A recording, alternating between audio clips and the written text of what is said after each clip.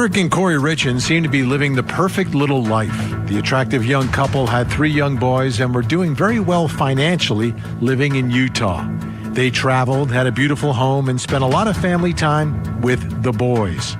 But beneath the exterior, something else was happening. Family members say Eric suspected his wife of trying to poison him, giving him food and drinks laced with poison.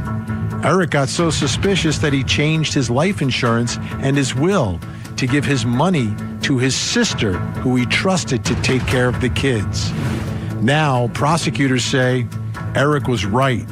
He died in March of 2022, a victim of fentanyl poisoning. After his death, Kouri wrote a book for her children to help them deal with the loss of their father. And just after the release of the book, Kouri was arrested and charged with the murder of Eric.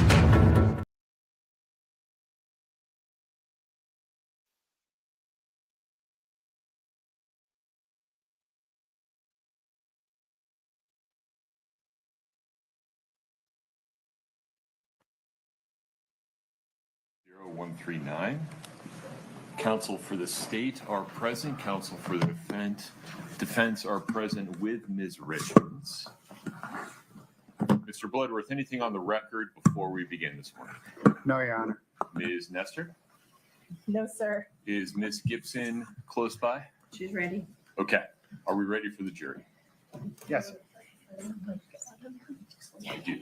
I'll get that happen. Ms. Nestor, are we ready for the jury? Yes, Your Honor.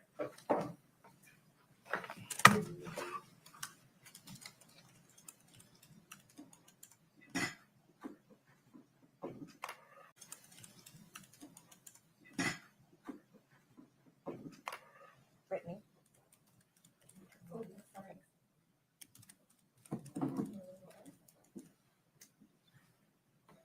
Thank you for our screen. Oh, is it working? Very good. That's really nice. Thanks, Brittany. It's great. Much better. You can.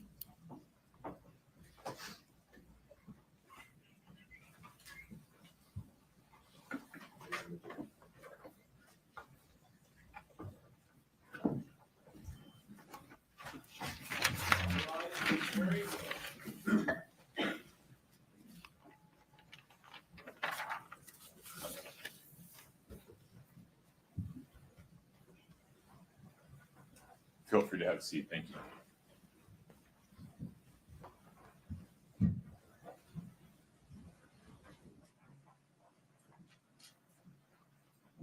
Please have a seat. Good morning. Thank you for your patience.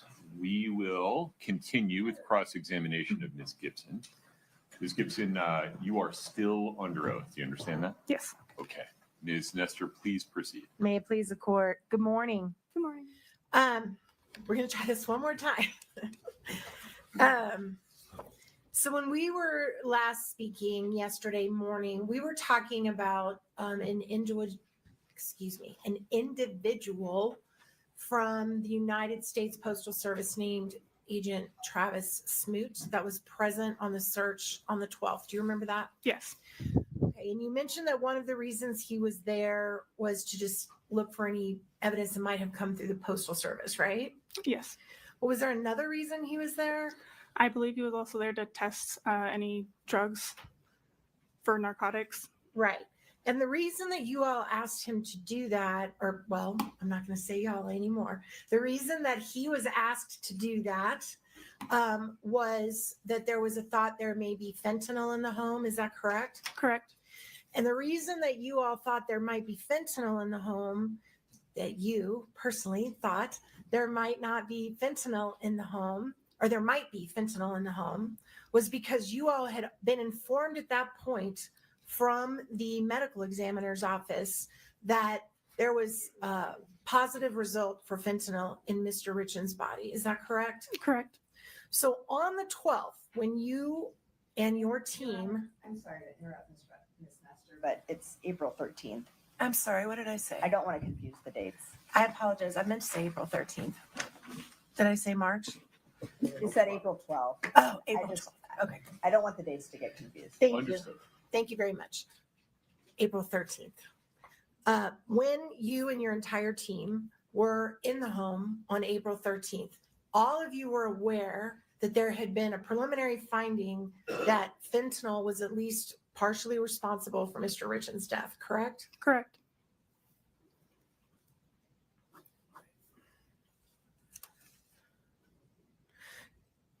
When you were there, you noticed, I'm sure, and you have noticed since you've done the Matterport videos, that there was a very large garage detached from the home behind the home, correct? Yes.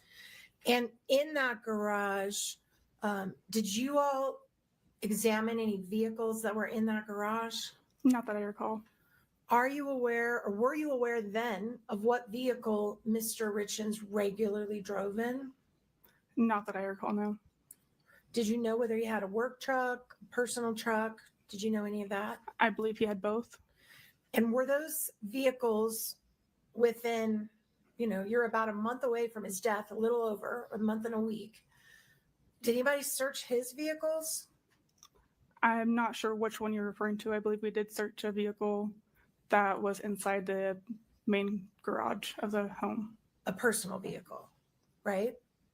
I'm assuming it's a personal vehicle. I don't know for sure. Were any of the vehicles that Mr. Richins drove in the detached garage searched? I don't believe so. I'm also interested in that warrant that you had on the 12th. It was also included, I did it again. It's because I have the 12th written on my paper, so I'm fixing it right now. The 13th.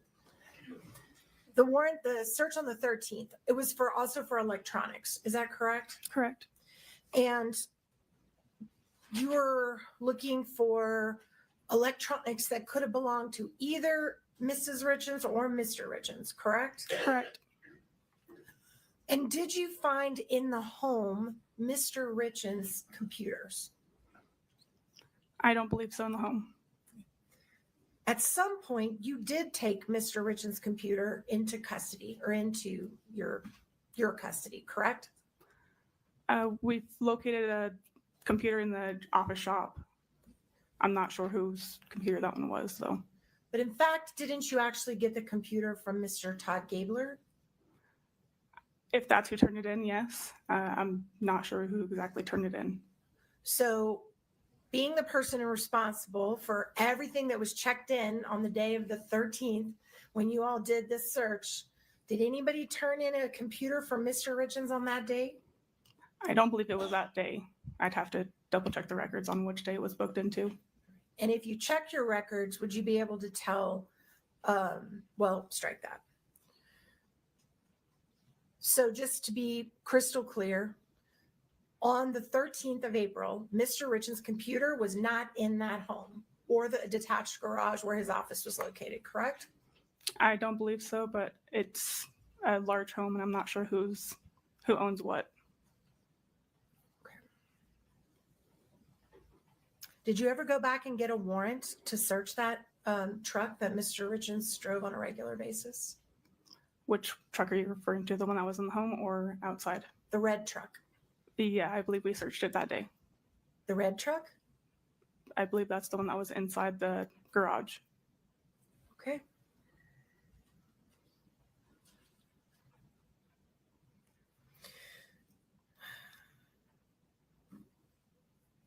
There was a picture in the, strike that. We're not going to talk about that right now. Did you ever go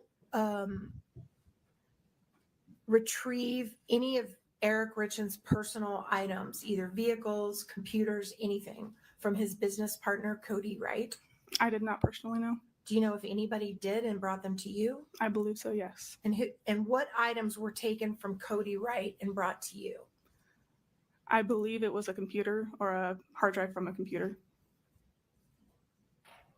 And were you present when that hard drive was obtained from Kouri Wright? No, I was not.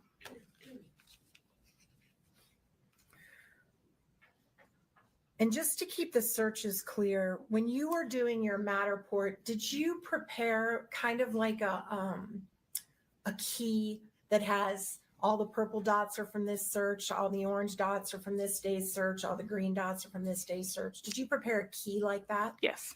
All right. Can we please pull up State's Exhibit 1-15? And just show it to the witness, please.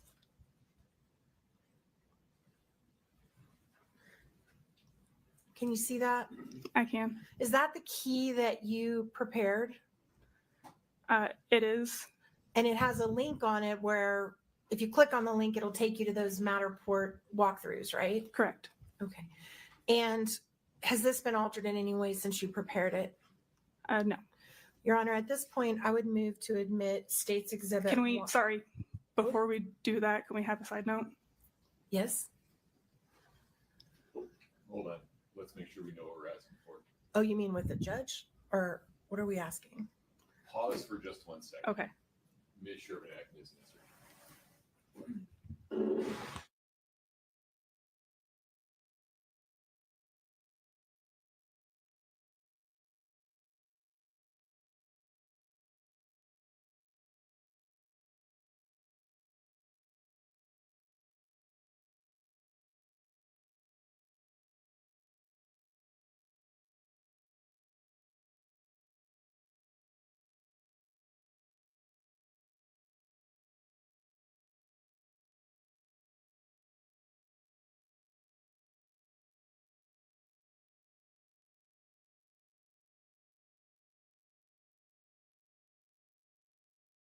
Thank you for that redaction. Now, Ms. Shervanack, with that redaction, any objection to States 1-15? I can't show it to the jury. Hold on, not yet. No, I need to clarify. I want to make sure this box is going to travel when we publish it. So just one moment. It will, okay. Sorry. May we approach? Of course.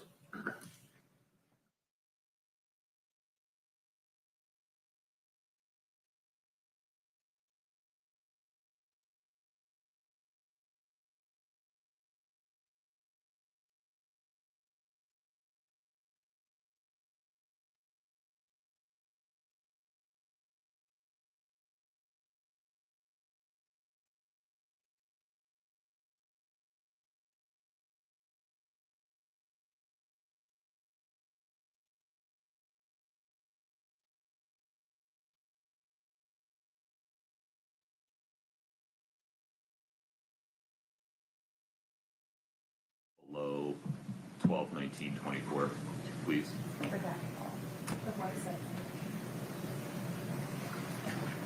Perfect. Ms. Shervanack, I need a yes or a no here. Just a moment. Yeah. Redactions need to be in black, so we know something. Yeah, if they could just be in black, so we know that they're not just removed, so that it looks like a redacted version. Sure. That would be helpful.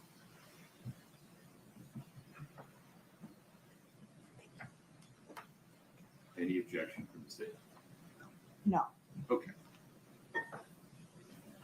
1-15 as redacted is now published.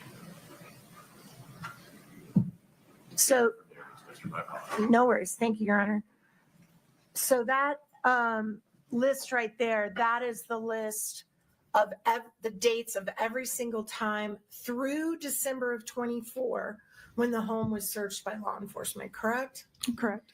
And in your Matterport videos, which have been introduced, if the jury wants to use this key, they can go back and compare. The little pink dots were from the search on March 5th, and the magenta dots were from the search on August 9th, correct? Correct. Okay. Since this list was prepared, you all have been back to the home again, right? Correct. And what date did you return to the home that is not listed on this list? I don't remember the exact date, but it was about a month or two ago. So sometime in February of 2025 or Correct. 6. Yes, I believe it was February 6th around that time. Okay. Were there any other searches after December 24 and between the one on February 6th of 26? I don't believe so. And every single one of the times that you guys went in this home, you're trying to find evidence about what happened in the 6 hours before Mr. Richins' body was discovered, right? Correct. And you kept going back and back and back. Yes. All right, I do want to talk a little bit. You can take it down. Thank you. I do want to talk a little bit about the Matterport. You mentioned you did some measuring Correct. with, is it the same device you do the video with that does the measurements? Yeah, it's the Matterport. Okay. And I believe you said you measured the distance from the master bedroom to the front door, Correct. and then from what is the second one you did? There's one from the master bedroom to the kitchen, master bedroom to each boy's room. Okay. And what's the purpose? Why did you make those measurements? I was asked to try to figure out how far they were to correlate with data that was retrieved off of a cell phone. Perfect. Did you also take any measurements from the master bedroom to the back porch door? I have not, no. Did you notice the day that you were there when Mr. Richins died? Did they have a dog? I believe so, yes.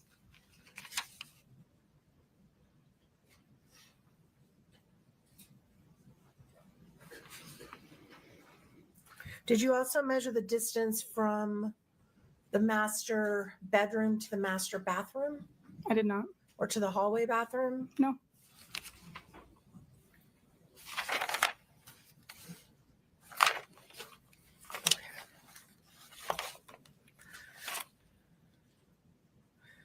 Also, in your report from the search on the 13th, you mentioned that you all collected some hydrocodone pills. Is that accurate? Correct. Where did you find those?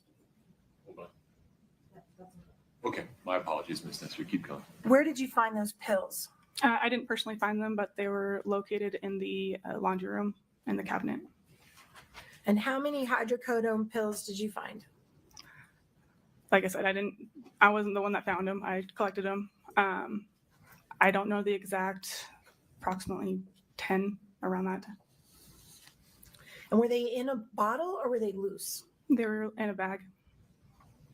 And in the garage, I know you were very careful about marking where every single thing was found. When these hydrocodone pills were found in the garage, what were they near? They weren't in the garage. They were I'm in the sorry, laundry room. the laundry room, which is right at the door where the garage starts, right?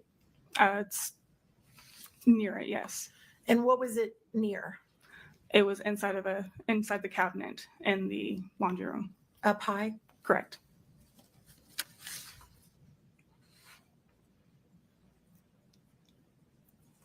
Is there any way to tell if a hydrocodone pill was purchased, if you find it loose like that, not in a bottle?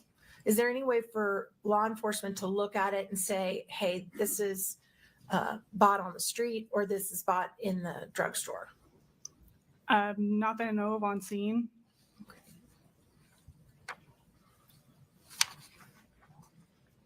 You also had a picture that you referred to when Ms. Shermanack was questioning you that had the picture of all the gummies on it. I believe it is exhibit number.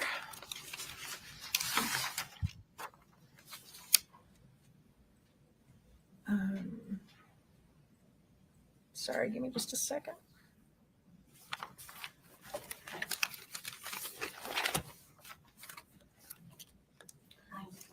Thank you. 9-12. Can we put that up, Your Honor? It's been admitted. Make sure it's the one you want before I show it to the jury. Yes, sir.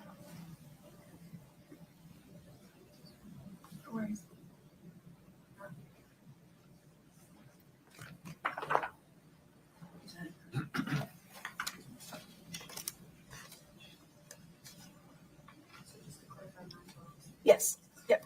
That's the one I want. The one that's on the screen. Can we publish that, Your Honor? Any objection, Ms. Sherman? No, Your Honor. One moment. And I need to approach the screen. Do I need permission for that? Or No. Okay. Just make sure your mic is working. We're not going to pick you up.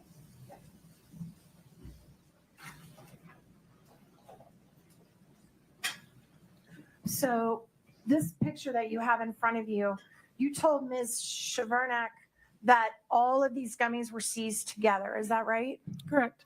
Okay, but I'm seeing these two little plastic baggies of gummies up at the top that are not labeled, that don't have any commercial labeling. Are you saying these two were all in the same place with all the rest of these? Correct. That's what I was told.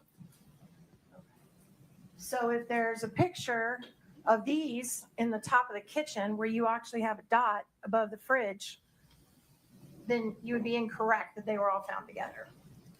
That's a different package that was found above the fridge. Oh, so there was at least 3 clear packages that had no commercial marking on them? Correct. With gummies in them? Okay.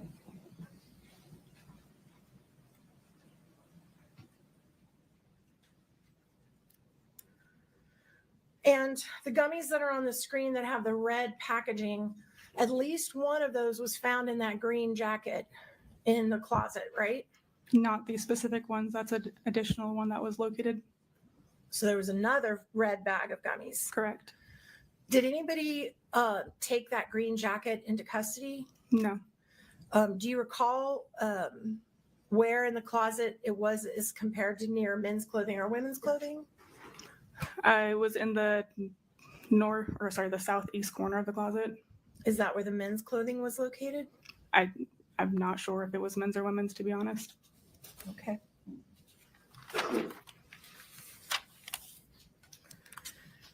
All right, now I want to move to the search that occurred on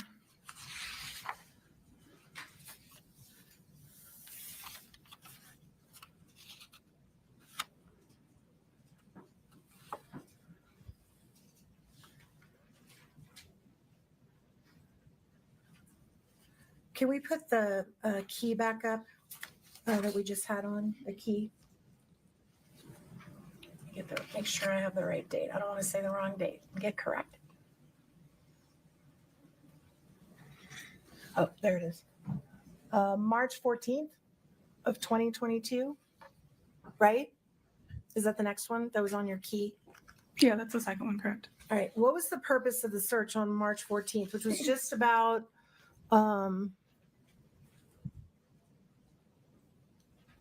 I think that's a typo because that is a typo. Yes. Okay, It's April 14th. Can you pull that out, Katie? Can you pull that out? Make it bigger so the jury can see it. So where it says 3/14/22 sunflower yellow, that actually should read April 13th, right? Correct. So is that the only mistake on there? I believe so. Okay, just want to make sure the jury remembers that. All right, so the next search would have been May 8th of 2023, correct? Correct. And those are going to be forest green dots on your Matterport. Correct. And what was the purpose of going back to the house a couple months or a year later on May 8th of 2023? What were you looking for that time? I believe that one was to obtain additional electronics and also documents and drugs. And when you went to that search, was any fentanyl located in the home? No.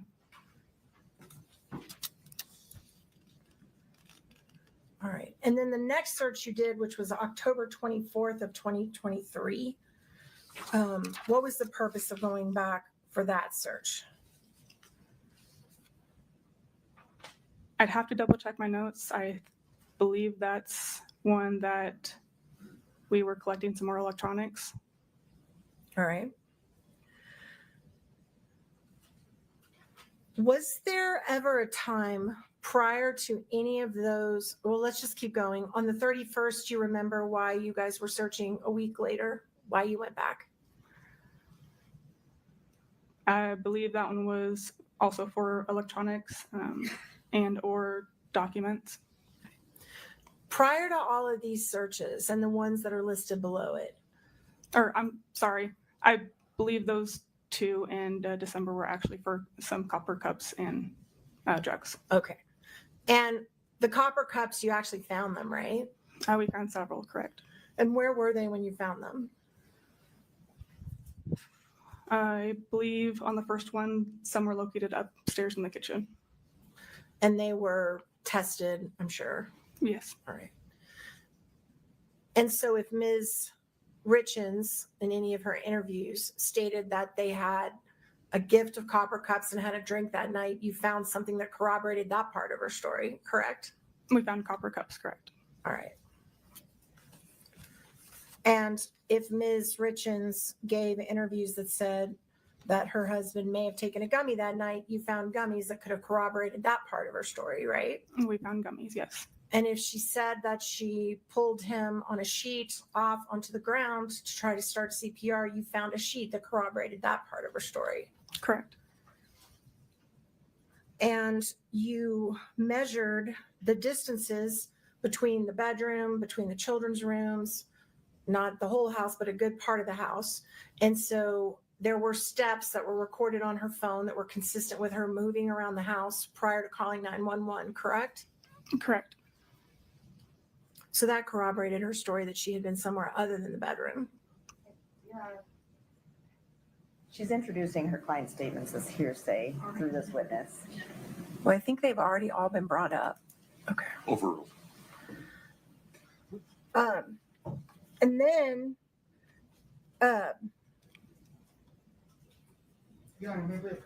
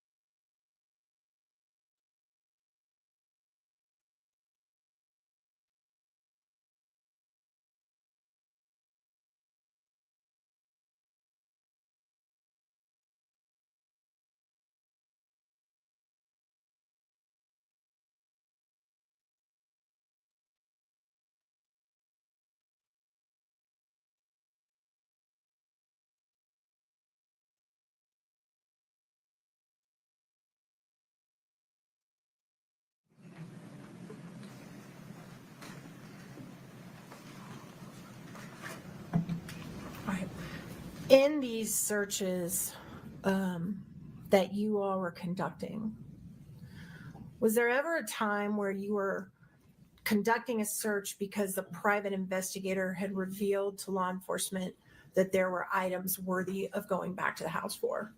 Yes. How many times did that happen? At least one that I recall. All right, I want to talk about that one time. Does that involve the letter that was recovered from the bed? Okay, there's two. Okay, 2 times. So tell me about the first one that you remembered. I believe it was a voice recording or a recording device that was located. And you all got information from a private investigator that had been in the scene on the house that he'd found something he thought you wanted to see. Correct. And so you issued a warrant and went and picked it up. I did not issue the warrant, but somebody else did. Of course. I'm sorry, that's inaccurate. A warrant was issued and Correct. you guys went in. All right, and the second time, what did that involve? A letter that was located. And the letter that was located in this search, and do you remember the date of the search? Want me to refresh your memory? If you could, yes, please. Sure, no worries. 11/7/24. Okay. Your purple day. It's your purple dot day. My understanding is a letter was recovered on the foot of the bed, of Eric's side of the bed. Correct. Now, the jury has seen multiple photos from that night where there's clearly no letter on that bed. Correct. And there were several, at least 7 searches prior to November of 24 where that letter was not seen on the bed, right? Correct. And that included walkthroughs of defense counsel, walkthroughs of prosecution team, you doing Matterport videos where there's no letter on the foot of the bed, right? Correct. And then when all of a sudden, when you guys get there in November, there's this letter on the bed. Yes. And you took that into evidence. Yes, we did. same when you went and you got the tip off that there's a recording device, you went and were you showed exactly where it was by the private investigator? Yes. How many times when you all searched the house was the private investigator there and present? I don't know.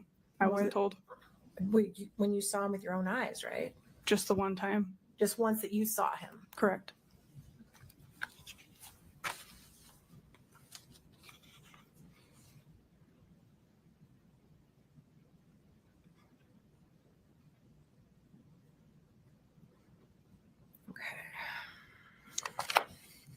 At some point, and I just need to clarify this for the jury too, in addition to the physical evidence that's seized at the scene, documentary evidence, electronic evidence, you also were in charge of maintaining video footage of witness interviews. Is that right?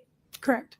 And every witness that was interviewed that had an audio or videotape, you saved it and did all those procedures we talked about at the very beginning of your testimony. Correct. At some point, did you become aware that 2 witness interviews, the audio or the video was missing? I vaguely recall that, yes. Does it refresh your memory if I tell you that you were unable to locate interview footage for witnesses Nick Bonsavage, and Nancy Peterson? I don't know for sure if those were missing or if they hadn't been booked in yet. Have you ever located those 2 interviews to this day? I'm unsure.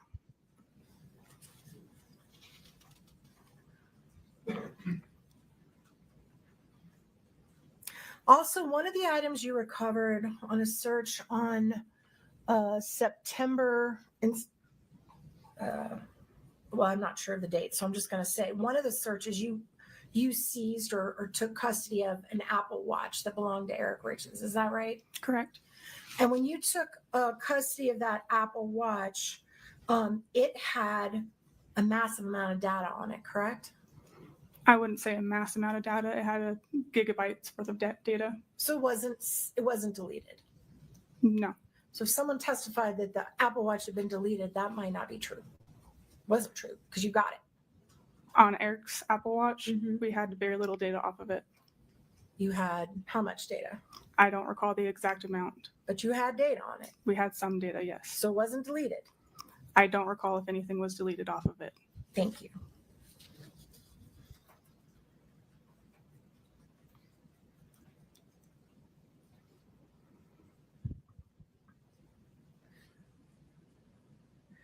In addition to the computer that Todd Gabler turned over to law enforcement that had originally belonged to Eric, did Todd Gabler take physical possession of any evidence first before giving it to the law enforcement? Do you know besides the computer? Not that I'm aware of. Thank you.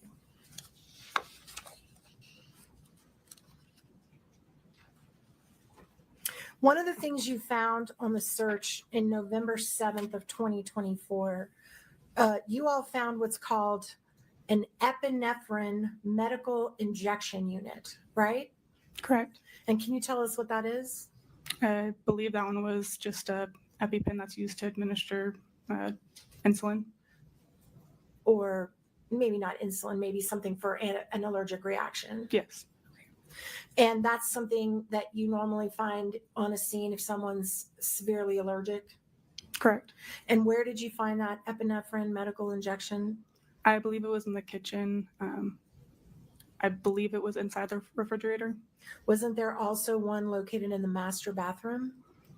At one point, I believe so. All right. And you did not take that into evidence? No. You just noted it? Correct.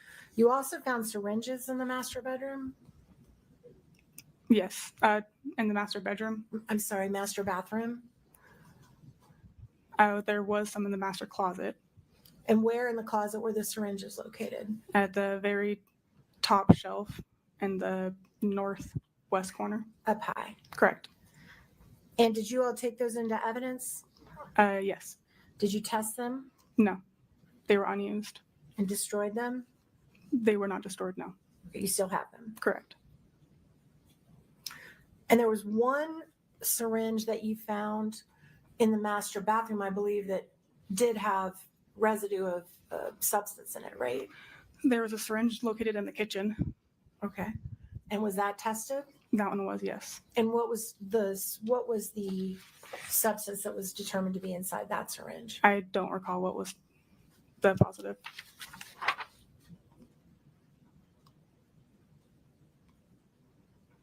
When you were searching the home, did you also find oxycodone pills? I'm unsure.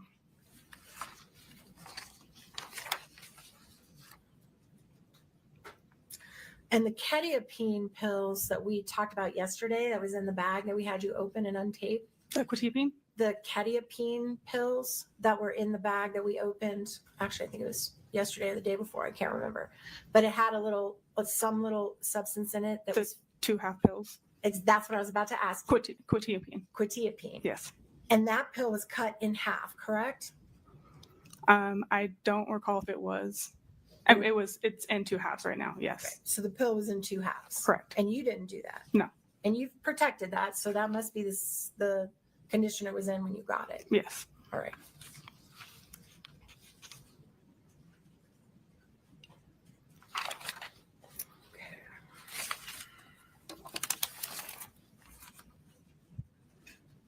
Court's indulgence for just 1 minute. I think I'm wrapping up. Okay.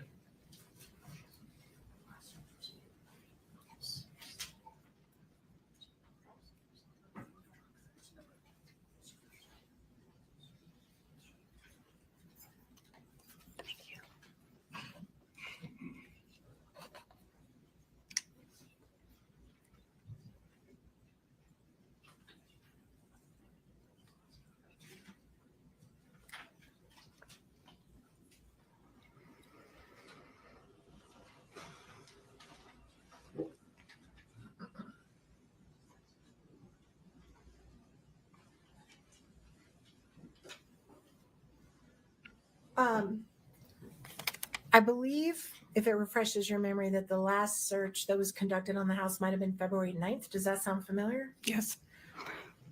And when you went and searched the house on February 9th, what did you take away from the house on the 9th? A black Under Armour jacket Where did you find that jacket? in one of the downstairs bedroom closets.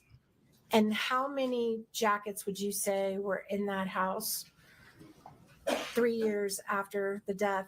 There were 4 years. a lot of jackets. And that's the jacket you picked and you took it with you out of the house. Correct. And I want to be really specific about the search of the truck. So there were 2 trucks. One was a brown work truck and one was a red truck. Which is the truck that you believe was searched when you were present and logging in all the search materials? I believe it was red. And it was the truck that was inside the garage. So you have no notice or no note anywhere that the brown truck that Eric spent all day, every day in was ever searched on the day of his death or in the month after. I didn't personally know. And you didn't note it down because that would be your job, right? If I didn't search it, then it wouldn't be my job to note it down. Well, if someone inventoried anything out of the truck, it would be, right? If they took anything out of the truck, yes. Okay. One moment, Your Honor.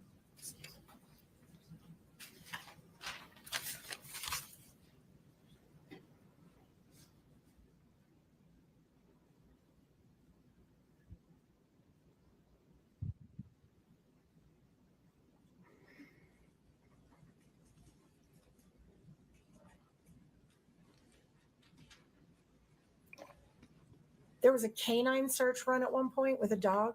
Yes. When was that approximately? You don't need to know the exact date. That was on the April 14th of 2022 search. And was the canine just run through the home? I can't attest to where it ran. I believe it just ran through the entire home. To your knowledge, did the canine go into any vehicles on that day? I'm unaware. Okay, thank you, Your Honor. I tender the witness. Thank you, ma'am. Thank you. Ms. Sherman.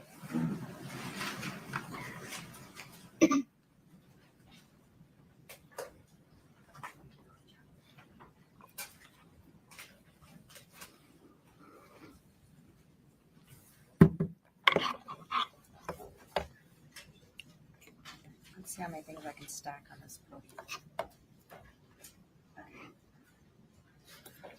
Ms. Gibson, let's talk about March 4th. That's the day that of 2022. That's the day Eric Richins died. Did you have a search warrant that day? No, we did not. Were you legally permitted to search the house for anything you wanted? No, not at that time. Were you looking for prescriptions of Eric Richins? Yes. And you weren't looking for prescriptions of Kouri Richins? No. Why not? A little closer, yeah. How's that? Are we better? Yeah, thank you very much. And you weren't looking for prescriptions of Kouri Richins? Correct. Why not? Typically, when we have a death investigation, we only look for the decedent's medications or any other medicine that could be potentially misused. I think we did note some prescription bottles of Kouri Richins just to verify, make sure there wasn't an overdose possibility on those. And you didn't find any hydrocodone that day? No. So let's move forward 5 weeks. April 13th, 2022. That's the first time the house is searched by a search warrant. Correct. You weren't in the house between March 4th of 2022 when Eric died and April 13th of 2022. Correct. There was no search warrant on the home in that time frame. Correct. And you went back on April 13th with a search warrant looking for fentanyl Yes. because fentanyl killed Eric Richins. Correct.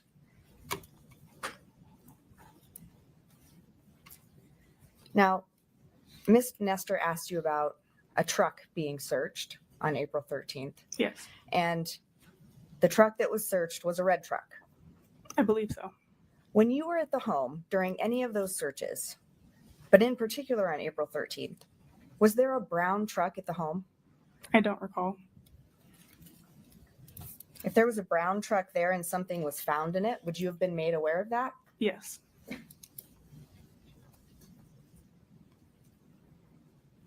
If we could, Scott, put up Exhibit 1-16 and 1-18 side by side.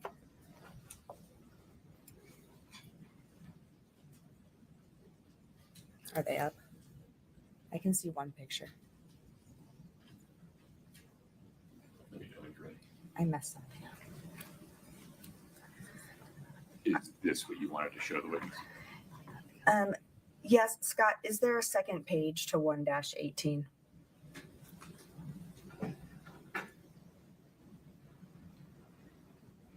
Okay, go. That's the view that I would like, please. If we could publish that to the jury.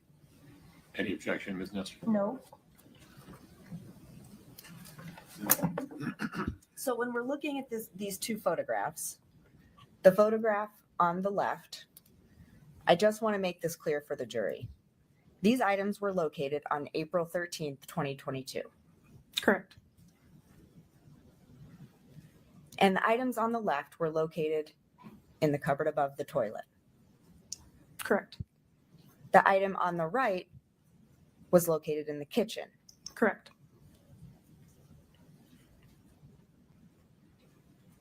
Now, you also testified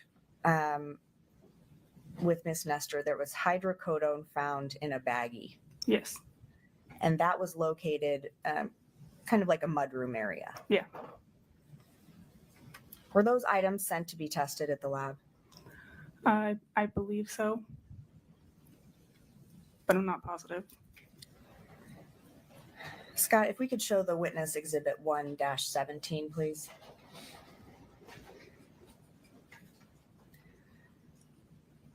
Is there a second page to that one?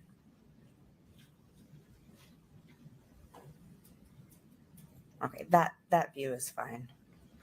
If we could show that to the jury, please. Ms. Nestor? No objection. Is this a photograph that you took? Yes. Did you look at that jacket? I didn't look inside the jacket. Not inside the jacket, but did you look at the jacket? Not really, no. Could you tell if it was a men's jacket or a women's jacket? I can't tell, no. You can take it down. Now, I want to talk about the black jacket, the Under Armour jacket. You went back and retrieved that jacket from the home Correct. with a search warrant. Yes.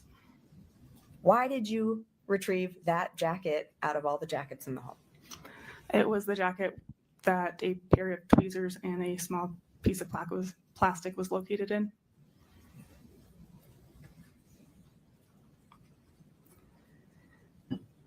So Miss Nestor has gone over these multiple searches with you. Why do you keep going back to the house? We obtained additional information that could potentially lead to something else that we could have missed originally. We're looking for different items. The investigation, is it developing between those searches? Yes. You're receiving new information? Yes.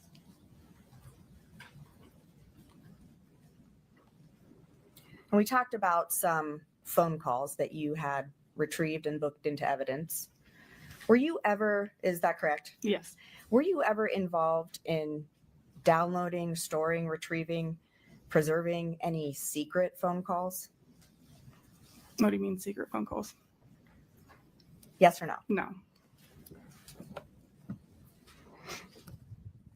Give me just a minute.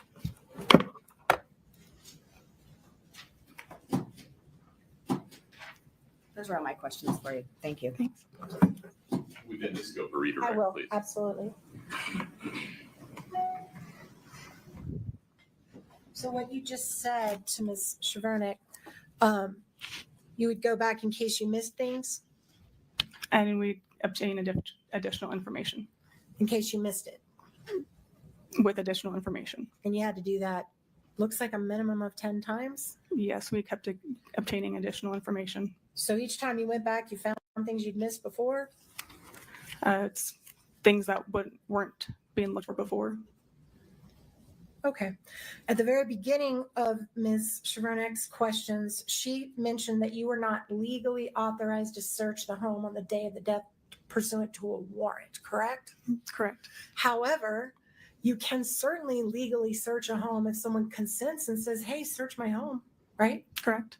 Okay. And Ms. Richins didn't stop anyone from searching anything in that house, did she?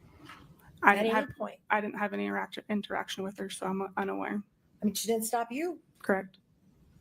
And you knew when you arrived, because you were there to help Detective Woody, you knew from the minute you got there that somebody was making allegations that she was involved in the death from the minute you got there, right?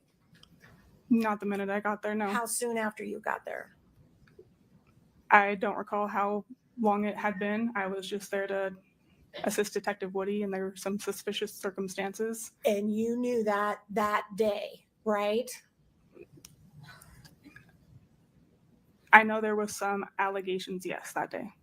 Did you ever go to Ms. Richins and say, may I please photograph your bathroom? May I please photograph your kitchen sink? May I please have those drink cups that are in the sink? Did you ever do any of that? No. Okay.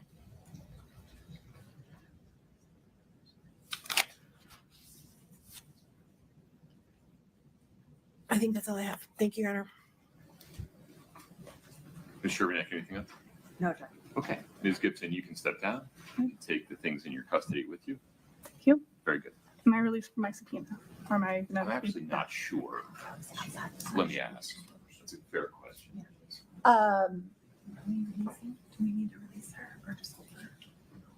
If we could just not release her, but we promise if we need her, we'll give her much advance notice that Fair she needs to notice. come back. So you're Okay. not released. We'll make sure you get fair notice. Okay.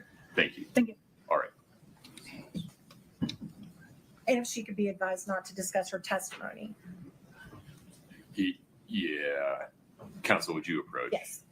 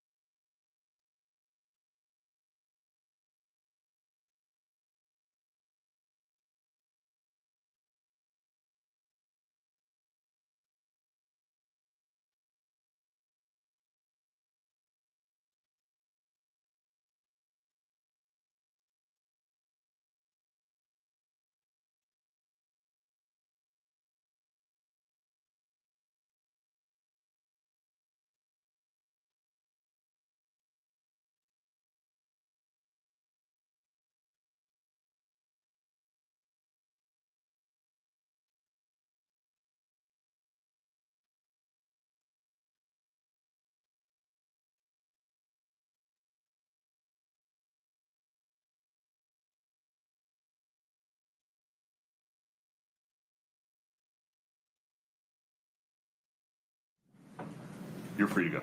Okay. Thank you. Thank you.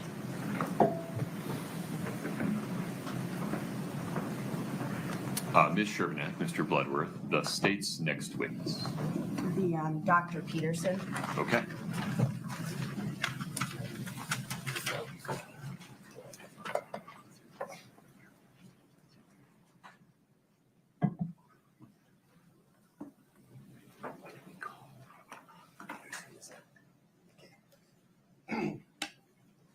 Your Honor, I need to go look at one piece of evidence and bring it up for this examination. So could I just have a minute or two to Yeah, talk? you know what, folks? We'll just let you stretch your legs for 5 minutes. All rise for the jury, please.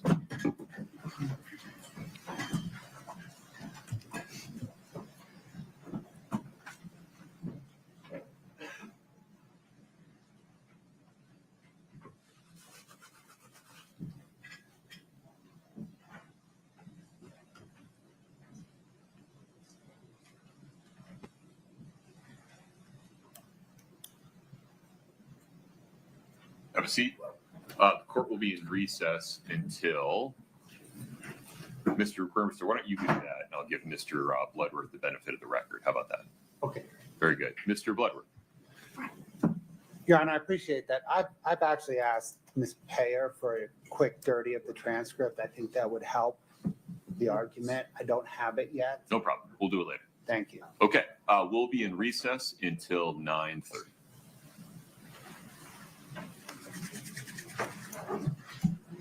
All right.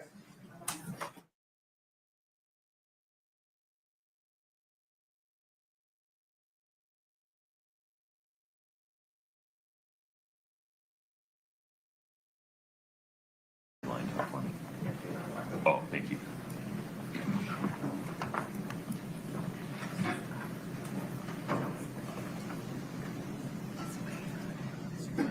Sir, if you just wait in the gallery for just a second. Yeah, I'm sorry. Yeah, right there is fine.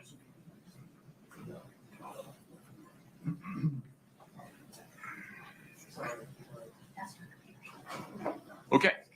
Mr. Burmester, are we ready for the jury? Okay, let's bring the jury in, please.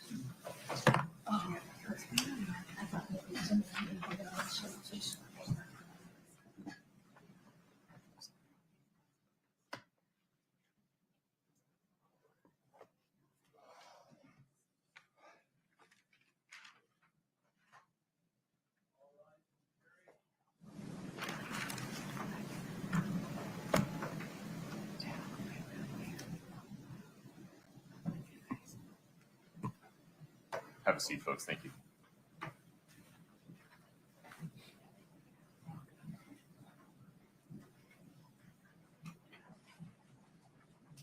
All right, have a seat. Thank you.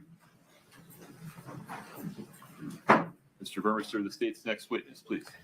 The state calls Brianna Peterson. Okay. Dr. Peterson, if you'd step in front of Brittany, we'll get you sworn in. Do you solemnly swear the testimony you're about to give in the matter before the court to be the truth, the whole truth, and nothing but the truth, subject to the pains and penalties of perjury? Yes. Thank you. Please have a seat.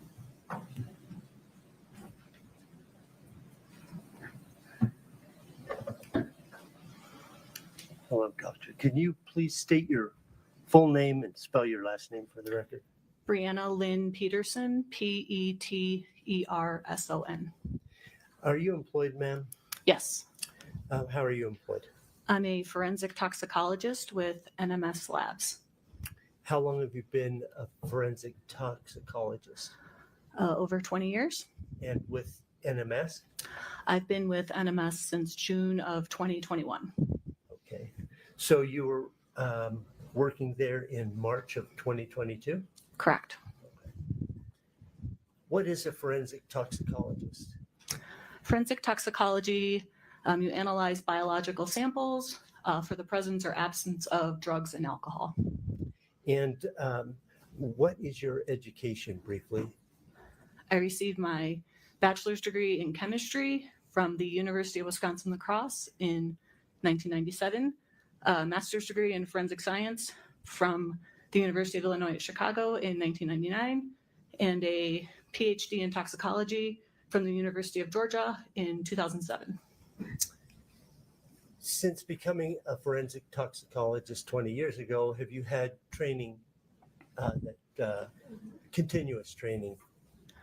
Yes, so throughout my career, I've received training specific to the chemical extractions that are to be performed on the biological samples, the instrumentation that's used for the analysis, and then also pharmacology for the interpretation of the drug and ethanol results and how they might apply to either impairment or a medical legal death investigation.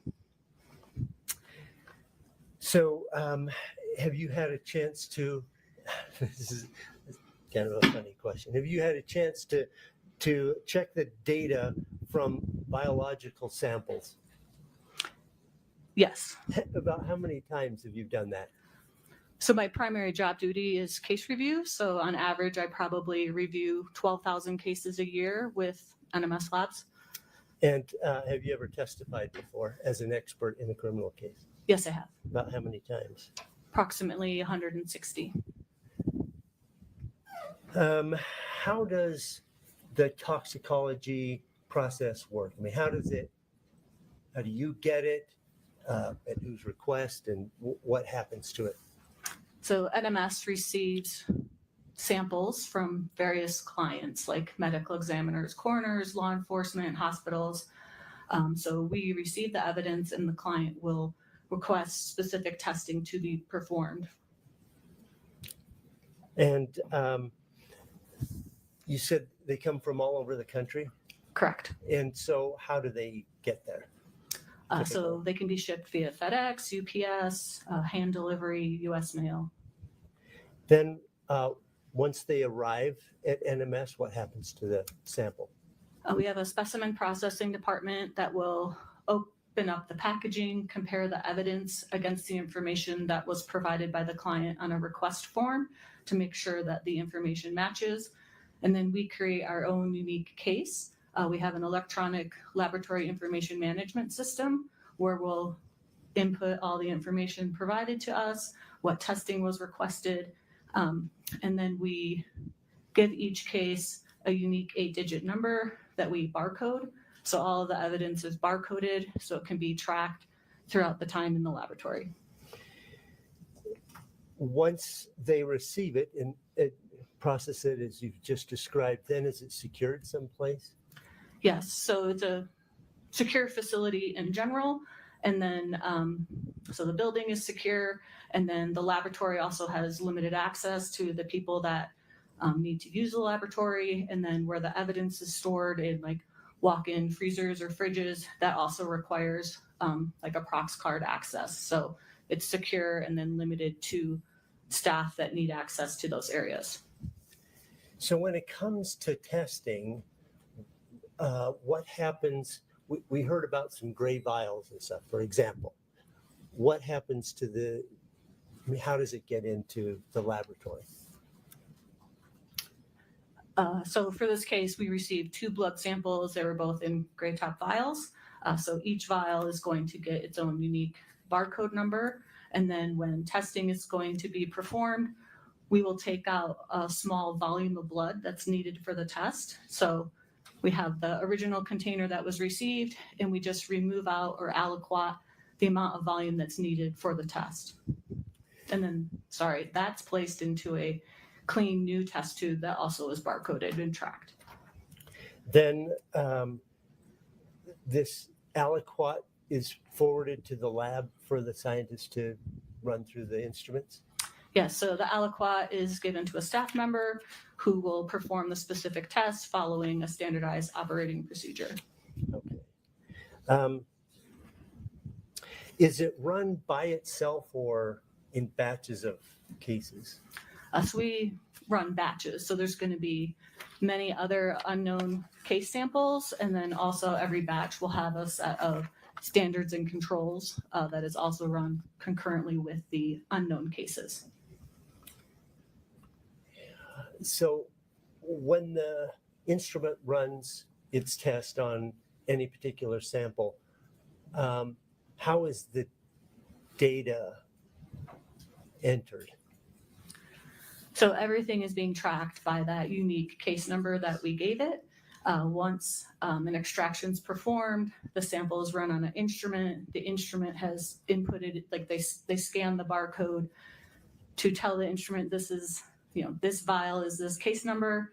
After the data is reviewed, it's sent electronically from the instrument to our electronic laboratory information management system that stores the results. So it's always just following our unique case number. Is there someone near in time who then reviews that data to make sure that it was processed properly? Yes, so after the person in the laboratory performs their procedure, it runs on an instrument. When the instrument is done running the entire batch, someone's going to review all of the data for the knowns to make sure that the positive controls were positive, the negatives were negative, and then that all of the unknown cases, that any results that were found meet the acceptance criteria for reporting. So they'll look at the batch in its entirety to make sure that it's acceptable based on those standards and controls. And then when they're done, a second person is going to do the exact same thing. So it's like a double check of their work before that batch is released and those results sent to the computer system. And that's the same process for each test that you run on all the various substances. Correct. Okay. When do you come into the picture? So after all testing has been completed for a case, then in my role as a toxicologist, I'm going to review the data from all of the testing that was performed for this specific case. I also have access to the administrative information provided by the client on that request form. So I'm making sure that the correct testing was performed that was requested. So I review everything and then I will issue a final toxicology report with the findings from all of the testing. So in this particular case, you received some samples from the Utah medical examiner on March 8th? Correct. Okay, and it was assigned the unique number at that point? Correct. And what did you receive? We received 2 tubes of blood, vitreous fluid, urine, liver tissue, and gastric fluid. Okay. And initially, what were you asked to do? Initially, it was just requested that we perform a test that screens for alcohol and drugs in one of the blood samples. And did you do that? Yes. Okay. In the screening, were any of those? Did any of those come up positive for substances that you subsequently tested a confirmatory test? Yes. Okay. And tell the jury about that. So we first perform a broad drug screen that looks for hundreds of different drugs. And then based on those results, if there's any positive findings, then we will perform a second confirmation test that's more specific and sensitive for that drug or drug class. And so that's, we're taking a separate aliquot, performing a separate test, running on another instrument to confirm those original screening results. And in this case, what did you find in the confirmatory test? Fentanyl and norfentanyl. Okay. And did the confirmatory test identify levels? Yes, so fentanyl was reported at 15 nanograms per milliliter and norfentanyl at 3.3 nanograms per milliliter. What is norfentanyl? Norfentanyl is a metabolite of fentanyl. So when your body is trying to eliminate drugs, they'll break them down into a different form called metabolites sometime that are easier for the body to excrete. So it's inactive, it doesn't cause any effects, but it just shows that some fentanyl has been metabolized to norfentanyl. Did you screen for hydrocodone? Yes. And did the screen identify anything for further testing? No. Okay. Any other opioids tested in the screening? Yes. And any others besides fentanyl positive for further testing? No. Do you know how long hydrocodone stays in the body that you're able to find it in the subsequent toxicology test? So hydrocodone has a half-life of maybe 4 to 6 hours. So a half-life refers to how long does it take for the concentration to go in half. And usually drugs will be completely eliminated from your body in 5 half-lives. So if someone took a dose of hydrocodone, we would expect it all to be eliminated within 20 to 30 hours based on that 4 to 6 hour half-life times 5. Okay. When a person dies, does it freeze in place whatever is there? I mean, you don't continue to eliminate it, or it doesn't evaporate once it's the blood is drawn out. It freezes it in place. Is that correct? In general, it's going to be a snapshot of what was going on. There are some drugs that might have limited stability, like cocaine can be broken down after death just due to enzymes that are present that can break it down into its metabolite. So there are a few drugs that we know have limited stability in the biological samples after death, but for the most part, yes, it's, your body has stopped working, like it's no longer going to be metabolizing, etc. Is that true for opioids then? That it should be a snapshot of them, yes. Yeah. Okay. Have you ever heard of a principle or a theory or something called post-mortem redistribution? Yes.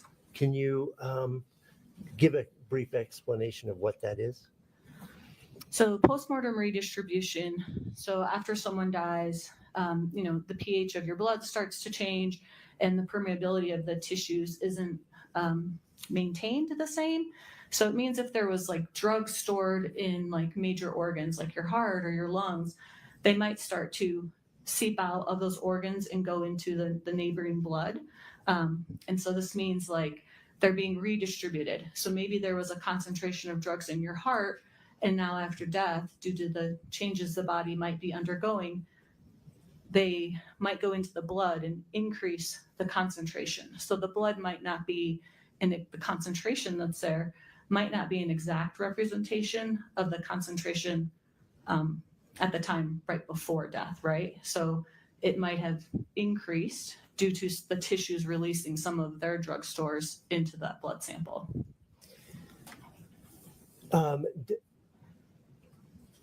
When you obtain the blood, when the person, the OME or whomever is obtaining the blood, does it, after death, does it matter where they obtain it from with regards to this redistribution?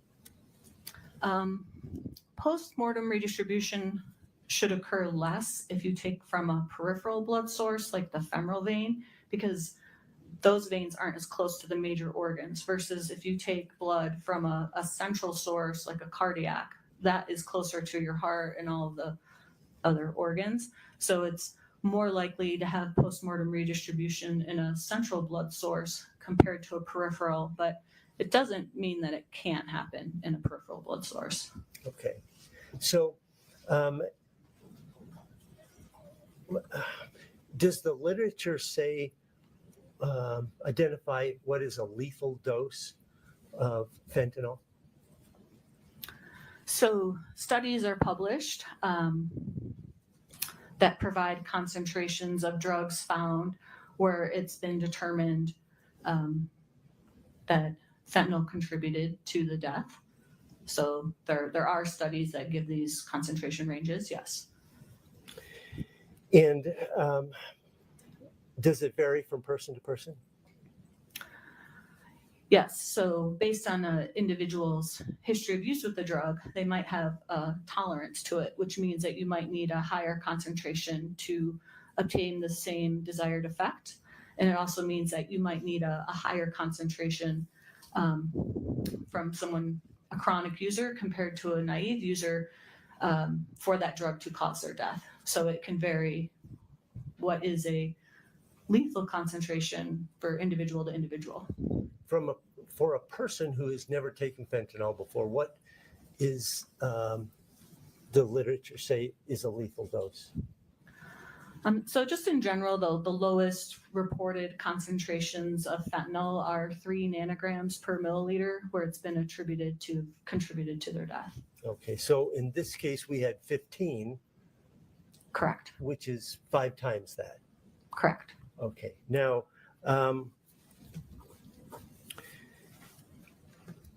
even assuming this redistribution, postmortem redistribution, is that significantly still above this 3 nanograms per milliliter? Yes, 15 is greater than 3. Thank you. I am just a lawyer, so pardon my math.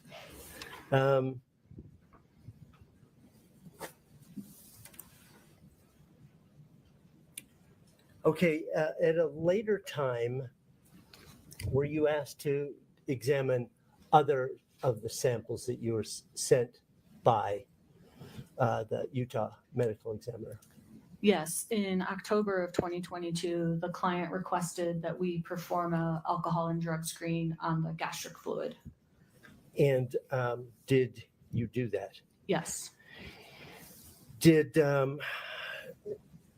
following that screen, did you get positive results for which you subsequently performed confirmatory tests? Yes. Okay, can you tell us about those? Yes, so ethanol was detected at 279 milligrams per deciliter. Quetiapine was detected at 16,000 nanograms per milliliter. Fentanyl was detected at 20,000 nanograms per milliliter. Norfentanyl was detected at 52 nanograms per milliliter, and acetylfentanyl was detected at 29 nanograms per milliliter. We haven't heard about acetylfentanyl. What is that? Acetylfentanyl is a fentanyl analog, so it's similar in structure, but it's a illicit drug. So there's no prescription pharmaceutical drug where it's going to be prescribed. It's solely illicit, and it's often seen in illicitly manufactured fentanyl as a co-product. So for purposes of an analyst or a criminal investigator, that would be a marker that this came from a source, this fentanyl came from a source that was illicit. You could provide that interpretation, yes. Okay. I mean, they could have just had acetylfentanyl and maybe a fentanyl prescription, but often when you see acetylfentanyl, it's an indication that the fentanyl was illicit. Okay. This 279 milligrams per deciliter of ethanol, I want to go into that. First of all, how much alcohol is that in layman's terms, like in order of, say, shots of liquor or 12-ounce beers or whatever? So this will be kind of a multi-step answer. So the 279 milligrams per deciliter is a concentration. And so your question was asking just about milligrams. So like if you have a beer or a shot of alcohol, that's just in terms of milligrams of ethanol. So to figure that out, you would have to take the 279 times the total volume of gastric fluid that's available. Were you made aware of the total volume? Yes, I was. From whom? Dr. Ulmer. Okay. And did she give you a figure? 700 milliliters. Okay. And so from that, you were able to make a calculation?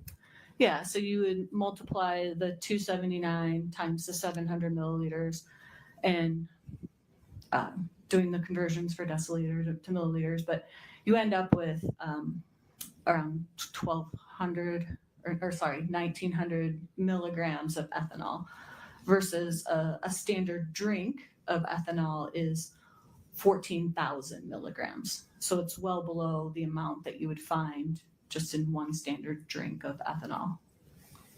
Is there another possible source for this alcohol than alcoholic beverage? Yes, so it's known that if you have a source of glucose and bacteria, that ethanol can be formed post-mortem. So the bacteria convert glucose, because it's carbon, hydrogen, and oxygen, just like ethanol. It can convert glucose into ethanol. And so obviously, like in gastric contents, you might have a source of glucose if there's food there, and then your stomach naturally has bacteria. So this postmortem formation can occur either in the body prior to sample collection, but it could also happen in the collection container because often they don't have a preservative that would inhibit the bacteria from doing this process of postmortem formation of ethanol. Is there any way you can chemically identify whether it's this post-mortem decomposition or vodka? Not in the testing that we performed. Okay. Can you tell us, based on your knowledge of the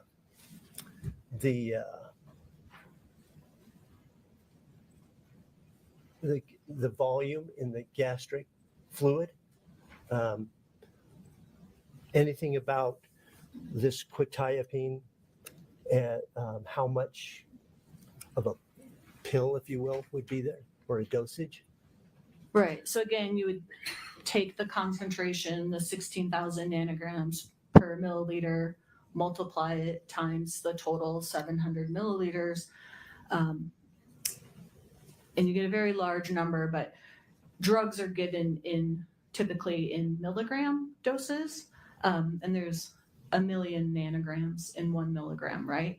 So after you do that math, it ends up being 11 milligrams of quetiapine. I just want to state, like, the assumption is that 700 milliliters of gastric was homogeneous, so that the concentration was consistent throughout the entire volume, and that the sample that was sent to us represents that 700 milliliters as a whole. Like, that assumption has to be made for the calculations that I'm providing. And so is it that 16,000 come to equal a standard dosage, prescription dosage? I would say it's less than a standard dosage. I mean, it depends on a person's prescription, but typically like 75, 100, 250 milligrams of quetiapine might be prescribed versus our calculation was 11 milligrams. Okay.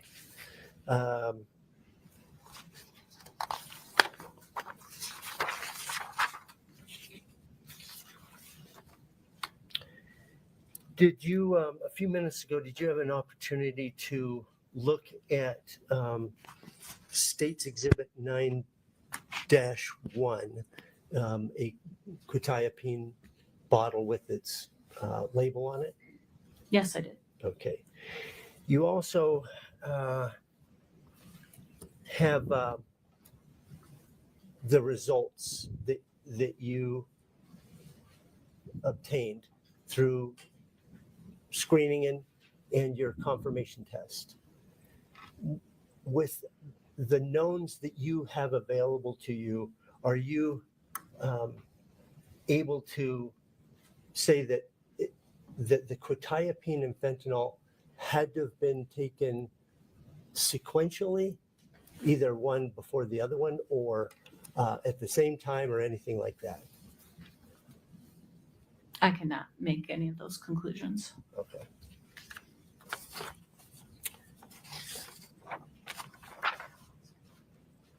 I have nothing for this.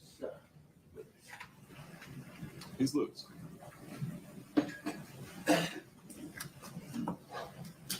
Glass of water is for you.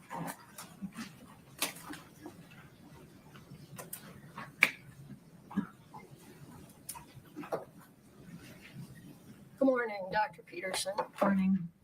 I'm Wendy Lewis. I'm one of Ms. Richins' attorneys. Nice to meet you. So you've been working at NMS Labs, you said, for how long? Since June of 2021. All right. And prior to that, were you still doing the same type of work, forensic toxicology? Yes, I was. All right. So part of your job isn't working with live patients, true? Correct. All right. So you don't deal with when someone comes in who's maybe possibly overdosing from some kind of drug. That's correct. All right. So you look at what's happened only after death by looking at samples, correct? I look at the data generated from those samples being tested. That's fair. That's fair. How a scientist would describe it rather than an attorney. Okay. So I want to talk about fentanyl and follow up a little bit on what Mr. Burmester asked you regarding lethal doses of fentanyl.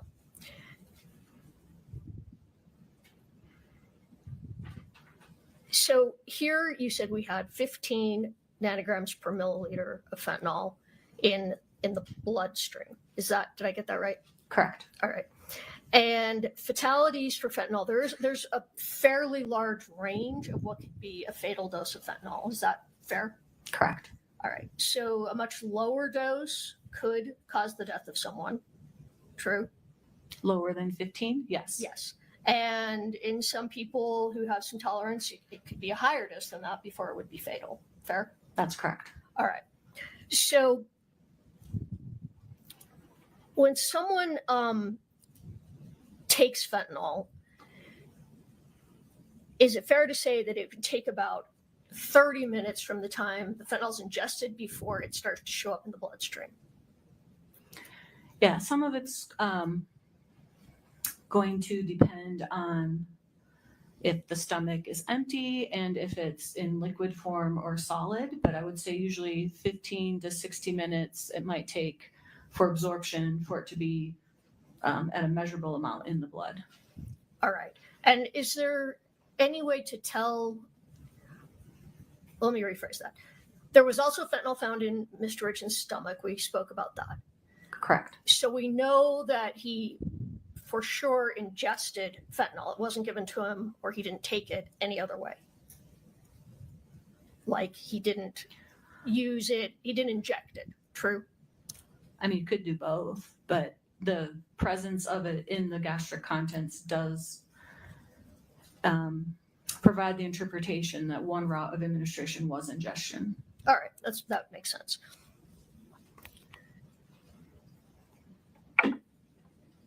Now, you mentioned that also present was norfentanyl. Correct. And norfentanyl is a metabolite.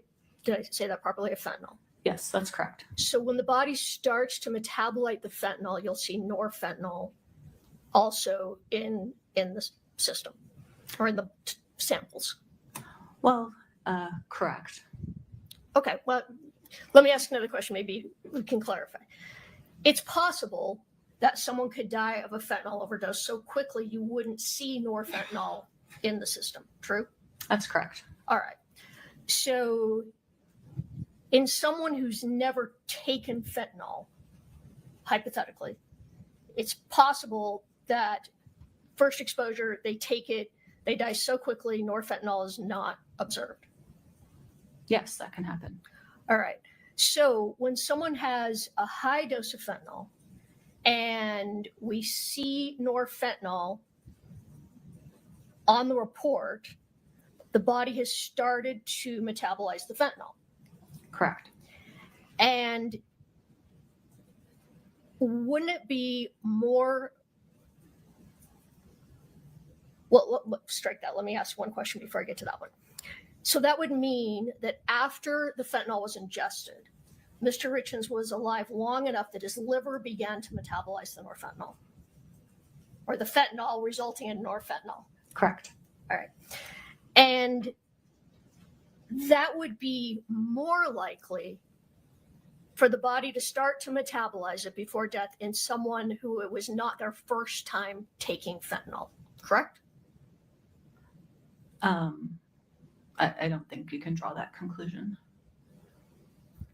And well, let me back up. So it's possible someone has no exposure to fentanyl, they take it, they die very, very quickly. That's a possibility, yes. And someone who has had exposure, I'm not saying that 100% wouldn't, they may show norfentanyl, but it's more likely that someone who's had some exposure to fentanyl would start, especially at a higher dose, would start to metabolize it, having the norfentanyl appear, as opposed to someone who had never taken it. True? I don't agree with that. All right.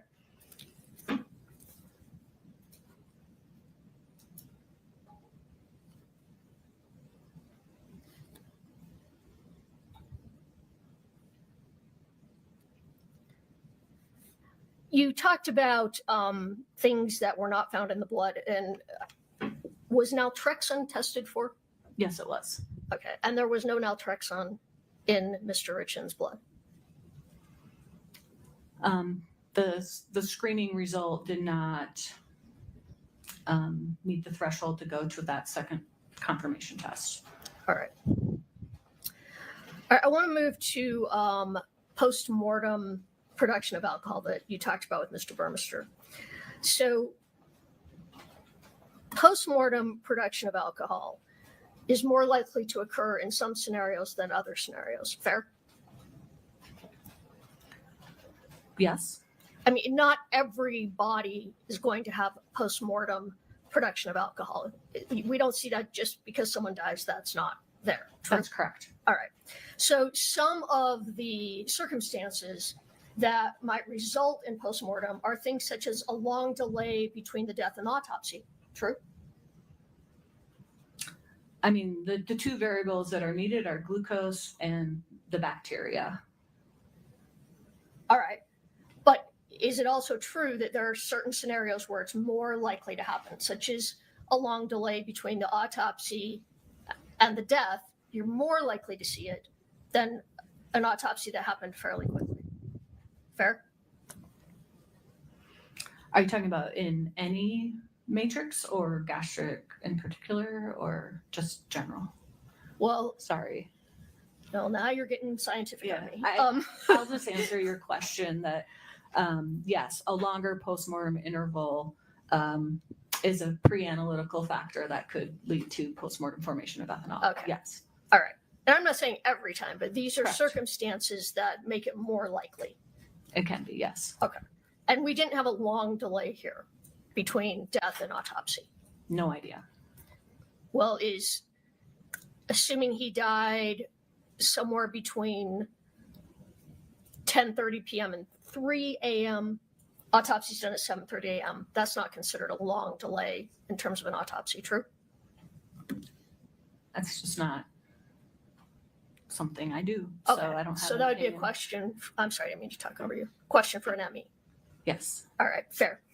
Does trauma to the body increase the chances of postmortem production of alcohol? It can, because if you have trauma where the gastric tract gets broken open, then that bacteria is released and can be in the blood, and you need the bacteria to do the postmortem formation. And that didn't happen here. No idea. So a body being warm for a long period of time, that also increases the chances It of could. postmortem. It could, yes. And are you aware if when a body arrives at a ME's office, typically it's refrigerated? Fair? Yes. All right. Was there testing done for yeast in his system that could produce alcohol? No, there was not. Because yeast in the system is something that would result in postmortem. Well, I might be phrasing that wrong, but yeast in the system could result in the production of alcohol that would be seen, such as it was here. Yes. All right. But that wasn't tested for. No. All right. So it's possible that there was postmortem decomposition, but it's equally possible that he took a drink before bed, correct? Correct. how long after taking a drink of alcohol? Well, is it fair to say alcohol takes about 10 to 15 minutes to hit the bloodstream? Again, it depends on the stomach and if it's full or not. So if you have an empty stomach, then the alcohol can get to the intestines faster, which is where the majority of the absorption occurs. So yeah, maybe 15, 30 minutes if your stomach is empty. But if you have delayed gastric emptying, then it might take longer for you to reach that peak alcohol concentration. Right, But, peak alcohol concentration. yeah, but for that's some alcohol to be in the blood, sure, 15, Okay. 30 minutes. within 30 minutes. Yes. And some fentanyl would be in the blood probably within 30 minutes of ingestion. Again, yeah, within 15 to 60 minutes in general, yes. So if Mr. Richins had fentanyl in the blood, but not alcohol, a real possibility is that he ingested the fentanyl and then took a drink, give or take maybe 30 minutes later, maybe less, 15 to 30 minutes after he took the fentanyl. Fair assumption, correct? I can't provide a timeline of when things were ingested. Some of it is, you say take a drink. Did you take a sip? That might not even become measurable in the blood. Or how long did he live after the alcohol was consumed, and the body could have just metabolized it below our threshold for reporting. So I can speak generally about both. Yes, can be absorbed and be present in the blood within the 15, 30 minutes. Well, that amount of fentanyl, typically someone would pass away, would die from that dosage of fentanyl within 20 minutes. I can't provide an exact time frame. Sometimes there's delayed deaths with respiratory depression, so I can't pinpoint. Okay, you can't I understand. I mean, we're talking in generalities here. So if someone takes that dosage of fentanyl that you found, what would you expect? Would someone live for hours after that? They wouldn't. Again, I don't even know what dosage was taken, and I don't know this individual's history of use with this drug. So I can just say what was detected in the blood, what was detected in the gastric, and I can provide general information about absorption of alcohol and drugs and timeframes. All right, so he might have lived longer this was not the first time he took fentanyl. He may have lived longer after he took the fentanyl. Again, I don't know what dose was taken. All right, I'm basing it on what was in the blood. You know how much was in the blood, which can give you an idea approximately of a dose that was taken. Fair?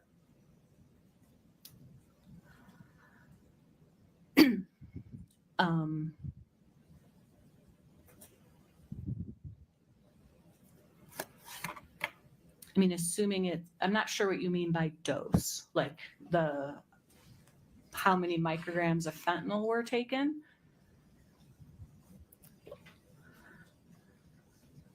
All right.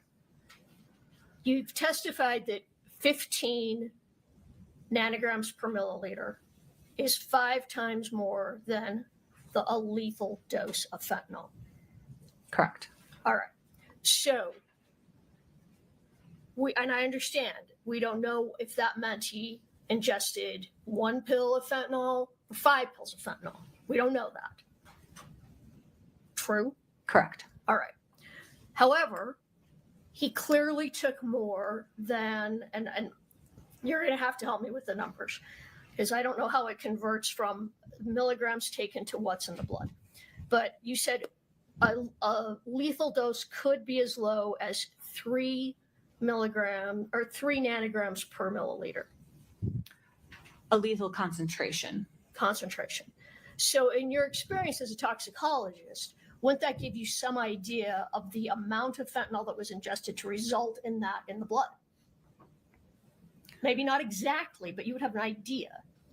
Well, again, I testified about postmortem redistribution, so I'm not aware if that happened or not and could have elevated that concentration of fentanyl.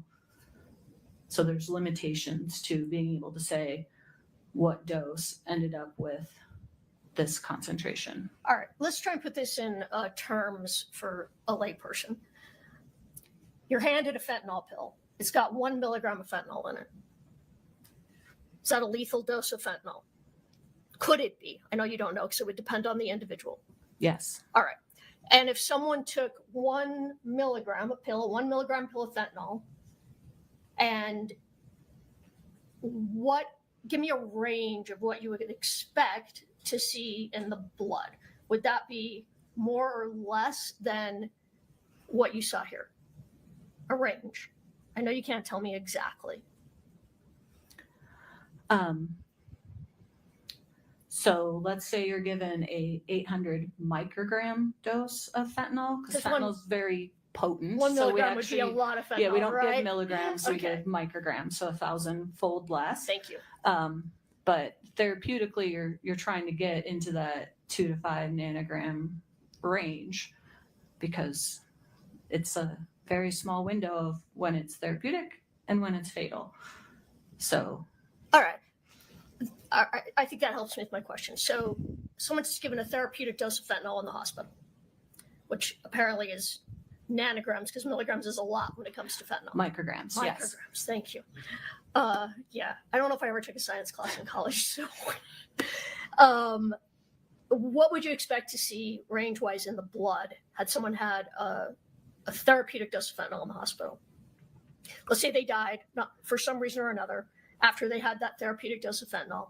What range would you expect to see in the blood? All right, so clinically, when they dose people, then like 2 to 3 nanograms per milliliter. All right. So he clearly took more, obviously, than a therapeutic dose. I can't make that conclusion. Well, it would be pretty unusual to see 15 nanograms per milliliter if normally you think you'd see 2 or 3. Or I think you even said lower than that. I'm sorry. But again, I don't know if postmortem redistribution occurred. I don't know this individual's history of use with this drug. And so if they had tolerance, they could take a higher dose and be able to be alive with a higher concentration. All right. And we don't know that. Okay, let me just boil it down. Is it possible, based on the findings here, that Mr. Richins ingested fentanyl and then after he ingested the fentanyl, he had a drink of alcohol? We don't know how much, but he had a drink. That's a possibility. True? True. All right. I want to talk about the quetiapine for a minute. Now, quetiapine is not naturally produced in the body after someone dies, right? Correct. So he had to have ingested quetiapine. Correct. And it appears that it was not a very high dose. You said it was probably a fairly low dose of quetiapine. In the gastric, yes. In the gastric. And again, the quetiapine had not made it to the blood. He died before there was a chance for the quetiapine to make its way into his blood. Correct? There was no quetiapine above our threshold for performing a confirmation test. Well, you couldn't measure any quetiapine in the blood. True? No. You did measure some in the blood. Yes. And where's that in your report? It wasn't above our threshold for reporting or performing a confirmation test. So in your report, there's no indication that quetiapine was found in the blood. Correct. All right. And your report's accurate. Correct. All right. So again, quetiapine takes about the same amount of time to hit the blood as fentanyl, more Correct. or less, about Correct. 30 minutes. Correct. So a very possible scenario, likely scenario, is that he ingested the fentanyl before the quetiapine. Fair? No. Well, if he took them together, they would have both been in the blood, right? That's not true. I mean, if you didn't take a dose that would lead to a concentration that's reportable in the blood, doesn't mean you didn't take it. It just means that it wasn't at a concentration high enough to be above our threshold for reporting. All right, I understand that, but maybe my question wasn't clear. Whatever amount of quetiapine he took, there was not a measurable, reportable amount in his blood. That is correct. The fentanyl he took, there was. That is correct. The fentanyl had made its way to his blood prior to him passing. That is correct. The quetiapine had not. Not above a concentration that would be reported by us. Not even in a concentration that you noted in any way. Correct. So it is possible that he took the fentanyl and then later took the quetiapine. That's a possibility. Sure. All right.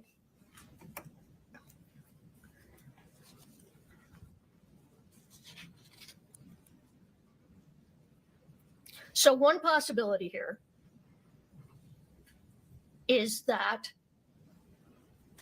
Mr. Richins ingested fentanyl, and then within the next 15, 20, 30 minutes, he had a drink and took a quetiapine. That's a possibility. Correct? Sure. All right. Just give me a moment, please.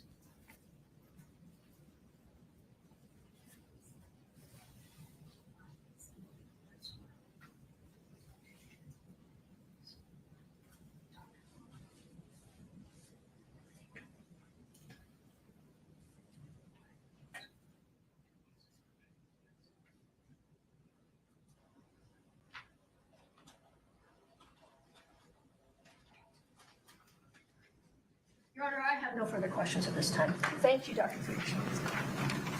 Mr. Burmester, within the scope of cross, please.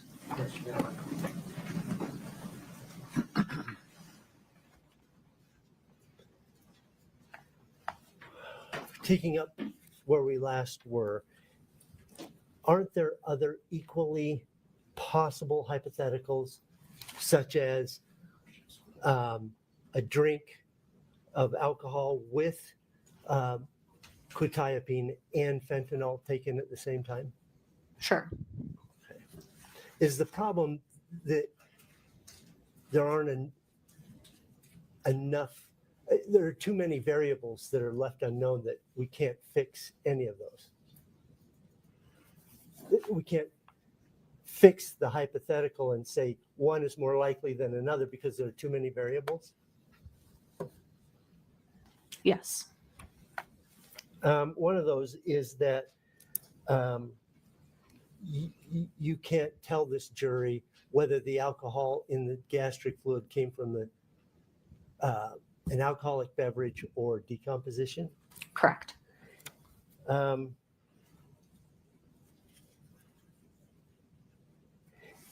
When you look at the 15 nanograms of fentanyl and the 3.3 of norfentanyl, can you give any insight as, is there a relationship, those numbers have some sort of relationship that we can tell anything from that? For example, how long ago it was taken, that sort of thing? So assumptions still have to be made. So you would have, one assumption is this person has never used fentanyl before. Then that means that they lived long enough for the body to form norfentanyl. But for me, I have no idea their history of use. So there could be norfentanyl still present from a prior use, and then the new fentanyl was taken, and maybe they died before it started to metabolize, but that norfentanyl is still present from a prior use. But once fentanyl is absorbed into the blood, as soon as that happens, it's circulating, can get to the liver, and that norfentanyl can start to appear right away. So within a few minutes, you're going to start having norfentanyl formed and present in the blood once the fentanyl is absorbed into the blood. Whether you're a previous user or a new user? Correct. Okay.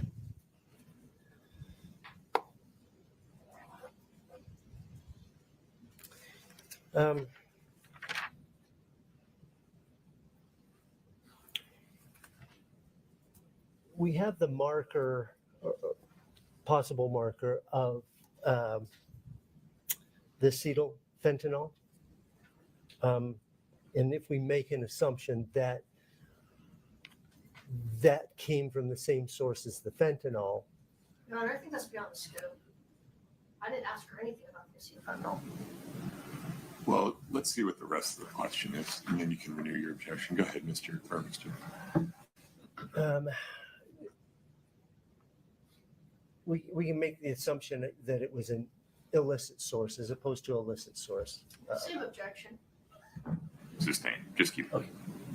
Okay, it's fine. That's all the questions. Anything I have. further, Ms. Lewis? No, Your Honor. Okay, you're welcome to step down. Thank you. Thank you. Detective Frank Root. Give me a sense. Is this a 15-minute witness or a longer? Shorter. Okay, let's do it.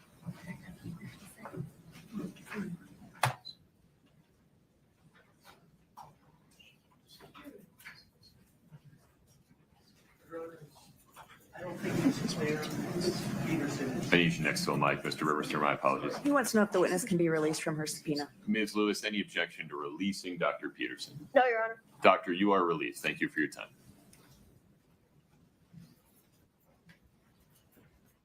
Thank you for subscribing to At Southern Sin. Keep our algorithm high by hitting the like button now and use hashtag Sinners in the chat to win a free membership. Detective, if you'd step in front of Brittany, we'll get you sworn in.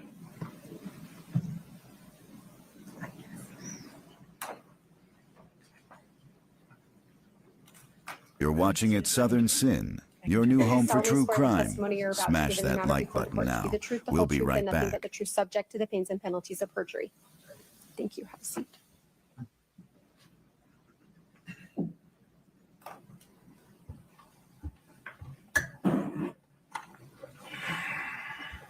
Good morning, sir. If you could state your name and spell your last name, please. Frank Root, R-O-O-T, Where do you work? Summit County Sheriff's Office. How long have you worked there? 6 years, And what's your assignment with the sheriff's office? investigations detective. And as part of your role in this case, did you meet with Robert Josh Grossman? Yes, And during one of those times that you've met with him, did you collect a cell phone from him? yes, Was that an iPhone 7? yes, I believe so. When did you collect that phone from him?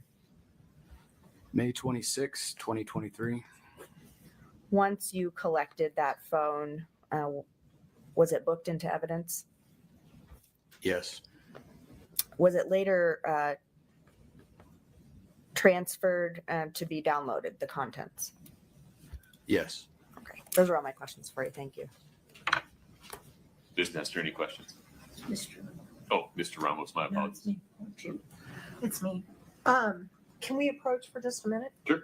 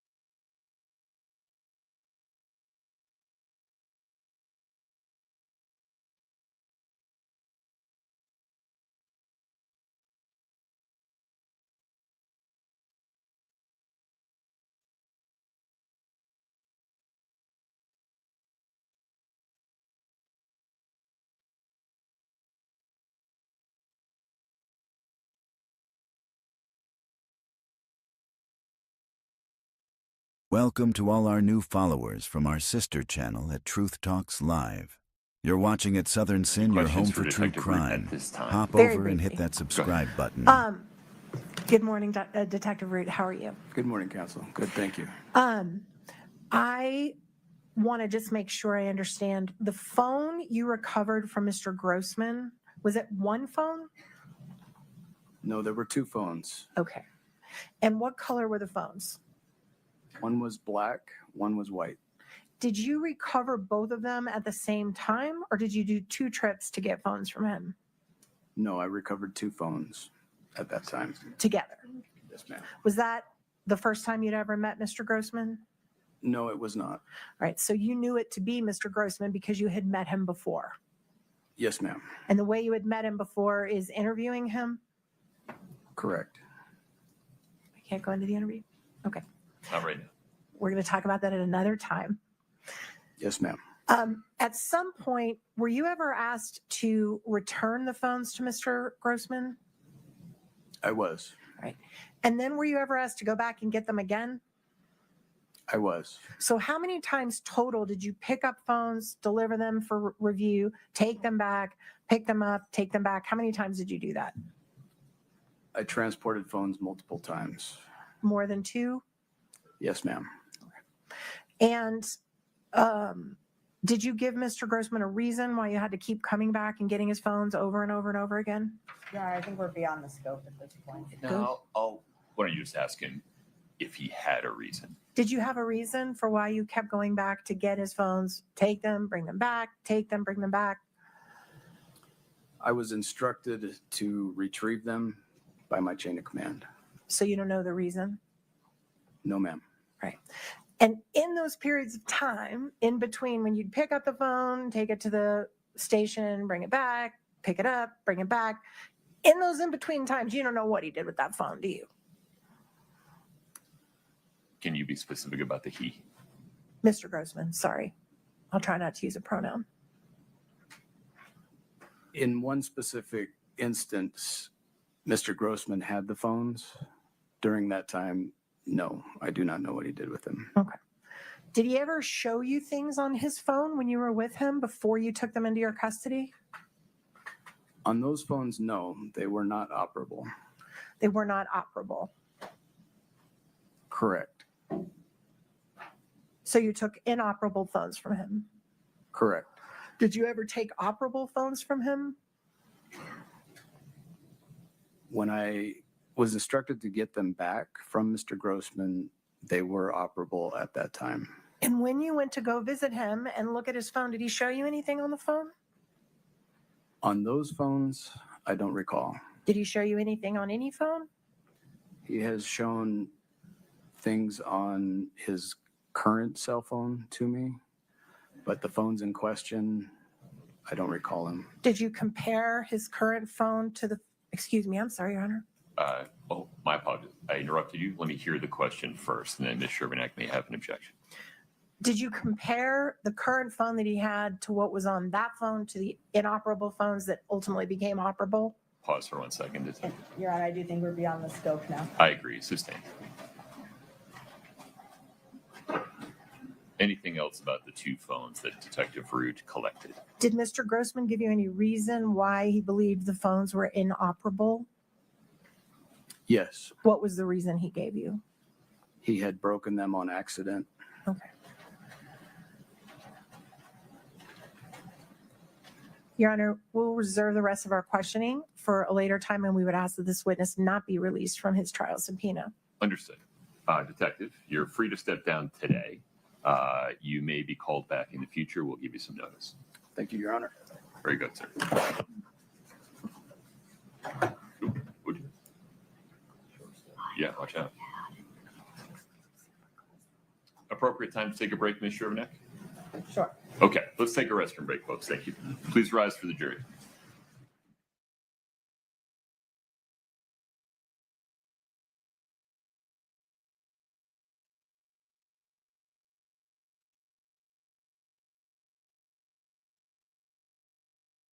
Are you admitting both or just the iPhone 7 that he testified to?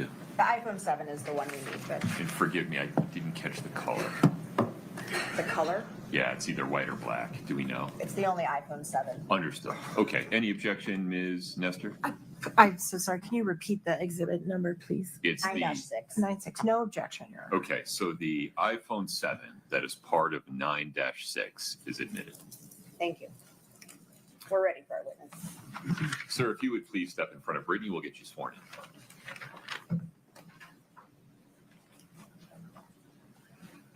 Can you please raise your right hand? Do you solemnly swear the testimony you're about to give in the matter before the court to be the truth, the whole truth, and nothing but the truth, subject to the pains and penalties of perjury? I do. Thank you. Please have a seat.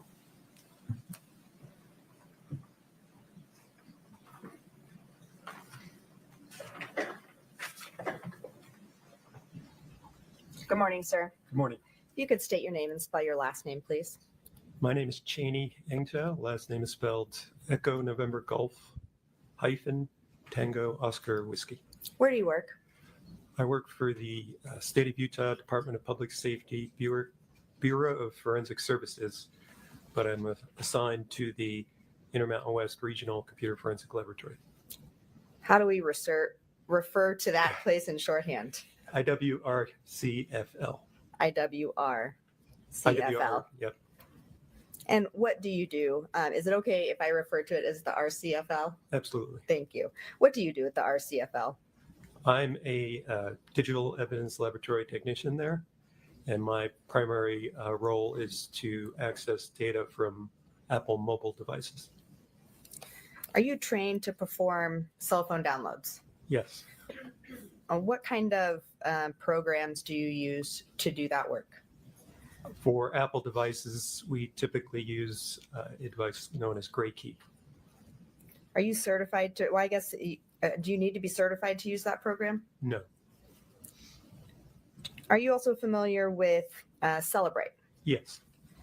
Are you certified to use that program?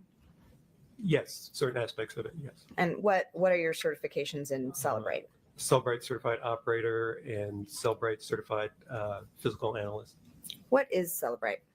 Cellbrite's just software that can be used to download phones, and it can also be used to parse out extractions which are obtained from phones. So it puts the data in a readable format for people. Did you receive a request from the Summit County Sheriff's Office to do extractions or downloads from cell phones? Yes, they submitted 2 phones to the IWRCFL. And were you able to complete downloads of those 2 phones? Yes. I want to talk first about the white iPhone 12 with the phone number ending 1987. Were you able to perform a download of this phone? Yes. And did you get a full file system acquisition from that phone? Yes. What does that mean? It's just the type of there are different levels of information you can get from a cell phone when you extract them. In this case, we were given the passcode to the phone by Summit County when they submitted it. If you know the passcode or are able to break the passcode of a phone, you will get what's known as a full file system, which is essentially all the data from the cell phone. And so you were able to obtain the raw data from that phone, Yes. and it was put into a readable format. Yes. And was that information from that phone ending in 1987 given back to the Summit County Sheriff's Office? Yes. Okay. I'm going to ask you the same questions for the second phone. You said there were 2 phones. Did you able to complete a download from a green iPhone 11 phone number ending 9317? Yes, I believe it was a 11 Pro Max. 11 Pro Max. And same question, you're able to perform a download for that phone? Yes, we were given the passcode to that phone as well. And did you similarly get a full file system acquisition? Yes. And was that raw data then put into a readable format? Yes. And was that information given back to the Summit County Sheriff's Office? Yes. Okay. Those are all my questions for you. Thank you. Mr. Ramos. Very briefly. Good morning. Morning. Could we geek out for just a little bit? Sure. All right. Could you just walk the jury through the process of how you use Great Key, what that gives you, in what format, what you then do with Celebrite, what you then get from Celebrite, what the format is, and then ultimately how it gets back to the Summit County Sheriff's Office. So basically everything you've just talked to, but break it down if that's okay. Sure. Perfect. Go ahead. So essentially, we take the phone. Now, in this case, as I mentioned, we knew the passcode. So we would verify that the passcode worked. I would unlock the phone, and then you connect it to Great Key, which looks like a little computer. It looks kind of like an Apple Mac Mini is what it kind of looks like.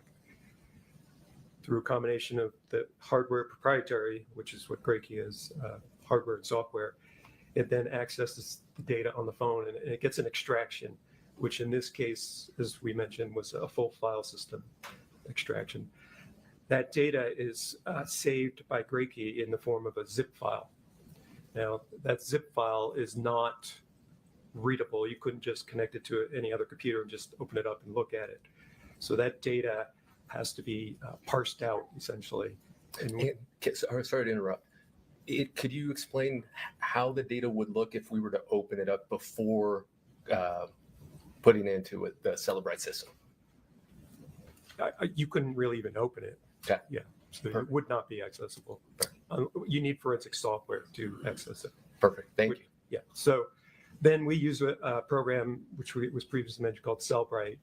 Now, in this case, we're using Cellbrite Physical Analyzer, which is just a Cellbrite software that takes this extraction. So you load the extraction in, and then it parses that data from the extraction into the various types of data that everybody would see on your cell phone today. So you would see it parses it out to the SMS, text messages, MMS, messages, emails, Word documents, pictures, videos. All the data is just put into a format that when you go into Physical Analyzer, you could say, I want to see all the texts that came from this particular phone number, and then you could read the texts that were sent. Once that information is parsed out, you then create a report. So it generates a report of all that data, and it creates something we call using a UFED reader, which is just part of Cellbrite. It's like a standalone reader that allows us to give all the data from this report, along with the reader, back to the agency that submitted to us. And they take it. It typically is put onto like a Blu-ray disc. It depends how big the phone is. It may be saved to a Blu-ray disc. It may be saved to a thumb drive or hard drive. But in any case, that detective would then take what we've given them. They would load it into their computer, open up this reader program. The reader then is populated by the data from the extraction, and then they can go through and look for text or pictures or videos or whatever information that they're looking for. And that's when the analysis will come in. Is that Yes. correct? Or the review of that information. Right. Okay. Right. You did mention that you had two, would it be called certifications for Celebrite, I believe? Yes. Could you explain what those are and if they have any acronyms? One is the Cellbrite Certified Operator, CCO. It's a certification that gives you familiarity and experience with using Cellbrite as a whole. And then CCPA, which is the Cellbrite Certified Physical Analyst, is using that Physical Analyzer program, which is what we use to parse that data out from those zip extractions. And do you have any other certifications in Celebrite? I have a certification in Cellbrite Premium. And what is that? Cellbrite Premium is kind of a competitor to Great Key. It's used to access cell phones, mainly locked cell phones. Perfect. With the CCO and the CCPA, those certifications, do you need to renew them at any point, or are they kind of lifelong? Yeah, I mean, you do it once and you're solid. Yeah. I imagine, because of the constant updates and technology in our phone, I imagine that Celebrite also updates. Is that fair Yes. in terms of what they can extract? Yeah, both Celebrite and Grey Key Perfect. are updated constantly. So I imagine because of that, you take additional classes or trainings. Would that be fair? When and if I can, yes. Correct. Yeah. Yeah. I imagine you're quite busy. Yes. The last question I had is, you had mentioned, I could put it in quotes, certain aspects that while using Celebrite, that you were certified to use certain aspects. Are there certain things that your two certifications maybe wouldn't cover, or that if anybody was in that analysis process would need something else? Not that I'm aware of. Okay. Those are all the questions I have. Thank you so much for your time. Just one question, Judge.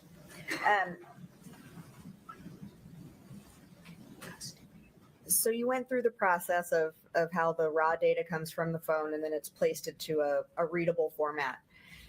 When that's taking place, is it correct that the data can't be manipulated in any way? Yes. So when we get an extraction from Grey Key creates what is known as a hash value. You can think of a hash value as kind of like a digital fingerprint. So every file is unique. For instance, if I went into a Word and I created a file and I typed hello, and then I saved that file, and then I ran a hash, I got a hash value from it, which is just a hash. It's just a mathematical algorithm that looks at the file, and then it gives you a unique like fingerprint, which is basically a big long hexadecimal set of alphanumeric characters, but they're unique to that file. So in my example with this Word document, it would give me a value. Now, if I opened that document again and I put a period after the O and then saved it, and then I would hash that file again, that hash value would be completely different. So the way we use that is, now that I have the hash value for the extractions that I got from these two cell phones, I copied those to staging media, which is essentially a forensically wiped hard drive. Once I copy it to that hard drive, I then hashed the extractions on that hard drive. Those values that I got should and did match the values that Grey Key gave me. So now I know my files on that hard drive are identical to what Grey Key pulled off. Mathematically, it's impossible for them to be different. That hard drive was then provided to an examiner in our laboratory who then processed the data. When he was done processing that data, he would then hash the extractions again at the end. If those extractions show the exact same hash value, we can then say we did not change those extraction, which is the data from the phone, at all. And we could say it's identical to what Grey Key got. And that's what happened in this case. Yes. And in this case, the hash values all matched as they should. Okay. Thank you. Mr. Ramos.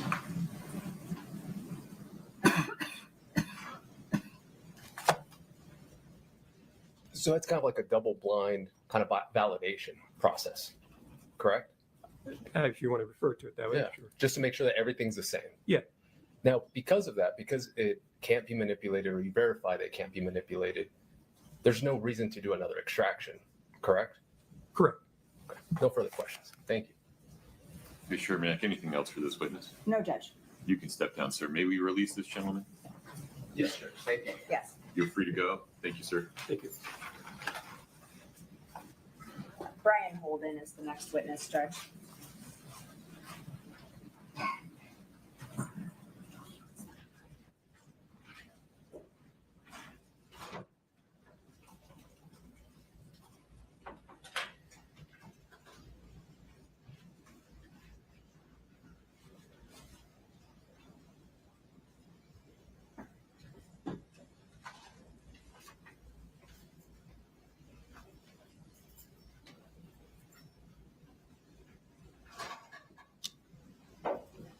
Mr. Holden, if you step in front of Brittany, we'll get you sworn.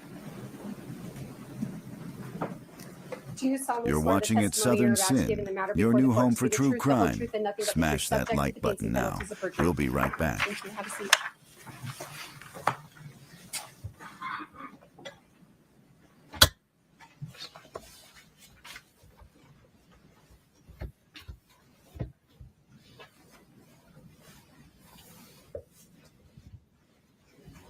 Thank you, Anna. Can you please state your full name and spell your last name for the record? Brian Holden, Holden. Sir, are you employed? Yes, I am. By whom? I'm employed by the Utah Bureau of Forensic Services, also known as the Utah State Crime Lab. How long have you been with this state crime lab? I've been with the State Crime Lab for over 20 years. And what is your current capacity? Currently, I'm a senior forensic scientist. I analyze unknown substances, determine their identification, and determine if that substance is controlled. And were you serving in that same capacity in March of 2022? Yes, I was. Or I guess continuing through 23, 24 in that same capacity? Yes. Okay. All right. So in this particular case, were you given a number of items to test? I was, yes. What were you asked to test? I was asked to analyze. Can you clarify? Are you asking what I was asked to look for, or what were you items? Given no. You were given a large number of items to test. Okay. Were you given specific instructions to look for certain properties or certain substances? Okay, thank you. Yes, I was asked to look for a compound or a controlled substance named fentanyl in all of the items that were submitted to the lab. Okay. And of all those things, let me just back up. When you receive something, is there a two-process testing that you do? Yes, to be able to identify a controlled substance based off of our operating procedures, we do a presumptive test followed by a confirmation test. And the initial presumptive or screening then tells you, oh, I can move on to this next step? Correct. I see. Okay. So of all the items you were given, did you run this screening? I did, yes. And after doing that, did you find, what were you looking for, I guess, is what I should be asking. Like I previously stated, they asked me to look for fentanyl. No, nothing else? No. Okay. So were you able to confirm any fentanyl on anything that you tested? No, I was not. Okay. May I have one moment, Your Honor? Of course.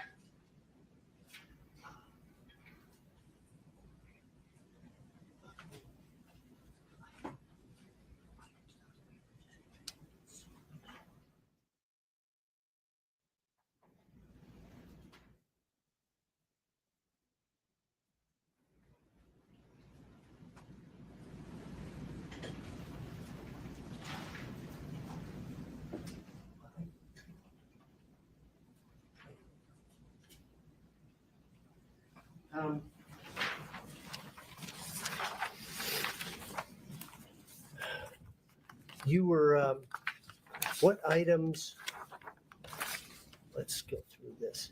Are the items still up here? Chelsea has it, okay. That's all the questions I Ms. Nestor. Thank you, Your Honor.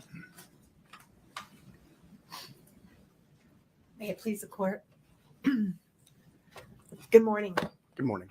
My name is Kathy Nestor. I'm one of the attorneys representing Kouri Richins. Okay. I do have just a few questions for you. Sure.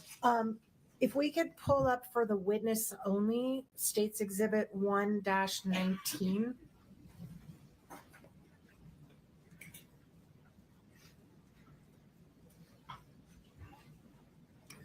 All right. Sir, can you see that document in front of you? Yes, I can. And can you tell me what that document is? It is a report that was issued for this case, I believe. Was it the report you issued to report the results of your testing of these items? I would need to see the second page or Can you the go third to the second page. page? I think your name. Yeah.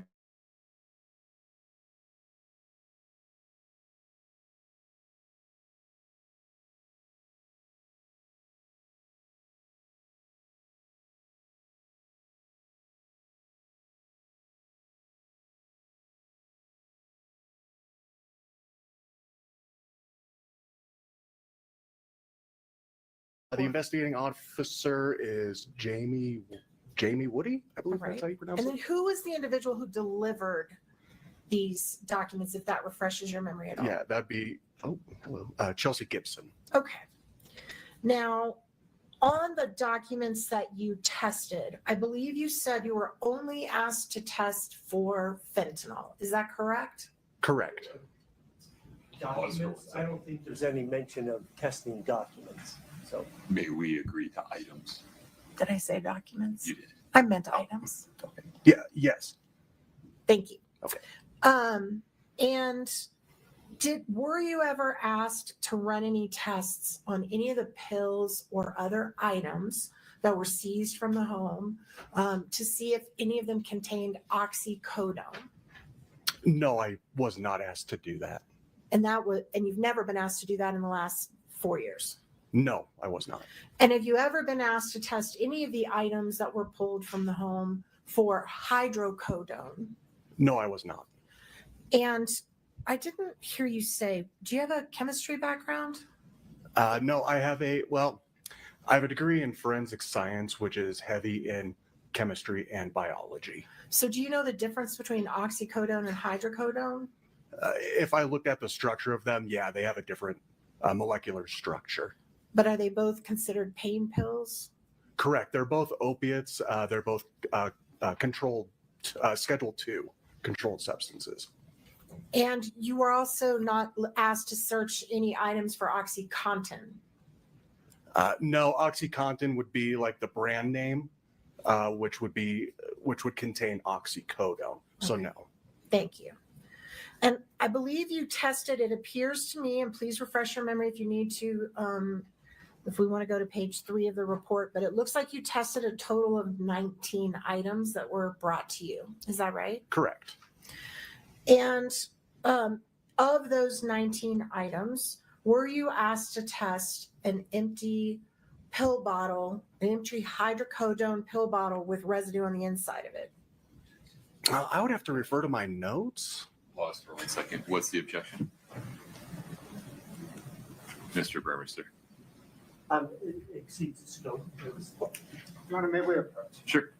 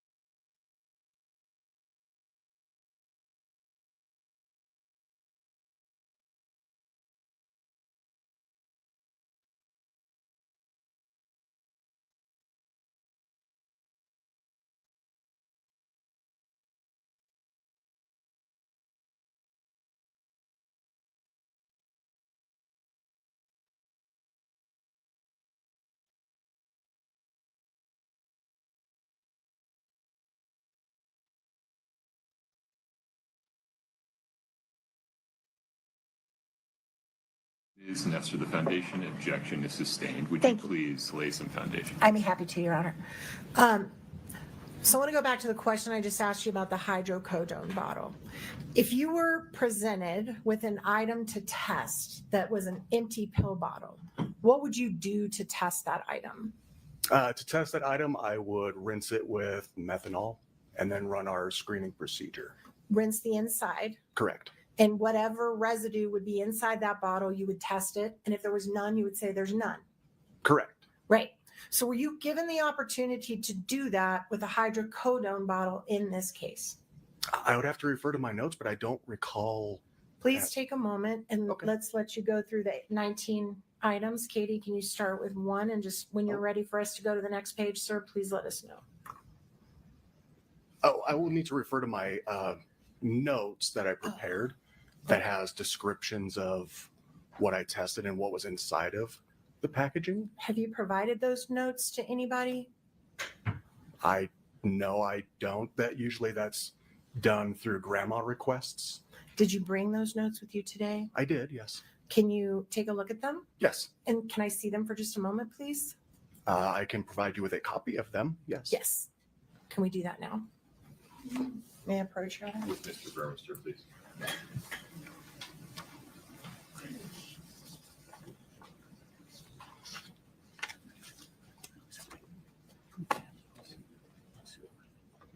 Counsel, if you need a brief recess to sort this out, let me know.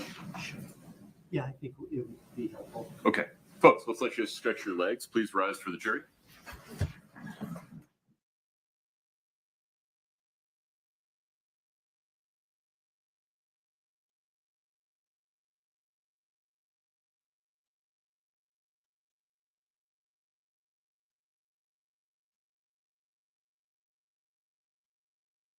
Welcome to all our new followers from our sister channel at Truth Talks Live. You're watching at Southern Sin, your home for true crime. Hop over and hit that subscribe button. Yeah, one of the two. If we're going to stay on the record, though, one of the two of you, Vordi, are the witness about what he's referring to when he says. Yeah, so what I'm referring to is just like Mr. Burmester's already there. Again, sorry, Chris. Okay, I like you. That's fine. Yeah, yeah. What's wrong with me? Yeah, so this just describes all the packaging inside. So that's what I'm referring to when I need to see it. Yeah, sure.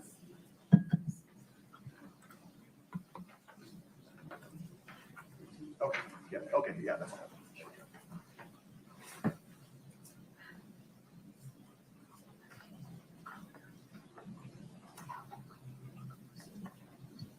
So if you look at,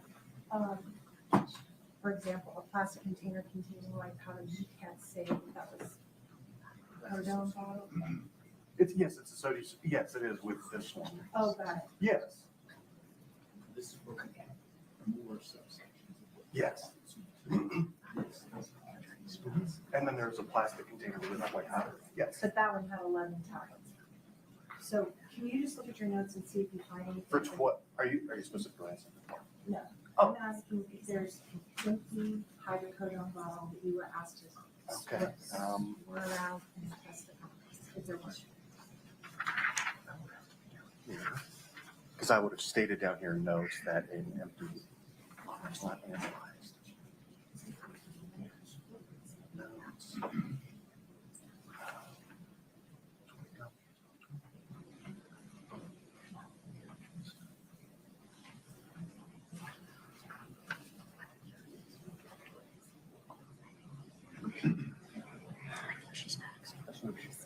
She's not. I won't go with him.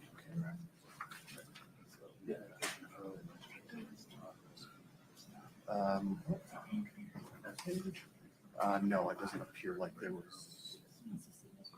Yep.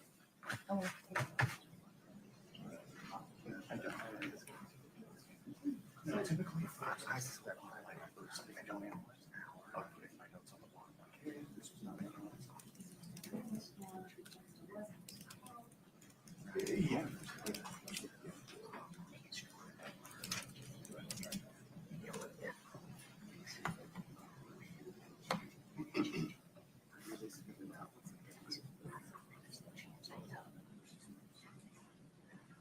The number of things that were tested.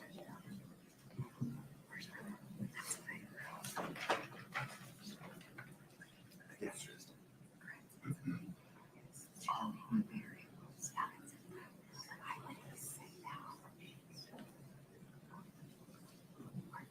Yes. So I can't do stuff like that. Why are you sending this to me again? The hookah. Because there's no IC. I'm not going to convert and rule, or I got to hear it here. Like, they can just cool your jets. I don't need to do anything. Yeah, right. Right?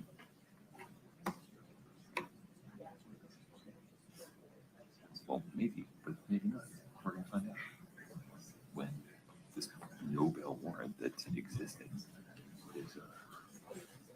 executed. Thank you for subscribing to at Southern Sin, your new home for true crime. Hit that Cash App code or become a member today for all new exclusives. Now I'm following. Well, 2019, but yeah. Because they were still sealed. Okay. Yeah. So, yes. Yeah, they're Hit us in the chat if you think the defendant is guilty or not guilty.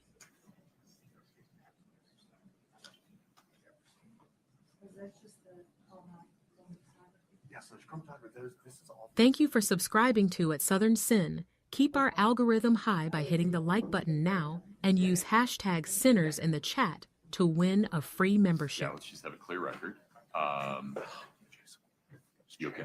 Yeah, this chair is sucks. awful. No, I agree. I Jeez. apologize. I was expecting wheels. You're the 10,000th person to say that. I'm so sorry.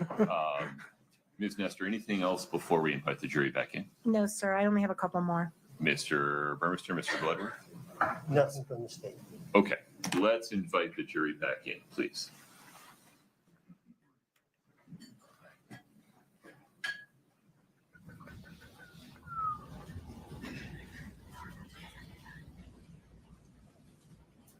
Is this my water? I believe it is. Yes. Yes. Okay, thank you. Let us, if you know, let us know if you need it. Okay.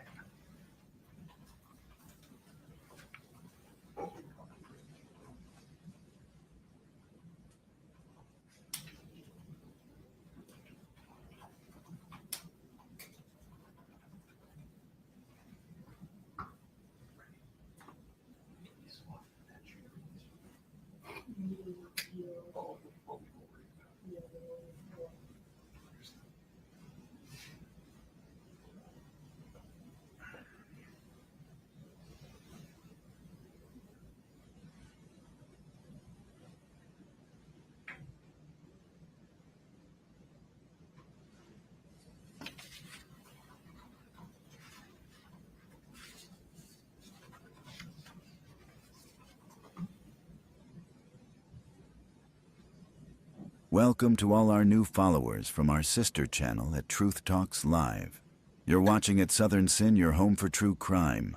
Hop over and hit that subscribe button.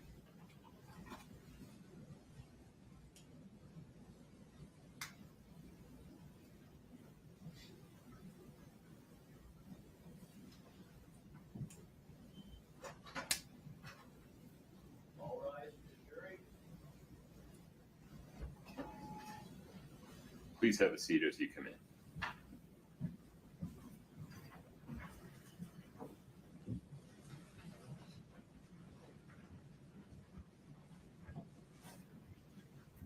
All right, please be seated.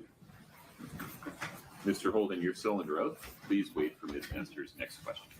May it please the court. Okay, so we took a little break and you had an opportunity to review your notes that would refresh your recollection if you were handed or asked to test an empty hydrocodone bottle. After reviewing those notes, what is your answer to that question? There was no empty bottle that was submitted for me to test. Thank you, Your Honor. At this point, that's all I have. Thank you, sir. I appreciate your time. Mr. Burner, is there anything further for this witness? No, Your Honor. Counsel, may we release this witness? Yes, sir. Mr. Burmester? Yes. Mr. Holden, you're free to go. Thank you for your time.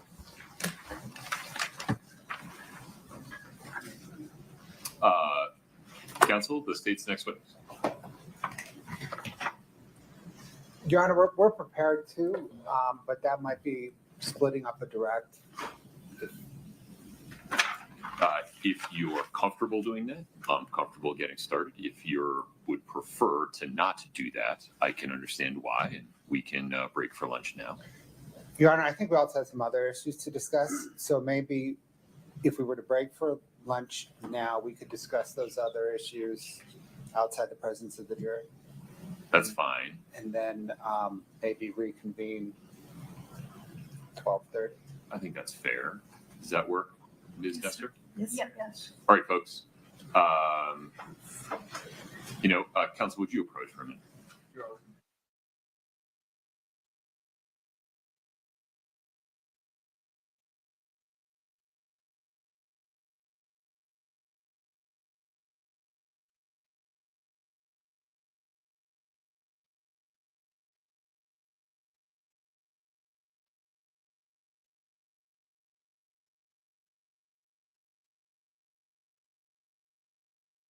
Subscribe to at Southern Sin and hit the bell for when we go live. You're watching at Southern Sin, your new home for true crime. Smash that like button now. We'll be right back.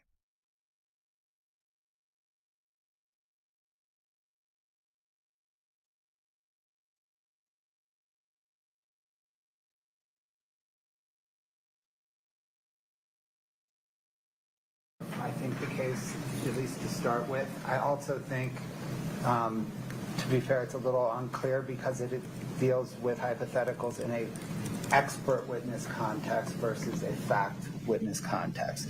But it's the state's read of Utah law that for a fact witness, a hypothetical has to involve admissible evidence.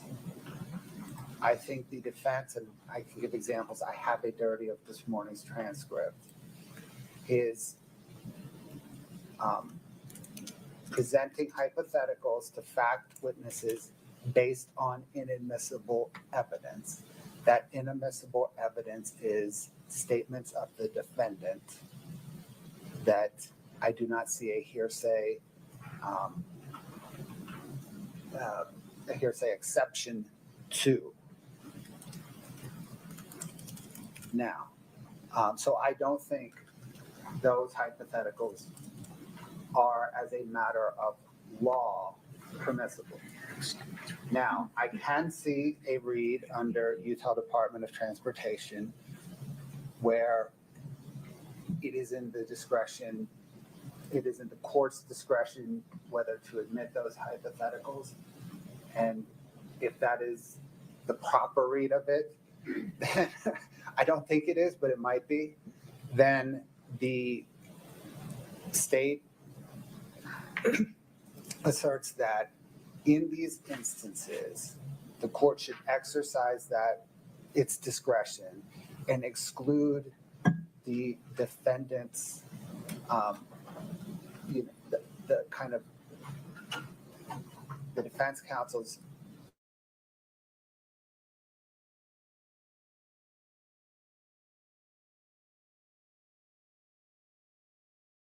defendant's statements.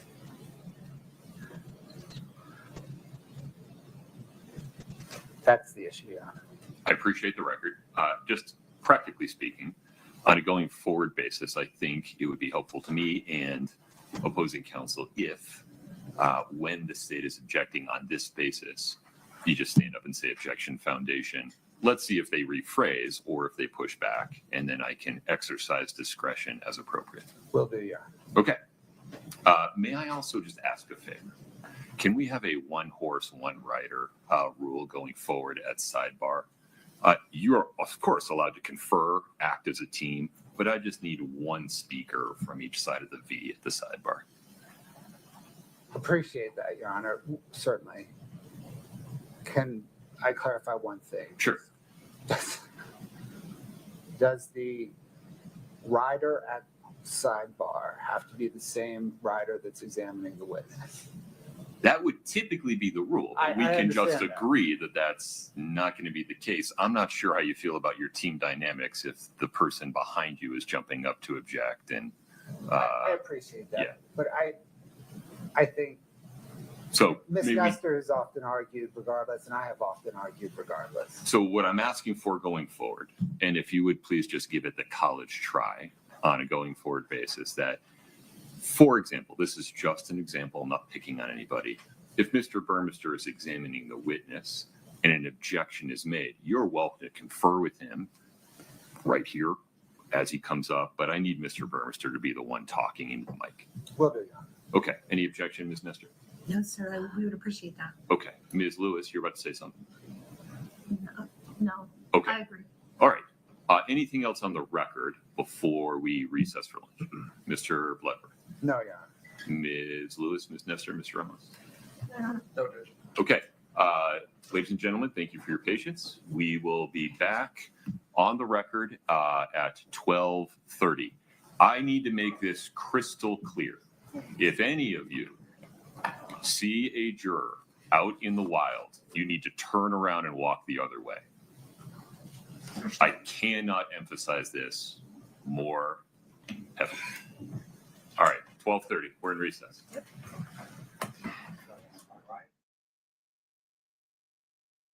More true crime? Catch featured episodes on its Southern Sin like I guess you know what comes across my mind. Murder. Just murder, murder. A lot of ladies think he's attractive. Very nice, very well spoken. This is what I do with women, you know? I use my charm, use my good looks. I'm like a lion. You're the prey, I can sense it. I stand here today to announce the indictment of Wade Wilson for the murders of Christine Melton and Diane Ruiz. Both of them had been strangled. The last person that they encountered was Mr. Wade Wilson. He said he got back in the car and ran her over until she looked like spaghetti. I choked her out so she couldn't breathe anymore. I was on a rampage at this point. He's still pulling the strings from a jail cell. He's got an army of wives. That's all he's ever wanted. To advocate for someone because you think he's handsome. A rage overcomes me. Just kill, kill, kill. When I get that way, I become the devil. I'm gonna be honest with you, son. Everybody in the state thinks you're a monster. True crime just got darker. Catch the full episode on the link above.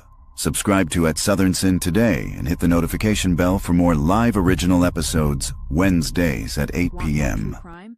Catch featured episodes on its Southern Sin like 14-year-old freshman Colt Gray opened fire, killing 4 and injuring 9 others. There was like 10 shots, about a 3-second or 4-second pause, and then like 7 more.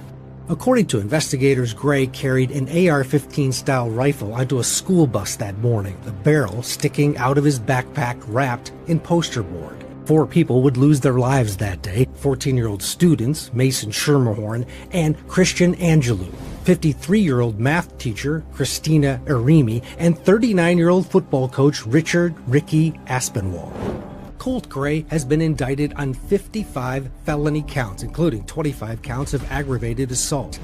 He is not the only one facing charges in this tragedy. Colt's father, Colin Gray, faces charges of second-degree murder and involuntary manslaughter. Prosecutors say Colin admitted to buying the rifle that his son used in the mass shooting and did so knowing that the teen was a danger to himself and others. Deputies interviewed the Grays about a year before the shooting, based on FBI tips about alleged threats posted on the online platform Discord. I don't know anything about him saying like that, and I'm going to be mad as hell if he did. And then all the guns will go away, and they won't be accessible. His father, Colin, has been granted a change of venue in his case. If he's found guilty of murder, he could face up to 180 years in prison. True crime just got darker. Catch the full episode on the link above. Subscribe to At Southern Sin today and hit the notification bell for more live original episodes Wednesdays at 8 p.m.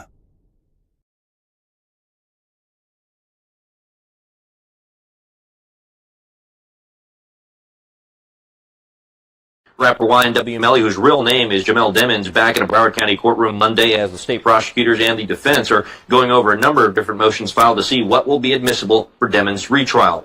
Demmons is accused of murdering Christopher Thomas and Anthony Williams, both childhood friends, back in 2018 after a late-night recording session, and then allegedly made it look like a drive-by shooting. His first double murder trial ended in 2023 in a mistrial after jurors failed to reach a unanimous verdict at trial, with twists and turns that included allegations of witness tampering, passing messages in jail, and alleged plans to escape. All issues brought before the judge today to see what would be permitted to use in his new trial. Demmons faces a number of charges that include 2 counts of premeditated first-degree murder and witness tampering. And he is expected back in court January 12th on Monday at 8:45, where the judge will hear additional motions. That trial has been set for January 21st. Every trial has a story the jury never hears, where the truth lives outside the courtroom. Join our host Dara Kennedy and the sharpest legal minds in the business for a new riveting show, Reasonable Doubt, What the Jury Doesn't Hear. No grandstanding, no spin, just the arguments that could change everything. Tonight, one question dominates the Rob Reiner murder case. What made powerhouse attorney Alan Jackson walk away? And can a public defender really carry a death penalty case? Emotions explode in the Uvalde school shooting trial against Officer Adrian Gonzalez. And shocking questions surface in the YNW double homicide retrial. Was there witness tampering? All of it is breaking on at Southern Sin. Is this Mr. Lloyd, Markeith Lloyd? All right, thank you. Let's go ahead and begin these first appearances. Sir, you're here for the charge of murder of a... There ain't no Markeith Lloyd. Who are you? All right, you're here for murder of a law enforcement officer, attempted murder of a law enforcement officer, carjacking with a firearm, aggravated assault. May I have your name, please? Is this... Markeith Lloyd was captured, wanted for the murder of his pregnant girlfriend.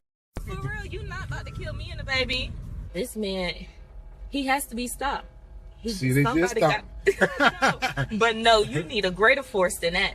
I'm not going to live past 25. Most wanted man in Florida is waking up in a hospital this morning. Police captured Markeith Lloyd Tuesday night in Orlando. Catch the full episode on the link above. Subscribe to At Southern Sin today for more exclusive crime episodes.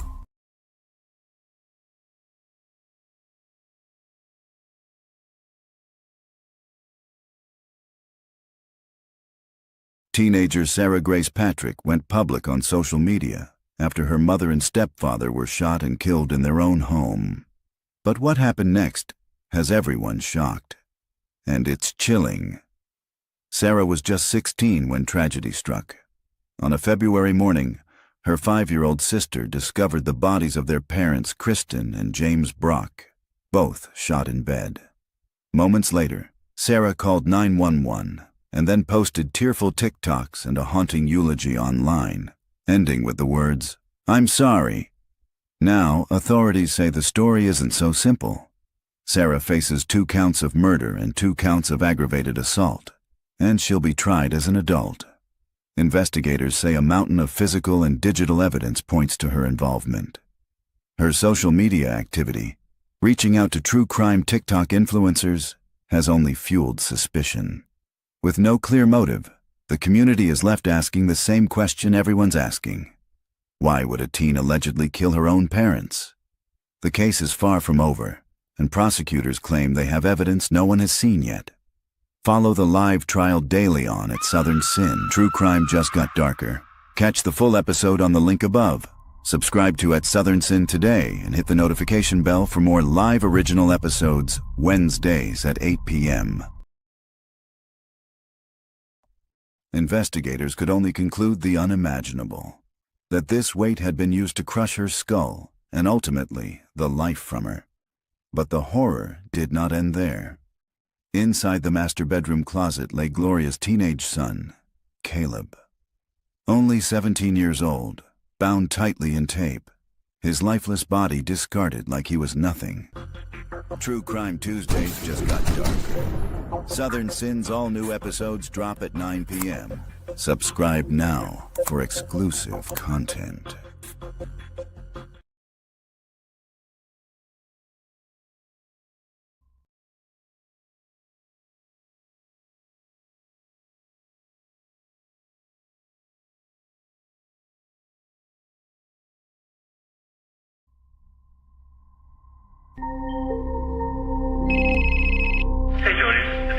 Flores with Mesa Arizona Police Department. Oh, hey, how are you? Good. You needed to talk to me about something? Well, I just wanted to offer any assistance that I might have. I was a really good friend of Travis's, and I know that I don't know a lot of anything, but... What have you heard so far? I heard that he passed away and that... I don't know. I've heard all kinds of rumors. I heard there was a lot of blood. When we first arrived on scene and started talking to people, some of his closest friends began mentioning your name. You know, hey, you need to call her because she probably knows what happened to him, or she possibly had something to do with it. Looking for a good binge? The Jodi Arias murder trial is back. Relive the stunning testimony, explicit evidence, courtroom meltdowns, and the circus that surrounded the case. From sexual obsession to betrayal, this is the true crime case that captivated the world. If you think you know the story, watch it unfold again, raw and uninterrupted. The Jodi Arias trial, re-airing only on Southern Sin. True crime just got darker. Catch the full episode on the link above. Subscribe to At Southern Sin today and hit the notification bell for more live original episodes Wednesdays at 8 p.m. Mr. Murray, did you take a 300 blackout, such as this, and fire it into your wife Maggie's leg, torso, or any part of her body? No, I did not. Did you shoot a 300 blackout into her head, causing her death? Mr. Good, I didn't shoot my wife or my son anytime. Ever. True crime just got darker. Catch the full episode on the link above. Subscribe to At Southern Sin today and hit the notification bell for more live original episodes Wednesdays at 8 p.m. I just killed my mother. And What happened, sir? Earlier that evening, Champaign County dispatchers answered a 911 call from Shane's 14-year-old son. At first, it sounded like a routine emergency. But buried in the boy's trembling words was something far more chilling, an unsettling confession. The question wasn't just what happened inside that house, but who, exactly, was confessing to murder. I just killed my mother. And What happened, sir? I just killed my mother, and I need to go to the hospital. Captain Loney assures Shane his son is safe, tucked away in police custody. But behind the calm words, a darker truth lurks. As Shane's fear spirals, Loney tightens the net, asking pointed questions. Give me a little history on your son. And is his name, am I correct, is his name Donovan? Oh, God, yes. Yes, Donovan Asher Nicholas. What's his date of birth? Okay, I think he's 14 years old. Okay. But I don't know. Okay. Has he been any behavior problem or anything to you? Never. The boy is soft-spoken. He's a genius. He's very, very smart. He's non-confrontational. Okay. He's never done anything. No, this is not happening. Has he ever inflicted harm to any family member or anything like that? Never. No harm to anyone? Never. None. Does he have friends None. and things of that nature? No. No, he does not. True Crime Tuesdays just got darker. Southern Sin's all-new episodes drop at 9 p.m. Subscribe now for exclusive content.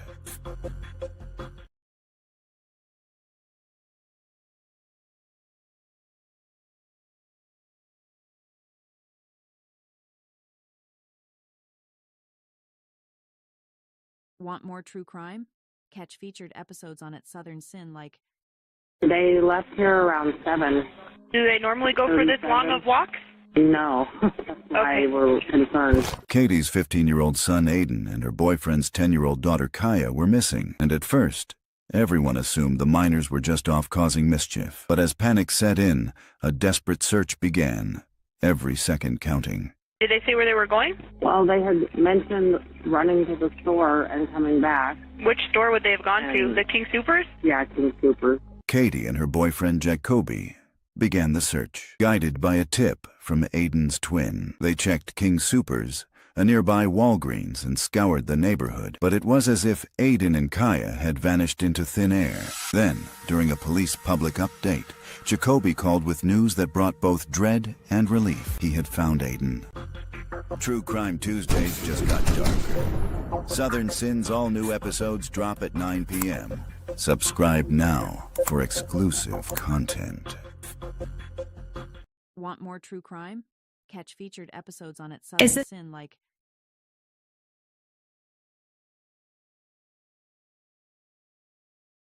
Is this Mr. Lloyd, Markeith Lloyd? All right, thank you. Let's go ahead and begin these first appearances.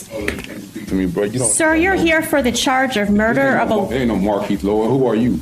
All right, you're here for murder of a law enforcement officer, attempted murder of a law enforcement officer, carjacking with a firearm, aggravated assault. May I have your name, please? Is this... Markeith Lloyd was captured, wanted for the murder of his pregnant girlfriend. For real, you not about to kill me and the baby. This man, he has to be stopped. See, they just stopped. But no, you need a greater force than that. I'm not going to live past 25.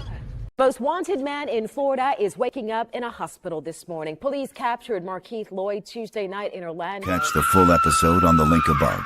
Subscribe to At Southern Sin today for more exclusive crime episodes.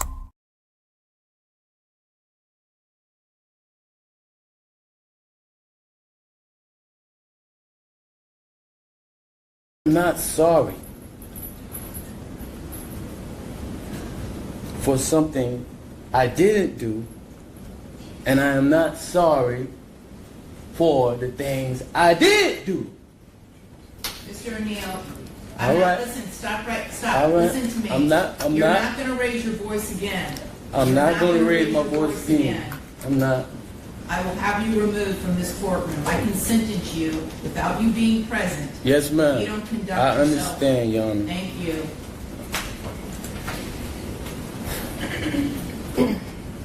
But I will say,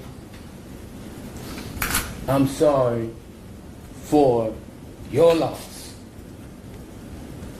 19 years I've been at this job. I've seen human beings killed at the hands of others in every way imaginable.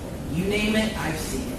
Shootings, stabbings, drownings, suffocatings, blown apart by cars, some DUI manslaughter cases, horrible things. This is the worst case I have ever seen as far as the facts go.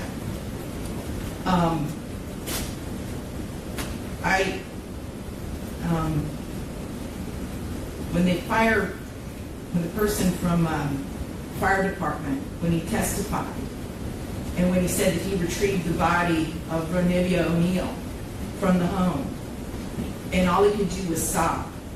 It took every ounce I had not to start sobbing too. Because there is no way any person with any feeling could have witnessed or seen the photos of what occurred that night and not be haunted for the rest of your life. I know I will be. For the rest of my life, I'll be haunted by what I saw as far as the evidence and just the abject cruelty of it all. The abject cruelty. And I was aware, because I reviewed a lot of the discovery ahead of time, as you well know, did a lot of in-camera inspection of a lot of documents.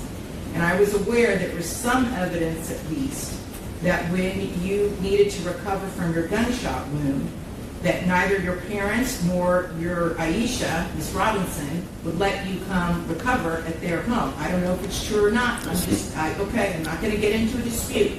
I'm just mentioning there was some evidence referencing that in the records.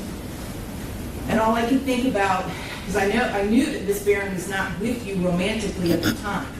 And I knew that she just out of the goodness of her heart let you come stay with her. And it is beyond tragic that that critical decision ended in so much horror for her and for her children. It is unspeakably cruel what happened as a result of that one decision. The way that Ms. Barron died was horrific, and that 911 call, which captured truly all of it. You heard, and everyone who's heard that 911 call heard a death scream.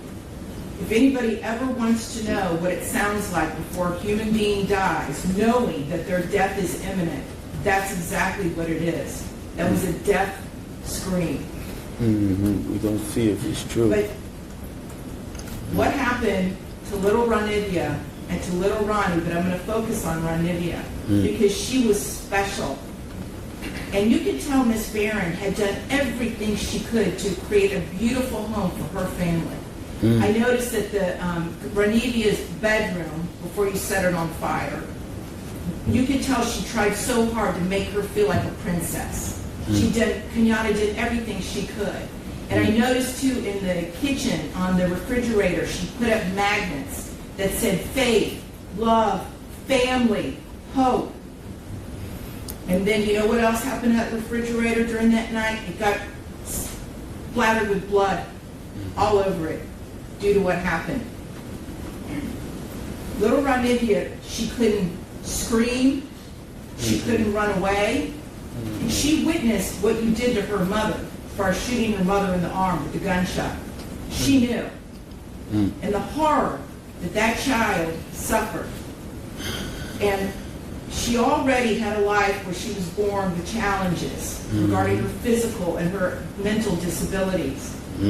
But the pain and suffering that she suffered that night at your hands, unspeakable, absolutely unspeakable.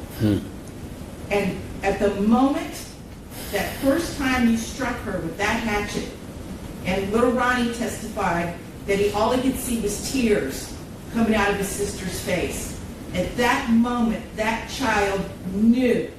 She knew she was being betrayed in the cruelest, most tragic and sorrowful way that a child could ever be betrayed. She was being betrayed by her parent, the one person that should be there to protect their children and love them and keep them from harm. And that was the last thing that child felt before she passed on from this earth, was your utter, cruel betrayal to her.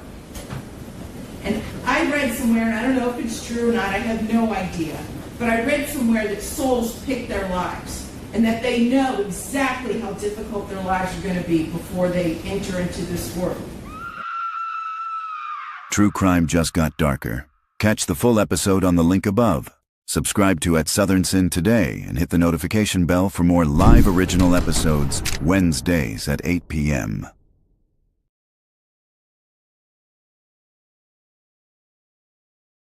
"14-year-old freshman Colt Gray opened fire, killing 4 and injuring 9 others. There was like 10 shots, about a 3-second or 4-second pause, and then like 7 more. According to investigators, Gray carried an AR-15 style rifle onto a school bus that morning, the barrel sticking out of his backpack wrapped in poster board. 4 people would lose their lives that day: 14-year-old students Mason Schermerhorn and Christian Angelou, 53-year-old math teacher Christina Arimi, and 39-year-old football coach Richard Ricky Aspinwall.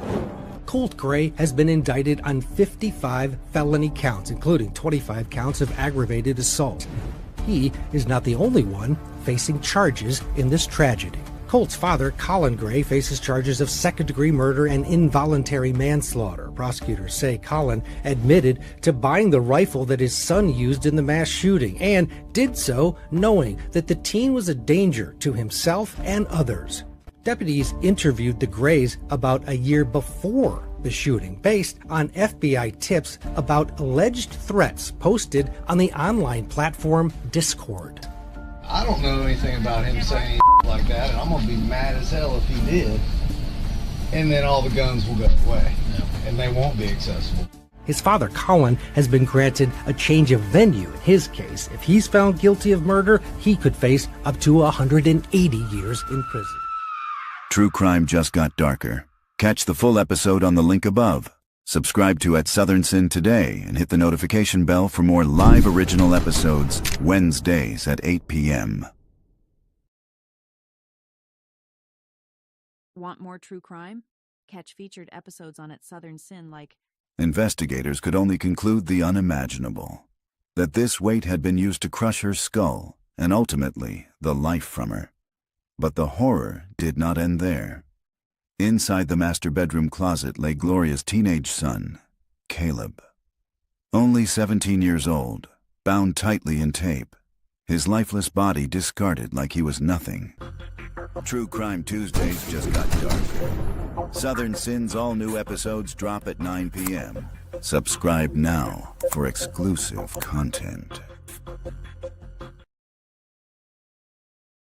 14-year-old freshman Colt Gray opened fire, killing 4 and injuring 9 others. There was like 10 shots, about a 3-second or 4-second pause, and then like 7 more. According to investigators, Gray carried an AR-15 style rifle onto a school bus that morning, the barrel sticking out of his backpack wrapped in poster board. 4 people would lose their lives that day, 14-year-old students Mason Schermerhorn and Christian Angelou, 53-year-old math teacher Christina Arimi, and 39-year-old football coach Richard Ricky Aspinwall. Colt Gray has been indicted on 55 felony counts, including 25 counts of aggravated assault. He is not the only one facing charges in this tragedy. Colt's father, Colin Gray, faces charges of second-degree murder and involuntary manslaughter. Prosecutors say Colin admitted to buying the rifle that his son used in the mass shooting and did so knowing that the teen was a danger to himself and others. Deputies interviewed the Grays about a year before the shooting, based on FBI tips about alleged threats posted on the online platform Discord. I don't know anything about him saying like that, and I'm going to be mad as hell if he did. And then all the guns will go away, and they won't be accessible. His father, Colin, has been granted a change of venue in his case. If he's found guilty of murder, he could face up to 180 years in prison. True Crime just got darker. Catch the full episode on the link above. Subscribe to Southern Sin today and hit the notification bell for more live original episodes Wednesdays at 8 p.m.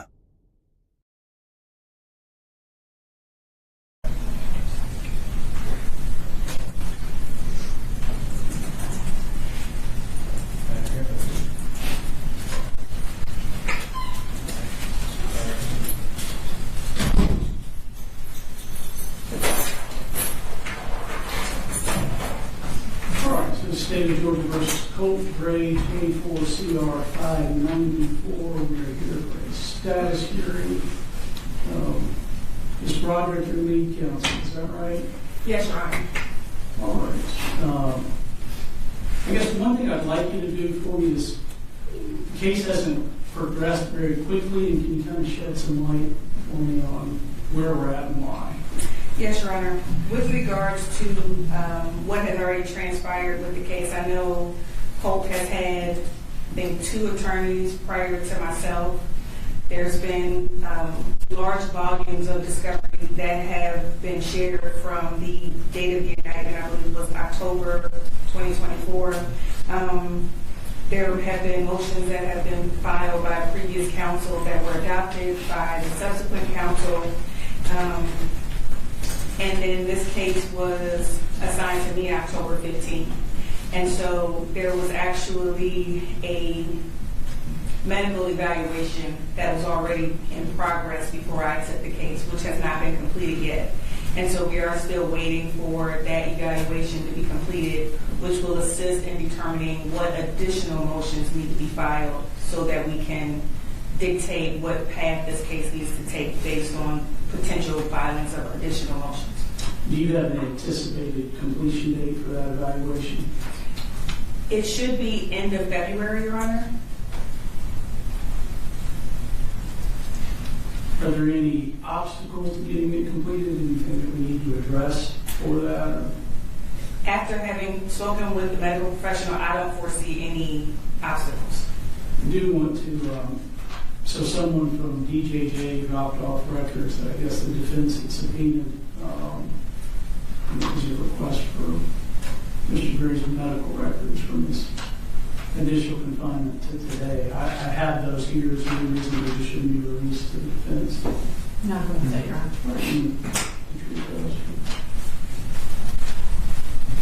I have not looked at them or made a copy, just so you're aware. Thank you, Your Honor.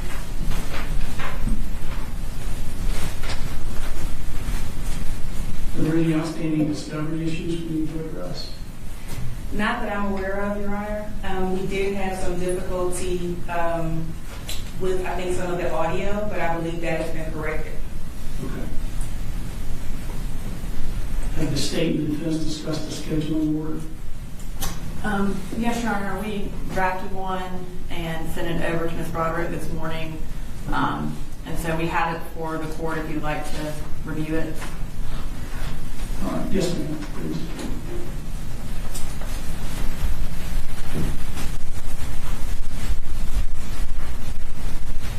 Thank you.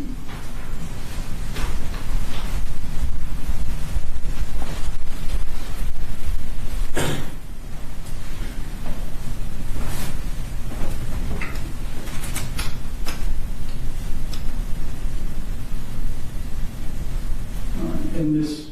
Roderick, is the scheduling order acceptable to the defense? Yes, Your Honor. All right.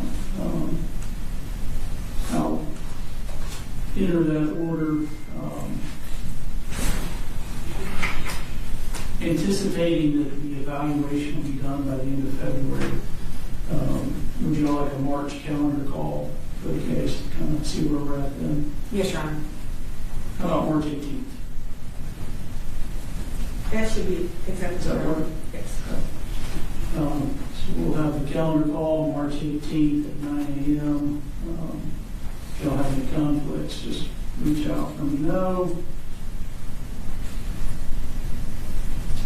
All right. What, if anything else, do we need to address? Nothing from the defense, Your Honor. Nothing from the state. All right. If you will, let me know if there's any issues getting the evaluation completed.